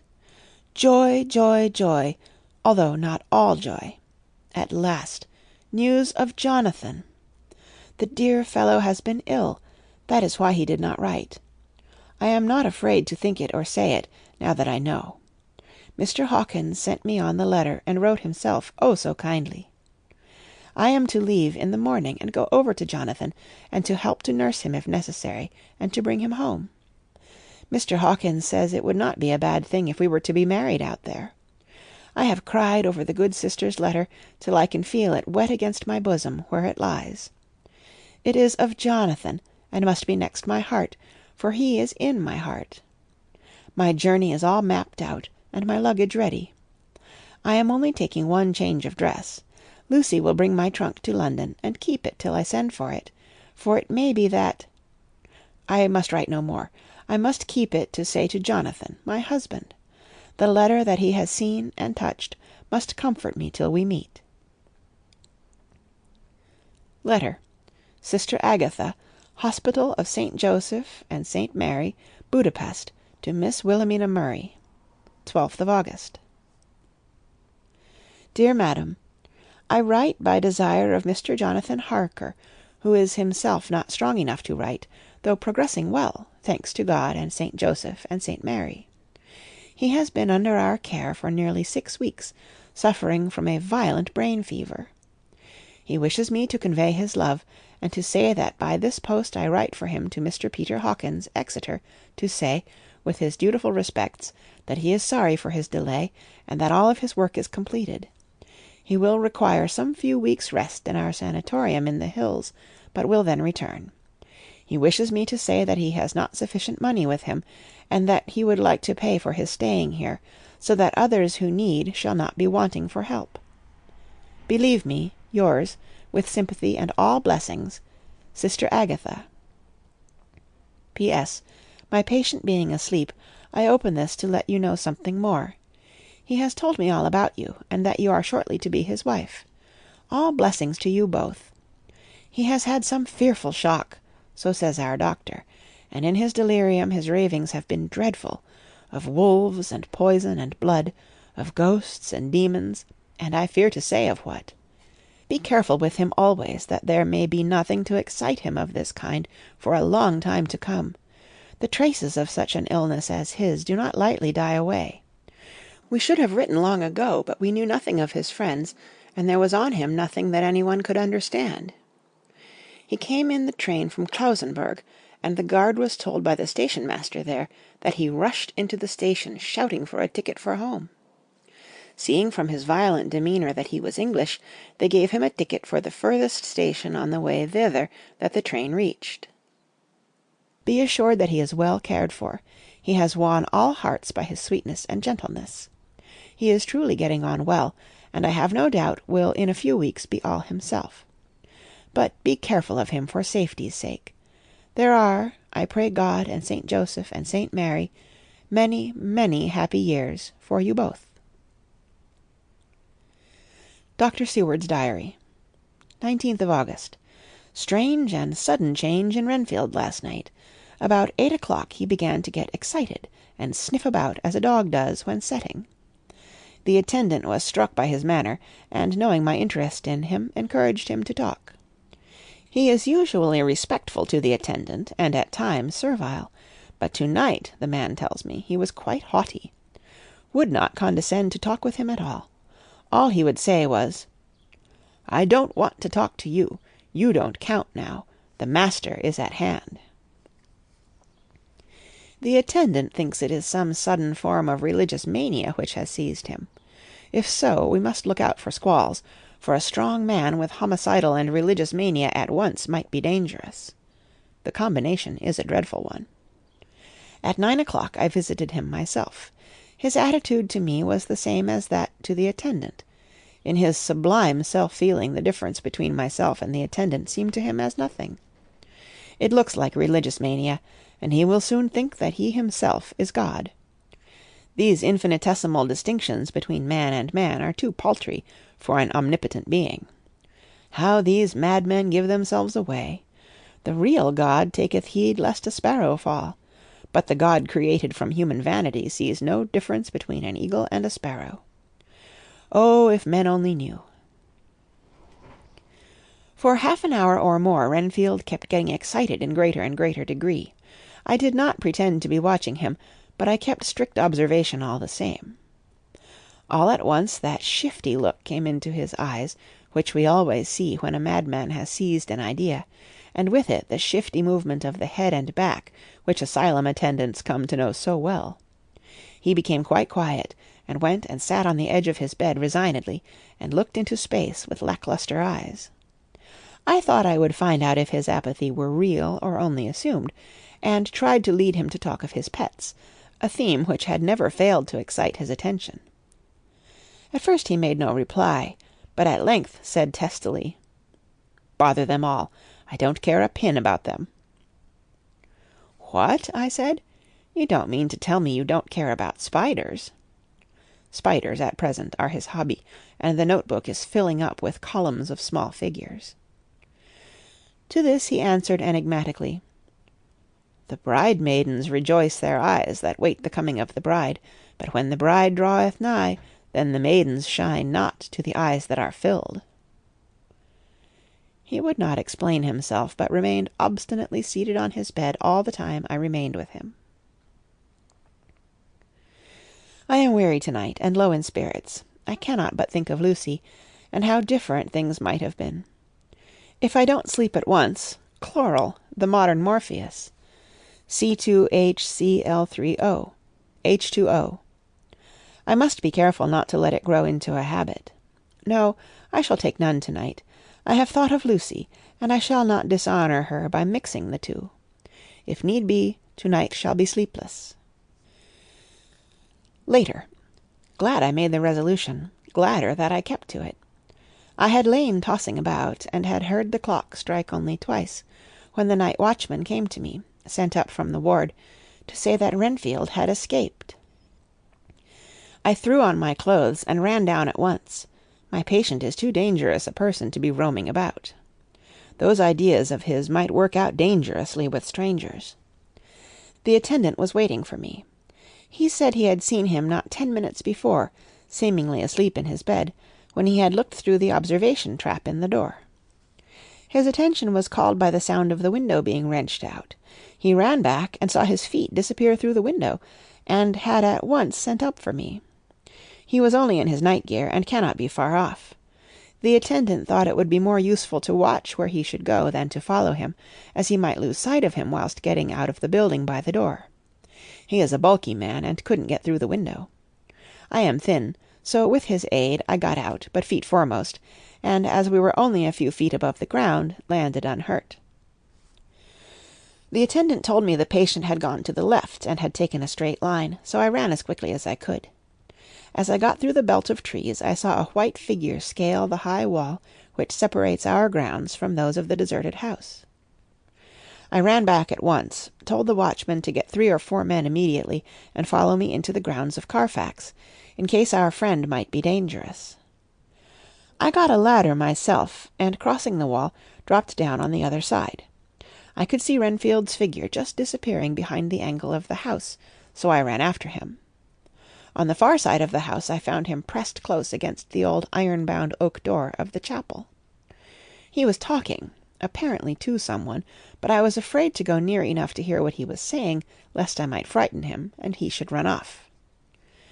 Chasing an errant swarm of bees is nothing to following a naked lunatic when the fit of escaping is upon him. After a few minutes, however, I could see that he did not take note of anything around him, and so ventured to draw nearer to him, the more so as my men had now crossed the wall and were closing him in. I heard him say, "I am here to do your bidding, master. I am your slave, and you will reward me, for I shall be faithful. I have worshipped you long and afar off. Now that you are near, I await your commands, and you will not pass me by, will you, dear master, in your distribution of good things?" He is a selfish old beggar, anyhow. He thinks of the loaves and fishes even when he believes he is in a real presence. His manias make a startling combination. When we closed in on him he fought like a tiger. He is immensely strong, for he was more like a wild beast than a man. I never saw a lunatic in such a paroxysm of rage before, and I hope I shall not again. It is a mercy that we have found out his strength and his danger in good time. With strength and determination like his, he might have done wild work before he was caged. He is safe now, at any rate. Jack Sheppard himself couldn't get free from the strait-waistcoat that keeps him restrained, and he's chained to the wall in the padded room. His cries are at times awful, but the silences that follow are more deadly still, for he means murder in every turn and movement. Just now he spoke coherent words for the first time. "I shall be patient, master. It is coming, coming, coming." So I took the hint, and came to. I was too excited to sleep, but this diary has quieted me, and I feel I shall get some sleep tonight. End of Chapter 8. Chapter 9. Letter. Mina Harker to Lucy Westenra. Budapest, 24th of August. My dearest Lucy, I know you will be anxious to hear all that has happened since we parted at the railway station at Whitby. Well, my dear, I got to Hull all right, and caught the boat to Hamburg, and then the train on here. I feel that I can hardly recall anything of the journey, except that I knew I was coming to Jonathan, and that as I should have to do some nursing, I had better get all the sleep I could. I found my dear one, oh, so thin and pale and weak-looking. All the resolution has gone out of his dear eyes, and that quiet dignity which I told you was in his face has vanished. He is only a wreck of himself, and he does not remember anything that has happened to him for a long time past. At least, he wants me to believe so, and I shall never ask. He has had some terrible shock, and I fear it might tax his poor brain if he were to try to recall it. Sister Agatha, who is a good creature and a born nurse, tells me that he raved of dreadful things whilst he was off his head. I wanted her to tell me what they were, but she would only cross herself, and say she would never tell, that the ravings of the sick were the secrets of God, and that if a nurse through her vocation should hear them, she should respect her trust. She is a sweet, good soul, and the next day, when she saw I was troubled, she opened up the subject again, and, after saying that she could never mention what my poor dear raved about, added, "I can tell you this much, my dear, that it was not about anything which he has done wrong himself, and you, as his wife-to-be, have no cause to be concerned. He has not forgotten you or what he owes to you. His fear was of great and terrible things, which no mortal can treat of." I do believe the dear soul thought I might be jealous, lest my poor dear should have fallen in love with any other girl. The idea of my being jealous about Jonathan! And yet, my dear, let me whisper, I felt a thrill of joy through me when I knew that no other woman was a cause of trouble. I am now sitting by his bedside, where I can see his face while he sleeps. He is waking. When he woke, he asked me for his coat, as he wanted to get something from the pocket.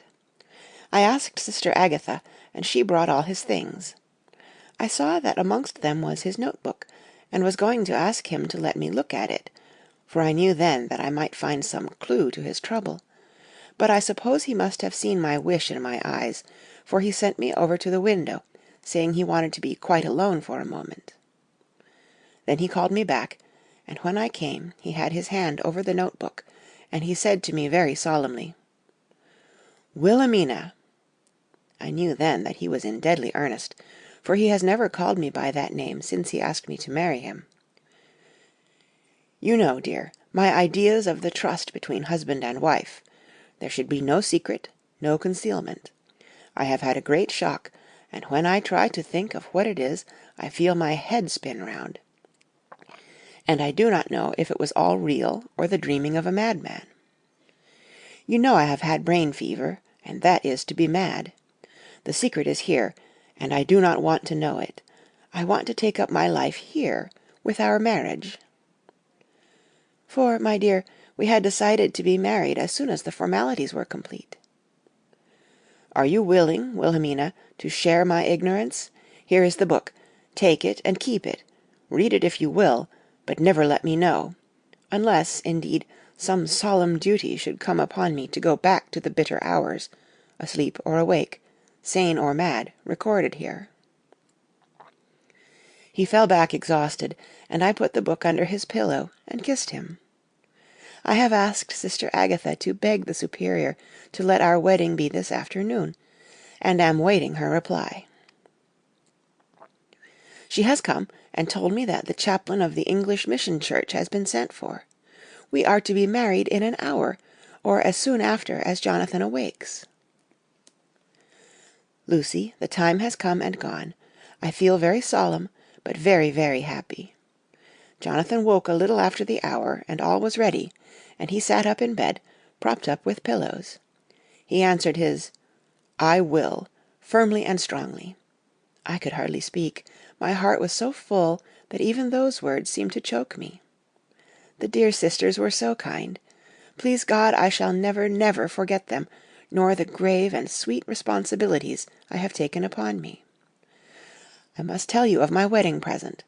When the chaplain and the sisters had left me alone with my husband— oh, Lucy, it is the first time I have written the words, my husband— left me alone with my husband, I took the book from under his pillow, and wrapped it up in white paper, and tied it with a little bit of pale blue ribbon which was round my neck, and sealed it over the knot with sealing wax, and for my seal I used my wedding ring. Then I kissed it, and showed it to my husband, and told him that I would keep it so, and then it would be an outward and visible sign for us all our lives that we trusted each other, that I would never open it unless it were for his own dear sake, or for the sake of some stern duty.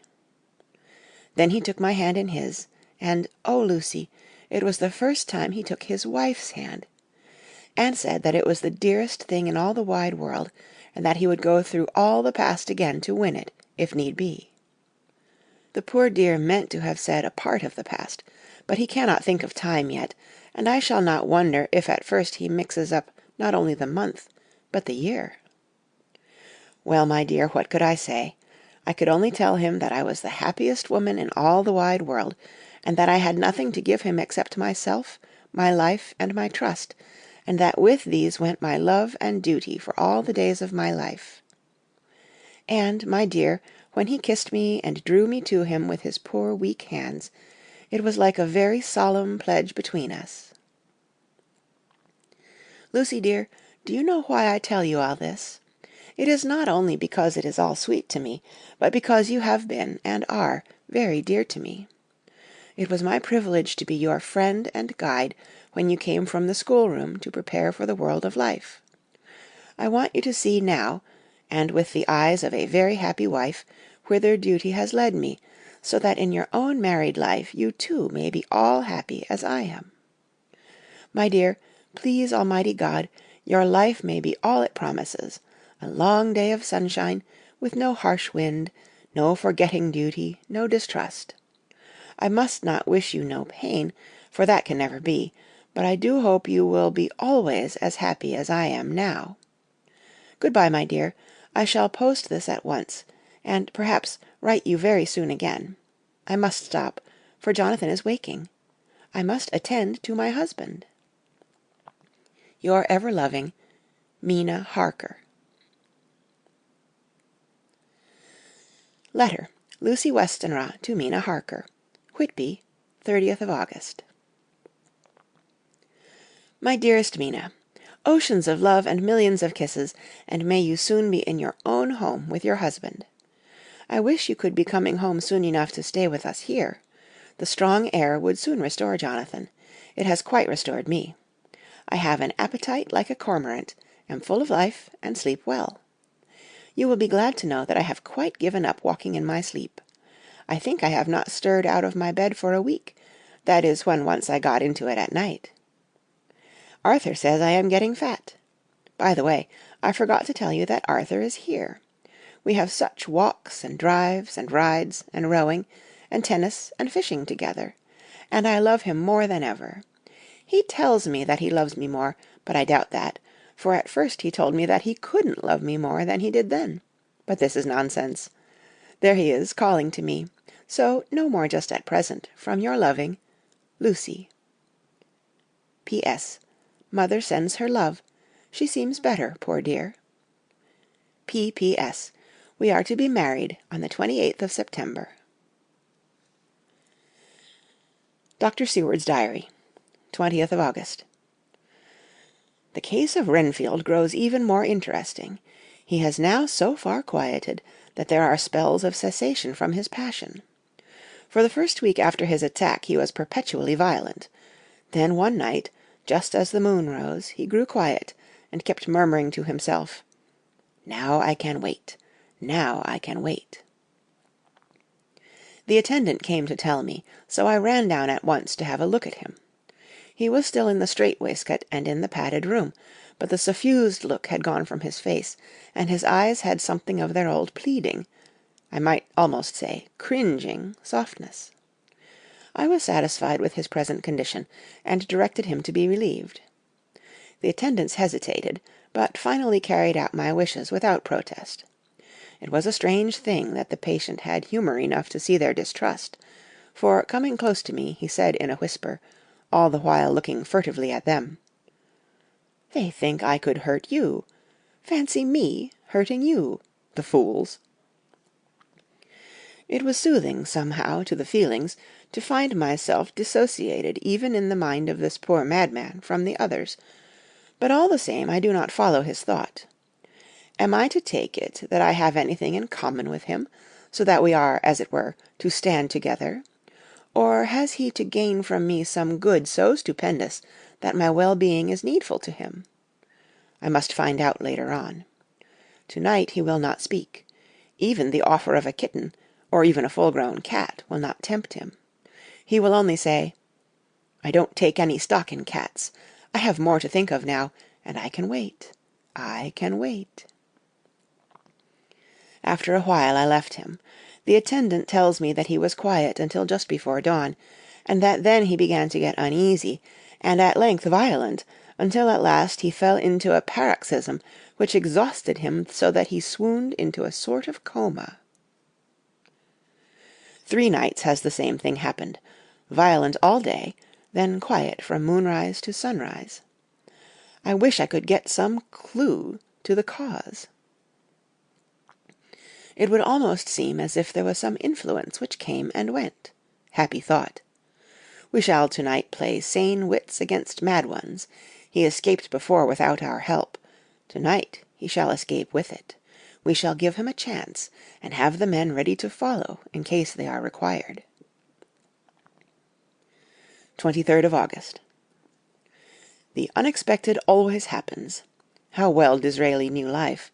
Our bird, when he found the cage open, would not fly, so all our subtle arrangements were for naught.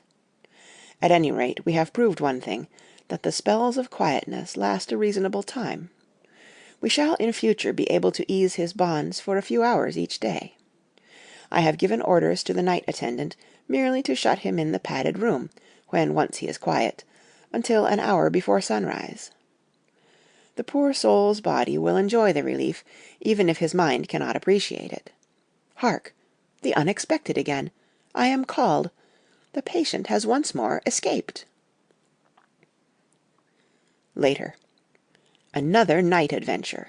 Renfield artfully waited until the attendant was entering the room to inspect. Then he dashed out past him and flew down the passage. I sent word for the attendants to follow. Again he went into the grounds of the deserted house, and we found him in the same place, pressed against the old chapel door. When he saw me he became furious, and had not the attendant seized him in time, he would have tried to kill me. As we were holding him, a strange thing happened. He suddenly redoubled his efforts, and then as suddenly grew calm. I looked round instinctively, but could see nothing. Then I caught the patient's eye, and followed it, but could trace nothing, as it looked into the moonlit sky, except a big bat, which was flapping its silent and ghostly way to the west. Bats usually wheel and flit about, but this one seemed to go straight on, as if it knew where it was bound for, or had some intention of its own. The patient grew calmer every instant, and presently said, "You needn't tie me. I shall go quietly." Without trouble we came back to the house. I feel there is something ominous in his calm, and shall not forget this night. Lucy Westenra's Diary. Hillingham, 24th of August. I must imitate Mina and keep writing things down. Then we can have long talks when we do meet. I wonder when it will be.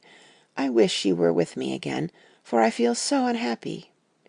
Last night I seemed to be dreaming again, just as I was at Whitby. Perhaps it is the change of air, or getting home again. It is all dark and horrid to me, for I can remember nothing, but I am full of vague fear, and I feel so weak and worn out. When Arthur came to lunch, he looked quite grieved when he saw me, and I hadn't the spirit to try to be cheerful. I wonder if I could sleep in Mother's room tonight. I shall make an excuse and try. 25th of August. Another bad night. Mother did not seem to take to my proposal. She seems not too well herself, and doubtless she fears to worry me. I tried to keep awake, and succeeded for a while, but when the clock struck 12 it waked me from a doze, so I must have been falling asleep. There was a sort of scratching or flapping at the window, but I did not mind it, and as I remember no more, I suppose I must then have fallen asleep. More bad dreams. I wish I could remember them. This morning I am horribly weak. My face is ghastly pale, and my throat pains me. It must be something wrong with my lungs, for I don't seem ever to get air enough. I shall try to cheer up when Arthur comes, or else I know he will be miserable to see me so. Letter. Arthur Holmwood to Dr. Seward. Albemarle Hotel, 31st of August. My dear Jack, I want you to do me a favor. Lucy is ill.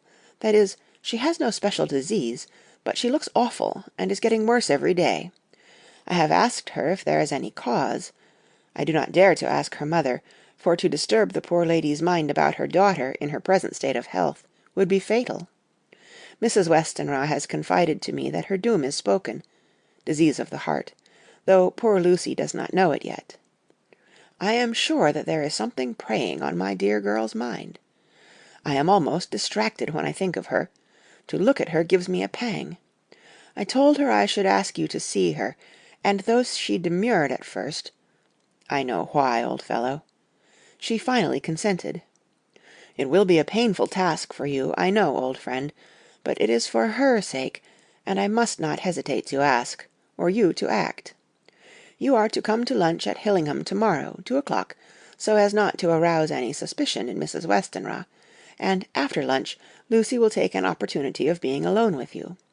I shall come in for tea, and we can go away together. I am filled with anxiety, and want to consult with you alone as soon as I can after you have seen her. Do not fail. Arthur. Telegram. Arthur Holmwood to Seward, 1st of September. Am summoned to see my father, who is worse. Am writing. Write me fully by to-night's post to Ring. Wire me if necessary. Letter from Dr. Seward to Arthur Holmwood, 2nd of September. My dear old fellow, with regard to Miss Westenra's health, I hasten to let you know at once that in my opinion there is not any functional disturbance or any malady that I know of. At the same time, I am not by any means satisfied with her appearance. She is woefully different from what she was when I saw her last. Of course you must bear in mind that I did not have full opportunity of examination, such as I should wish. Our very friendship makes a little difficulty which not even medical science or custom can bridge over. I had better tell you exactly what happened, leaving you to draw, in a measure, your own conclusions. I shall then say what I have done and propose doing. I found Miss Westenra in seemingly gay spirits. Her mother was present, and in a few seconds I made up my mind that she was trying all she knew to mislead her mother and prevent her from being anxious. I have no doubt she guesses, if she does not know, what need of caution there is. We lunched alone, and as we all exerted ourselves to be cheerful, we got, as some kind of reward for our labours, some real cheerfulness amongst us. Then Mrs. Westenra went to lie down, and Lucy was left with me. We went into her boudoir, and till we got there her gaiety remained, for the servants were coming and going. As soon as the door was closed, however, the mask fell from her face, and she sank down into a chair with a great sigh, and hid her eyes with her hand. When I saw that her high spirits had failed, I at once took advantage of her reaction to make a diagnosis. She said to me very sweetly, "I cannot tell you how I loathe talking about myself." I reminded her that a doctor's confidence was sacred, but that you were grievously anxious about her. She caught on to my meaning at once, and settled that matter in a word. "Tell Arthur everything you choose. I do not care for myself, but all for him. So I am quite free." I could easily see that she is somewhat bloodless, but I could not see the usual anemic signs, and by a chance I was actually able to test the quality of her blood, for in opening a window which was stiff, a cord gave way, and she cut her hand slightly with broken glass. It was a slight matter in itself, but it gave me an evident chance, and I secured a few drops of the blood, and have analyzed them.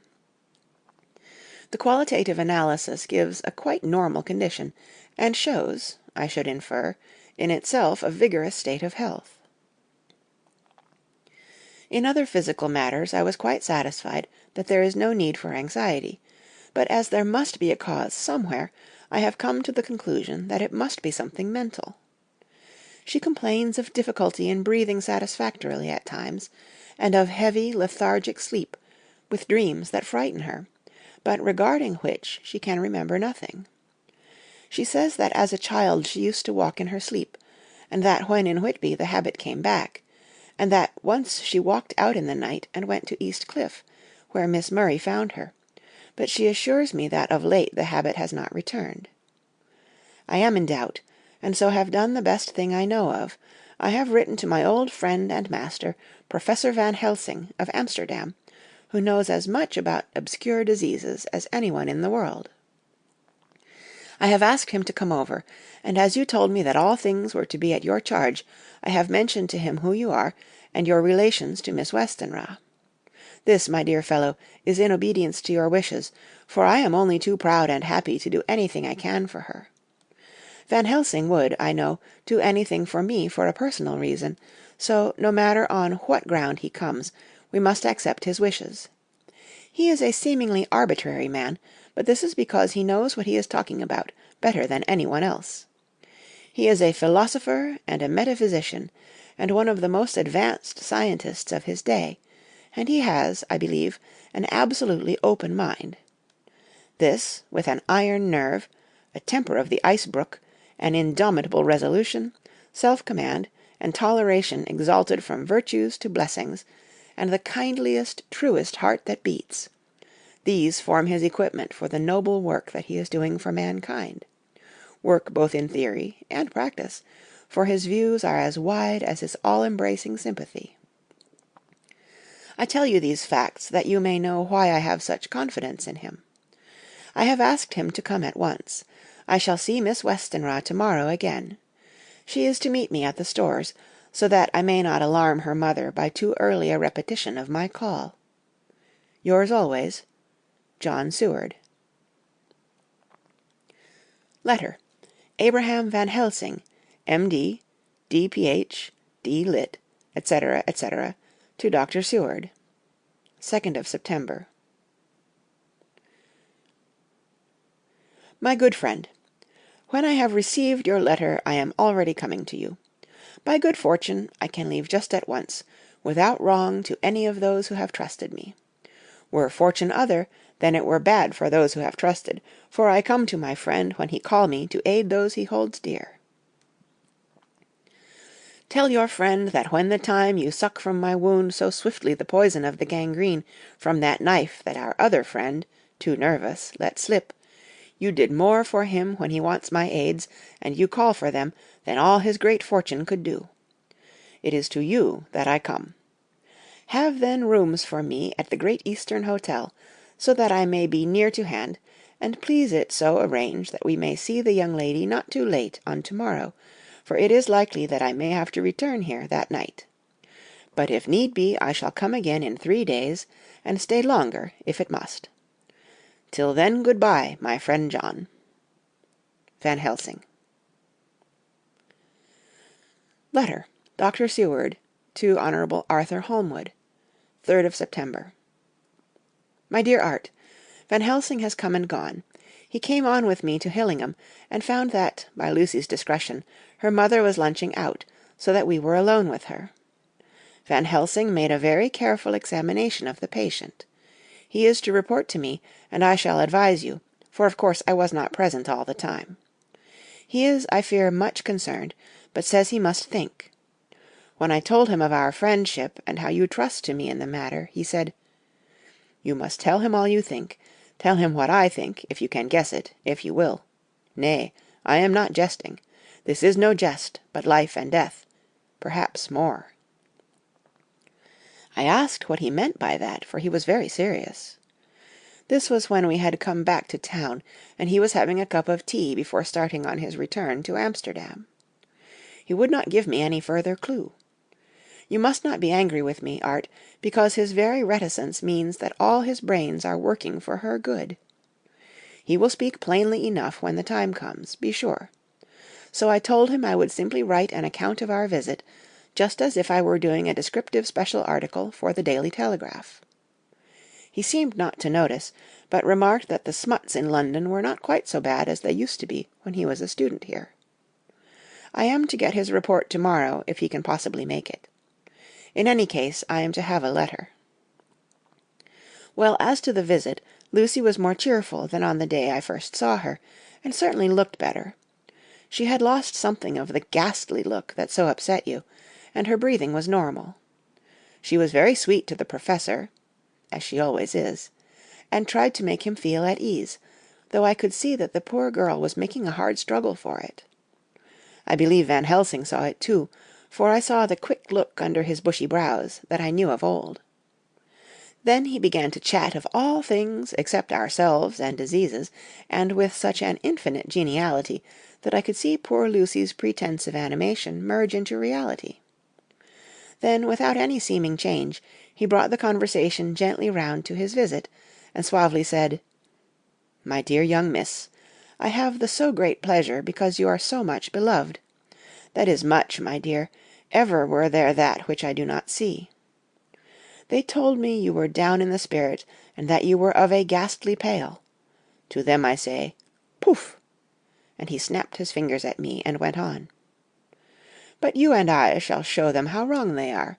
How can he," and he pointed at me with the same look and gesture as that with which once he pointed me out to his class, on, or rather after, a particular occasion which he never fails to remind me of, "know anything of young ladies? He has his madams to play with, and to bring them back to happiness, and to those that love them. It is much to do, and oh, there are rewards, in that we can bestow such happiness. But the young ladies, he has no wife nor daughter, and the young do not tell themselves to the young, but to the old, like me, who have known so many sorrows and the causes of them. So, my dear, we will send him away to smoke the cigarette in the garden, whilst you and I have a little talk all to ourselves." I took the hint and strolled about, and presently the Professor came to the window and called me in. He looked grave, but said, "I have made careful examination, but there is no functional cause. With you I agree that there has been much blood lost. It has been, but is not. But the conditions of her are in no way anemic. I have asked her to send me her maid, that I may ask just one or two questions, that so I may not chance to miss nothing. I know well what she will say, and yet there is cause. There is always cause for everything. I must go back home and think. You must send to me the telegram every day, and if there be cause I shall come again. The disease, for not to be all well is a disease, interest me, and the sweet young dear, she interest me too. She charm me, and for her, if not for you or disease, I come." As I tell you, he would not say a word more, even when we were alone. And so now, Art, you know all I know. I shall keep stern watch. I trust your poor father is rallying. It must be a terrible thing to you, my dear old fellow, to be placed in such a position between two people who are both so dear to you. I know your idea of duty to your father, and you are right to stick to it, but if need be I shall send you word to come at once to Lucy, so do not be over-anxious, unless you hear from me. Dr. Seward's Diary, 4th of September. Zoophagous patient still keeps up our interest in him. He had only one outburst, and that was yesterday at an unusual time. Just before the stroke of noon he began to grow restless. The attendant knew the symptoms, and at once summoned aid. Fortunately the men came at a run, and we were just in time, for at the stroke of noon he became so violent that it took all their strength to hold him. In about 5 minutes, however, he began to get more and more quiet, and finally sank into a sort of melancholy, in which state he has remained up to now. The attendant tells me that his screams whilst in the paroxysm were really appalling. I found my hands full when I got in, attending to some of the other patients who were frightened by him. Indeed, I can quite understand the effect, for the sounds disturbed even me, though I was some distance away. It is now after the dinner hour of the asylum, and as yet my patient sits in a corner brooding, with a dull, sullen, woebegone look in his face, which seems rather to indicate than to show something directly. I cannot quite understand it. Later, another change in my patient. At 5 o'clock I looked in on him, and found him seemingly as happy and contented as he used to be. He was catching flies and eating them, and was keeping note of his capture by making nail marks on the edge of the door between the ridges of padding. When he saw me, he came over and apologized for his bad conduct, and asked me in a very humble, cringing way to be led back to his own room, and to have his notebook again. I thought it well to humour him, so he is back in his room with the window open. He has the sugar of his tea spread out on the window-sill, and is reaping quite a harvest of flies. He is not now eating them, but putting them into a box, as of old, and is already examining the corners of his room to find a spider. I tried to get him to talk about the past few days, for any clue to his thoughts would be of immense help to me, but he would not rise. For a moment or two he looked very sad, and said, in a sort of far-away voice, as though saying it rather to himself than to me, "All over, all over. He has deserted me. No hope for me now, unless I do it myself." Then suddenly turning to me in a resolute way, he said, "Doctor, won't you be very good to me, and let me have a little more sugar? I think it would be good for me." "And the flies," I said. "Yes, the flies like it too, and I like the flies. Therefore I like it." And there are people who know so little as to think that madmen do not argue. I procured him a double supply, and left him as happy a man as, I suppose, any in the world. I wish I could fathom his mind. Midnight. Another change in him. I had been to see Miss Westenra, whom I found much better, and had just returned, and was standing at our own gate looking at the sunset, when once more I heard him yelling. As his room is on this side of the house, I could hear it better than in the morning. It was a shock to me to turn from the wonderful smoky beauty of a sunset over London, with its lurid lights and inky shadows, and all the marvellous tints that come on foul clouds even as on foul water, and to realize all the grim sternness of my own cold stone building, with its wealth of breathing misery, and my own desolate heart to endure it all. I reached him just as the sun was going down, and from his window saw the red disk sink. As it sank, he became less and less frenzied, and just as it dipped, he slid from the hands that held him, an inert mass, on the floor. It is wonderful, however, what intellectual recuperative power lunatics have, for within a few minutes he stood up quite calmly, and looked around him. I signalled to the attendants not to hold him, for I was anxious to see what he would do. He went straight over to the window and brushed out the crumbs of sugar. Then he took his fly-box and emptied it outside, and threw away the box. Then he shut the window, and crossing over sat down on his bed. All this surprised me, so I asked him, "Are you not going to keep flies any more?" "No," said he, "I am sick of all that rubbish." He certainly is a wonderfully interesting study. I wish I could get some glimpse of his mind, or of the cause of his sudden passion. Stop, there may be a clue after all. If we can find why to-day his paroxysms came on at high noon and at sunset. Can it be that there is a malign influence of the sun at periods which affects certain natures, as at times the moon does others? We shall see. Telegram, Seward, London, to Van Helsing, Amsterdam. 4th of September. Patient still better today. Telegram, Seward, London, to Van Helsing, Amsterdam. 5th of September. Patient greatly improved. Good appetite. Sleeps naturally. Good spirits. Colour coming back. Telegram, Seward, London, to Van Helsing, Amsterdam. 6th of September. Terrible change for the worse. Come at once. Do not lose an hour. I hold over telegram to Holmwood till I have seen you. End of Chapter 9. Chapter 10. Letter. Dr. Seward to Hon. Arthur Holmwood. 6th of September. My dear Art, my news today is not so good.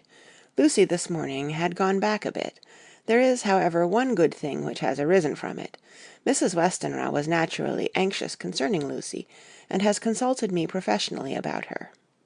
I took advantage of the opportunity, and told her that my old master, Van Helsing, the great specialist, was coming to stay with me, and that I would put her in his charge conjointly with myself.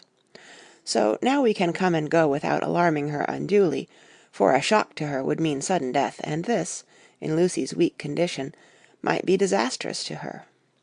We are hedged in with difficulties, all of us, my poor old fellow, but, please God, we shall come through them all right. If any need, I shall write, so that, if you do not hear from me, take it for granted that I am simply waiting for news. In haste, yours ever, John Seward. Dr. Seward's Diary, 7th of September. The first thing Van Helsing said to me when we met at Liverpool Street was, "Have you said anything to our young friend, the lover of her?" "No," I said. "I waited till I had seen you, as I said in my telegram.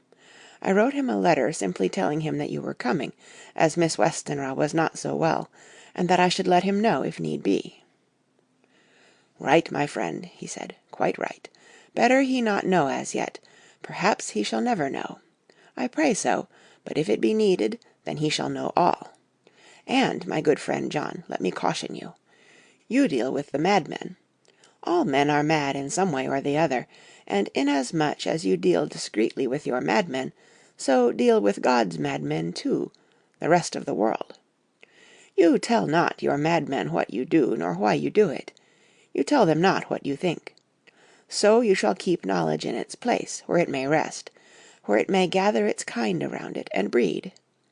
You and I shall keep as yet what we know here, and here." He touched me on the heart and on the forehead, and then touched himself the same way. "I have for myself thoughts at the present. Later I shall unfold to you." "Why not now?" I asked. "It may do some good. We may arrive at some decision." He stopped and looked at me and said, "My friend John, when the corn is grown, even before it has ripened, while the milk of its mother earth is in him, and the sunshine has not yet begun to paint him with his gold, the husbandman he pull the ear, and rub him between his rough hands, and blow away the green chaff, and say to you, 'Look, he's good corn, he will make good crop when the time comes.'" I did not see the application, and told him so. For reply he reached over and took my ear in his hand, and pulled it playfully, as he used long ago to do at lectures, and said, "The good husbandman tell you so then because he knows, but not till then. But you do not find the good husbandman dig up his planted corn to see if he grow. That is for the children who play at husbandry, and not for those who take it as of the work of their life. See you now, friend John? I have sown my corn, and nature has her work to do in making it sprout, if he sprout at all, there's some promise. And I wait till the ear begins to swell." He broke off, for he evidently saw that I understood. Then he went on, and very gravely, "You were always a careful student, and your case-book was ever more full than the rest. You were only student then, now you are master, and I trust that good habit have not fail. Remember, my friend, that knowledge is stronger than memory, and we should not trust the weaker. Even if you have not kept the good practice, let me tell you that this case of our dear Miss is one that may be, mind, I say may be, of such interest to us and others that all the rest may not make him kick the beam, as your people say. Take then good note of it. Nothing is too small. I counsel you, put down in record even your doubts and surmises. Hereafter it may be of interest to you to see how true you guess. We learn from failure, not from success." When I described Lucy's symptoms, the same as before, but infinitely more marked, he looked very grave, but said nothing. He took with him a bag in which there were many instruments and drugs, "the ghastly paraphernalia of our beneficial trade," as he once called, in one of his lectures, the equipment of a professor of the healing craft. When we were shown in, Mrs. Westenra met us. She was alarmed, but not nearly so much as I expected to find her. Nature, in one of her beneficent moods, has ordained that even death has some antidote to its own terrors. Here, in a case where any shock may prove fatal, matters are so ordered that, from some cause or other, the things not personal, even the terrible change in her daughter, to whom she is so attached, do not seem to reach her. It is something like the way Dame Nature gathers round a foreign body an envelope of some insensitive tissue, which can protect from evil that which it would otherwise harm by contact. If this be an ordered selfishness, then we should pause before we condemn anyone for the vice of egoism, for there may be deeper root for its causes than we have knowledge of. I used my knowledge of this phase of spiritual pathology, and laid down a rule that she should not be present with Lucy, or think of her illness more than was absolutely required. She assented readily, so readily that I saw again the hand of nature fighting for life. Van Helsing and I were shown up to Lucy's room. If I was shocked when I saw her yesterday, I was horrified when I saw her today. She was ghastly, chalkily pale. The red seemed to have gone even from her lips and gums, and the bones of her face stood out prominently. Her breathing was painful to see or hear. Van Helsing's face grew set as marble, and his eyebrows converged till they almost touched over his nose. Lucy lay motionless, and did not seem to have strength to speak, so for a while we were all silent. Then Van Helsing beckoned to me, and we went gently out of the room. The instant we had closed the door he stepped quickly along the passage to the next door, which was open. Then he pulled me quickly in with him and closed the door. "My God!" he said, "this is dreadful. There is no time to be lost. She will die for sheer want of blood to keep the heart's action as it should be. There must be transfusion of blood at once. Is it you or me?" "I am younger and stronger, Professor. It must be me." "Then get ready at once. I will bring up my bag. I am prepared." I went downstairs with him, and as we were going there was a knock at the hall door. When we reached the hall the maid had just opened the door, and Arthur was stepping quickly in. He rushed up to me, saying in an eager whisper, "Jack, I was so anxious. I read between the lines of your letter, and have been in an agony. The Dad was better, so I ran down here to see for myself. Is not that gentleman Dr. Van Helsing? I am so thankful to you, sir, for coming." When first the Professor's eye had lit upon him, he had been angry at his interruption at such a time. But now, as he took in his stalwart proportions, and recognized the strong young manhood which seemed to emanate from him, his eyes gleamed. Without a pause, he said to him gravely as he held out his hand, "Sir, you have come in time. You are the lover of our dear Miss. She is bad, very, very bad. Nay, my child, do not go like that." For he suddenly grew pale and sat down in a chair, almost fainting. "You are to help her. You can do more than any that live, and your courage is your best help." "What can I do?" asked Arthur hoarsely. "Tell me, and I shall do it. My life is hers, and I would give the last drop of blood in my body for her." The Professor has a strongly humorous side, and I could from old knowledge detect a trace of its origin in his answer. "My young sir, I do not ask so much as that. Not the last." "What shall I do?" There was fire in his eyes, and his open nostril quivered with intent. Van Helsing slapped him on the shoulder. "Come," he said, "you are a man, and it is a man we want. You are better than me, better than my friend John." Arthur looked bewildered, and the Professor went on by explaining in a kindly way. "Young Miss is bad, very bad. She wants blood, and blood she must have or die. My friend John and I have consulted, and we are about to perform what we call transfusion of blood, to transfer from full veins of one to the empty veins which pine for him. John was to give his blood, as he is the more young and strong than me." Here Arthur took my hand, and wrung it hard in silence. "But now you are here, you are more good than us, old or young, who toil much in the world of thought. Our nerves are not so calm, and our blood not so bright than yours." Arthur turned to him and said, "If you only knew how gladly I would die for her, you would understand." He stopped, with a sort of choke in his voice. "Good boy," said Van Helsing. "In the not so far off, you will be happy that you have done all for her you love. Come now, and be silent. You shall kiss her once before it is done, But then you must go, and you must leave at my sign. Say no word to Madame. You know how it is with her. There must be no shock. Any knowledge of this would be one. Come." We all went up to Lucy's room. Arthur, by direction, remained outside. Lucy turned her head and looked at us, but said nothing. She was not asleep, but she was simply too weak to make the effort. Her eyes spoke to us. That was all. Van Helsing took some things from his bag and laid them on a little table out of sight. Then he mixed a narcotic, and coming over to the bed, said cheerily, "Now, little miss, here is your medicine. Drink it off like a good child. See, I lift you so that to swallow is easy. Yes." She had made the effort with success. It astonished me how long the drug took to act. This, in fact, marked the extent of her weakness. The time seemed endless until sleep began to flicker in her eyelids. At last, however, the narcotic began to manifest its potency, and she fell into a deep sleep. When the professor was satisfied, he called Arthur into the room and bade him strip off his coat.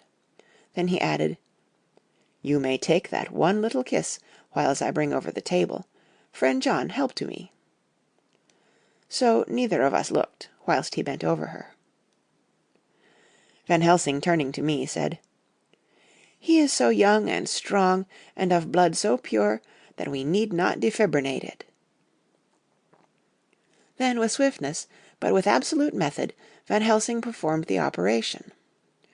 As the transfusion went on, something like life seemed to come back to poor Lucy's cheeks, and through Arthur's growing pallor the joy of his face seemed absolutely to shine. After a bit I began to grow anxious, for the loss of blood was telling on Arthur, strong man as he was. It gave me an idea of what a terrible strain Lucy's system must have undergone, that what weakened Arthur only partially restored her. But the professor's face was set, and he stood, watch in hand, and with his eyes fixed now on the patient, and now on Arthur. I could hear my own heart beat. Presently he said in a soft voice, "Do not stir an instant. It is enough. You attend him, I will look to her." When all was over, I could see how much Arthur was weakened.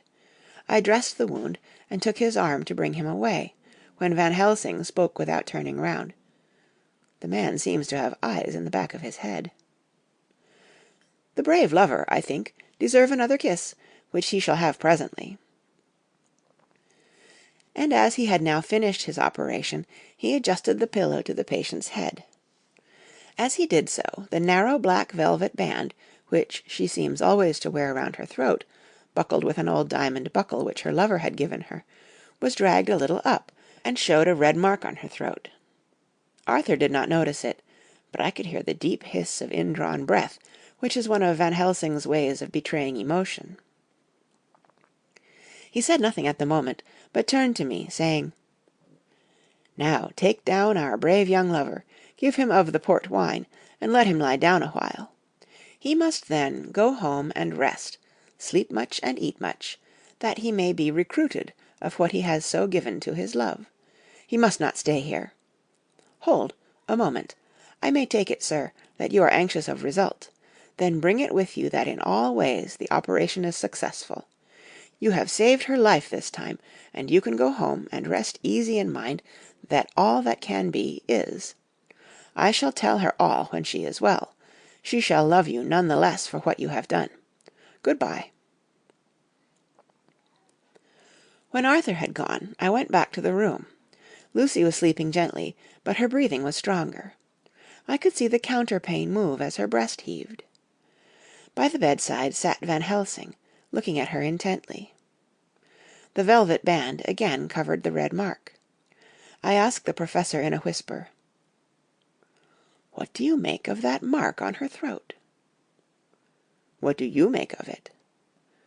"I have not examined it yet," I answered, and then and there proceeded to loose the band. Just over the external jugular vein there were 2 punctures, not large, but not wholesome looking. There was no sign of disease, but the edges were white and worn looking, as if by some trituration. It at once occurred to me that this wound, or whatever it was, might be the means of that manifest loss of blood, but I abandoned the idea as soon as formed, for such a thing could not be. The whole bed would have been drenched to a scarlet with the blood which the girl must have lost to leave such a pallor as she had before the transfusion. "Well?" said Van Helsing. "Well," said I can make nothing of it." The Professor stood up. "I must go back to Amsterdam tonight," he said. "There are books and things there which I want. You must remain here all the night, and you must not let your sight pass from her." "Shall I have a nurse?" I asked. "We are the best nurses, you and I. You keep watch all night. See that she is well fed, and that nothing disturbs her. You must not sleep all the night. Later on we can sleep, you and I. I shall be back as soon as possible. And then we may begin." "May begin?" I said. "What on earth do you mean?" "We shall see," he answered, as he hurried out.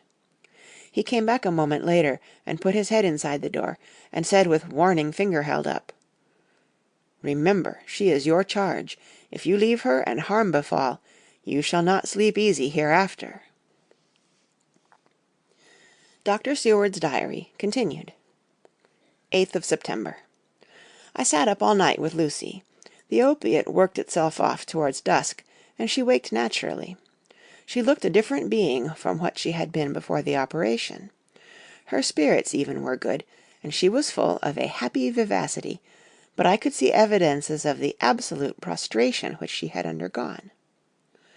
When I told Mrs. Westenra that Dr. Van Helsing had directed that I should sit up with her, she almost pooh-poohed the idea, pointing out her daughter's renewed strength and excellent spirits. I was firm, however, and made preparations for my long vigil. When her maid had prepared her for the night, I came in, having in the meantime had supper, and took a seat by the bedside. She did not in any way make objection, but looked at me gratefully whenever I caught her eye.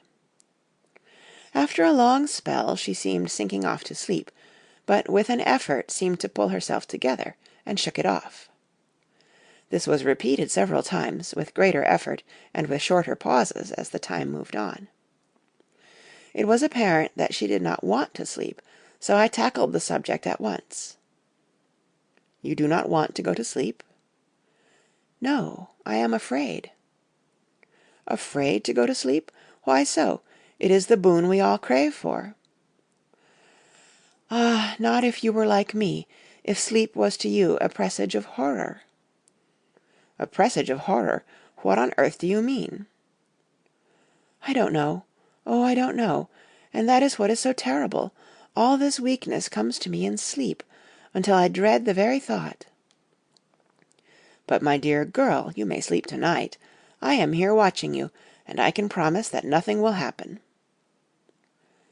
"Ah, I can trust you." I seized the opportunity and said, "I promise you that if I see any evidence of bad dreams, I will wake you at once." "You will? Oh, will you really? How good you are to me. Then I will sleep."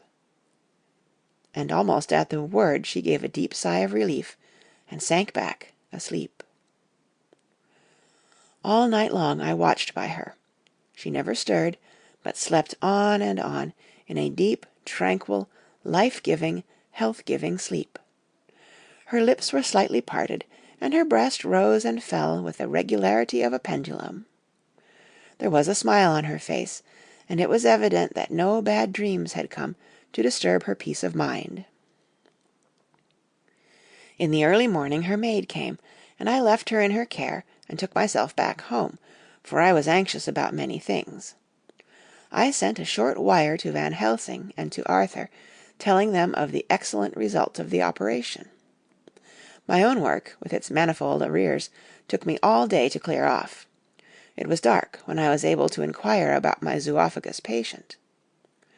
The report was good. He had been quite quiet for the past day and night. A telegram came from Van Helsing at Amsterdam whilst I was at dinner, suggesting that I should be at Hillingham tonight, as it might be well to be at hand, and stating that he was leaving by the night mail and would join me early in the morning. 9th of September. I was pretty tired and worn out when I got to Hillingham. For 2 nights I had hardly had a wink of sleep, and my brain was beginning to feel that numbness which marks cerebral exhaustion. Lucy was up and in cheerful spirits. When she shook hands with me, she looked sharply in my face and said, "No sitting up to-night for you. You are worn out. I am quite well again. Indeed I am, and if there is to be any sitting up, it is I who will sit up with you." I would not argue the point, but went and had my supper. Lucy came with me, and, enlivened by her charming presence, I made an excellent meal, and had a couple of glasses of the more than excellent port. Then Lucy took me upstairs, and showed me a room next her own, where a cosy fire was burning. "Now," she said, "you must stay here. I shall leave this door open, and my door too. You can lie on the sofa, for I know that nothing would induce any of you doctors to go to bed whilst there is a patient above the horizon. If I want anything I shall call out, and you can come to me at once." I could not but acquiesce, for I was dog-tired, and could not have sat up had I tried. So, on her renewing her promise to call me if she should want anything, I lay on the sofa, and forgot all about everything. Lucy Westenra's Diary, 9th of September. I feel so happy tonight. I have been so miserably weak that to be able to think and move about is like feeling sunshine after a long spell of east wind out of a steel sky. Somehow Arthur feels very, very close to me. I seem to feel his presence warm about me. I suppose it is that sickness and weakness are selfish things, and turn our inner eyes and sympathy on ourselves, whilst health and strength give love rein, and in thought and feeling he can wander where he wills. I know where my thoughts are, if only Arthur knew. My dear, your ears must tingle as you sleep, as mine do waking. Oh, the blissful rest of last night! How I slept, with that dear, good Dr. Seward watching me. And to-night I shall not fear to sleep, since he is close at hand, and within call. Thank everybody for being so good to me. Thank God. Good night, Arthur. Dr. Seward's Diary, 10th of September. I was conscious of the Professor's hand on my head, and started awake all in a second. That is one of the things that we learn in an asylum, at any rate. "And how is our patient?" "Well, when I left her, or rather when she left me," I answered. "Come, let us see," he said, and together we went into the room. The blind was down, and I went over to raise it gently, whilst Van Helsing stepped, with his soft cat-like tread, over to the bed. As I raised the blind, and the morning sunlight flooded the room, I heard the Professor's low hiss of inspiration, and, knowing its rarity, a deadly fear shot through my heart. As I passed over he moved back, and his exclamation of horror, "Gott im Himmel!" needed no enforcement from his agonized face. He raised his hand and pointed to the bed, and his iron face was drawn and ashen white. I felt my knees begin to tremble. There, on the bed, seemingly in a swoon, lay poor Lucy, more horribly white and wan-looking than ever. Even the lips were white, and the gums seemed to have shrunken back from the teeth, as we sometimes see in a corpse after a prolonged illness. Van Helsing raised his foot to stamp in anger, but the instinct of his life and all the long years of habit stood to him, and he put it down again softly. "Quick," he said, "bring the brandy." I flew to the dining-room, and returned with the decanter. He wetted the poor white lips with it, and together we rubbed palm and wrist and heart. He felt her heart, and after a few moments of agonizing suspense, said, "It is not too late. It beats, though but feebly. All our work is undone. We must begin again. There is no young Arthur here now. I have to call on you yourself this time, friend John." As he spoke he was dipping into his bag, and producing the instruments for transfusion. I had taken off my coat and rolled up my shirt-sleeve. There was no possibility of an opiate just at present, and no need of one, and so, without a moment's delay, we began the operation. After a time, it did not seem a short time either, for the draining away of one's blood, no matter how willingly it be given, is a terrible feeling. Van Helsing held up a warning finger. "Do not stir," he said, "but I fear that with growing strength she may wake, and that would make danger, oh, so much danger. But I shall precaution take. I shall give hypodermic injection of morphia." He proceeded then, swiftly and deftly, to carry out his intent. The effect on Lucy was not bad, for the faint seemed to merge subtly into the narcotic sleep. It was with a feeling of personal pride that I could see a faint tinge of color steal back into the pallid cheeks and lips. No man knows, till he experiences it, what it is to feel his own life-blood drawn away into the veins of the woman he loves. The professor watched me critically.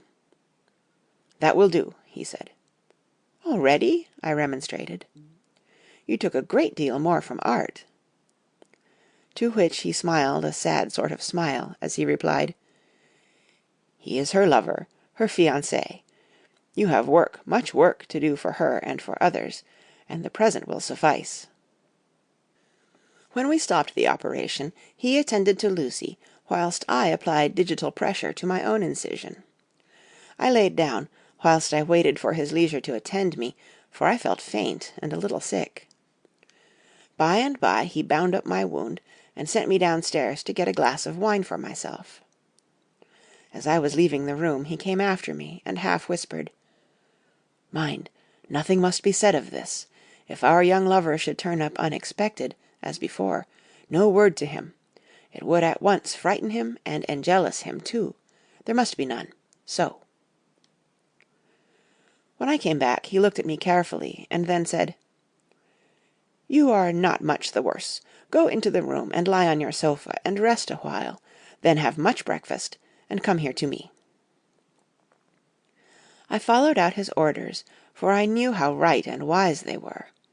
I had done my part, and now my next duty was to keep up my strength. I felt very weak, and in the weakness lost something of the amazement at what had occurred. I fell asleep on the sofa, however, wondering over and over again how Lucy had made such a retrograde movement, and how she could have been drained of so much blood, with no sign anywhere to show for it. I think I must have continued my wonder in my dreams, for, sleeping and waking, my thoughts always came back to the little punctures in her throat, and the ragged, exhausted appearance of their edges, tiny though they were. Lucy slept well into the day, and when she woke she was fairly well and strong, though not nearly so much so as the day before. When Van Helsing had seen her, he went out for a walk, leaving me in charge, with strict injunctions that I was not to leave her for a moment. I could hear his voice in the hall, asking the way to the nearest telegraph office. Lucy chatted with me freely, and seemed quite unconscious that anything had happened. I tried to keep her amused and interested. When her mother came up to see her, she did not seem to notice any change whatever, but said to me gratefully, "We owe you so much, Dr. Seward, for all you have done, but you really must now take care not to overwork yourself. You are looking pale yourself. You want a wife to nurse and look after you a bit, that you do." As she spoke, Lucy turned crimson, though it was only momentarily, for her poor wasted veins could not stand for long such an unwonted drain to the head. The reaction came in excessive pallor as she turned imploring eyes on me. I smiled and nodded and laid my finger on my lips. With a sigh she sank back amid her pillows. Van Helsing returned in a couple of hours, and presently said to me, "Now you go home and eat much and drink enough. Make yourself strong. I stay here tonight, and I shall sit up with little miss myself. You and I must watch the case, and we must have none other to know. I have grave reasons. No, do not ask them. Think what you will. Do not fear to think even the most not probable. Good night." In the hall 2 of the maids came to me, and asked if they or either of them might not sit up with Miss Lucy.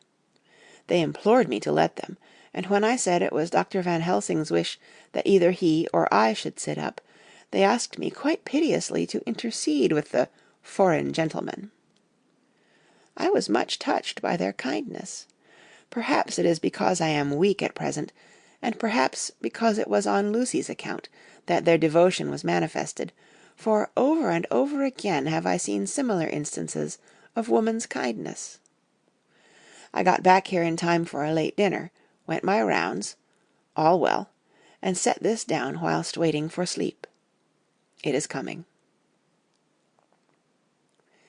11th of September. This afternoon I went over to Hillingham, found Van Helsing in excellent spirits, and Lucy much better. Shortly after I had arrived, a big parcel from abroad came for the Professor. He opened it with much impressment, assumed, of course, and showed a great bundle of white flowers. "These are for you, Miss Lucy," he said. "For me? Oh, Dr. Van Helsing." "Yes, my dear, but not for you to play with. These are medicines." Here Lucy made a wry face. "Nay, but they are not to take in a decoction or in nauseous form, so you need not snub that so charming nose, or I shall point out to my friend Arthur what woes he may have to endure in seeing so much beauty that he so loves so much distort. Aha, my pretty miss, that bring the so nice nose all straight again. This is medicinal, but you do not know how. I put him in your window, I make pretty wreath, and hang him round your neck, so that you sleep well. Oh yes, they like the lotus flower, make your trouble forgotten. It smells so like the waters of Lethe, and of that fountain of youth that the conquistadores sought for in the Floridas, and find him all too late." Whilst he was speaking, Lucy had been examining the flowers and smelling them. Now she threw them down, saying, with half laughter, half disgust, "Oh, Professor, I believe you are only putting up a joke on me. Why, these flowers are only common garlic." To my surprise, Van Helsing rose up and said with all his sternness, his iron jaw set, and his bushy eyebrows meeting, "No trifling with me, I never jest. There is grim purpose in all I do, and I warn you that you do not thwart me. Take care, for the sake of others if not for your own." Then seeing poor Lucy scared, as she might well be, he went on more gently, "Oh, little miss, my dear, do not fear me. I only do for your good, but there is much virtue to you in those so common flowers. See, I place them myself in your room.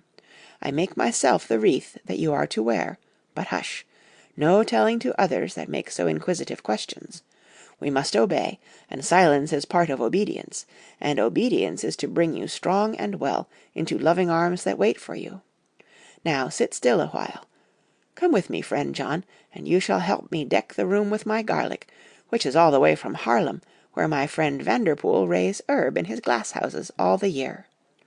I had to telegraph yesterday, or they would not have been here." We went into the room, taking the flowers with us. The Professor's actions were certainly odd, and not to be found in any pharmacopoeia that I ever heard of. First he fastened up the windows and latched them securely. Next, taking a handful of the flowers, he rubbed them all over the sashes, as though to ensure that every whiff of air that might get in would be laden with the garlic smell. Then with the wisp he rubbed all over the jamb of the door, above, below, and at each side, and round the fireplace in the same way. It all seemed grotesque to me, and presently I said, "Well, Professor, I know you always have a reason for what you do, but this certainly puzzles me. It is well we have no skeptic here, or he would say that you were working some spell to keep out an evil spirit." "Perhaps I am," he answered quietly, as he began to make the wreath which Lucy was to wear round her neck. We then waited whilst Lucy made her toilet for the night, and when she was in bed he came and himself fixed the wreath of garlic round her neck. The last words he said to her were, "Take care you do not disturb it, and even if the room feel close, do not to-night open the window or the door." "I promise," said Lucy, "and thank you both 1,000 times for all your kindness to me. Oh, what have I done to be blessed with such friends?" As we left the house in my fly, which was waiting, Van Helsing said, "To-night I can sleep in peace, and sleep I want. 2 nights of travel, much reading in the day between, and much anxiety on the day to follow, and a night to sit up without a wink. To-morrow in the morning early you call for me, and we come together to see our pretty miss, so much more strong for my spell which I have work. Ho, ho!" He seemed so confident that I, remembering my own confidence 2 nights before, and with the baneful result, felt awe and vague terror. It must have been my weakness that made me hesitate to tell it to my friend, but I felt it all the more, like unshed tears. End of chapter 10. Thank you for listening to Narrated Books. If you enjoyed this audiobook, hit like and subscribe for more amazing stories. What book should we narrate next? Let us know in the comments.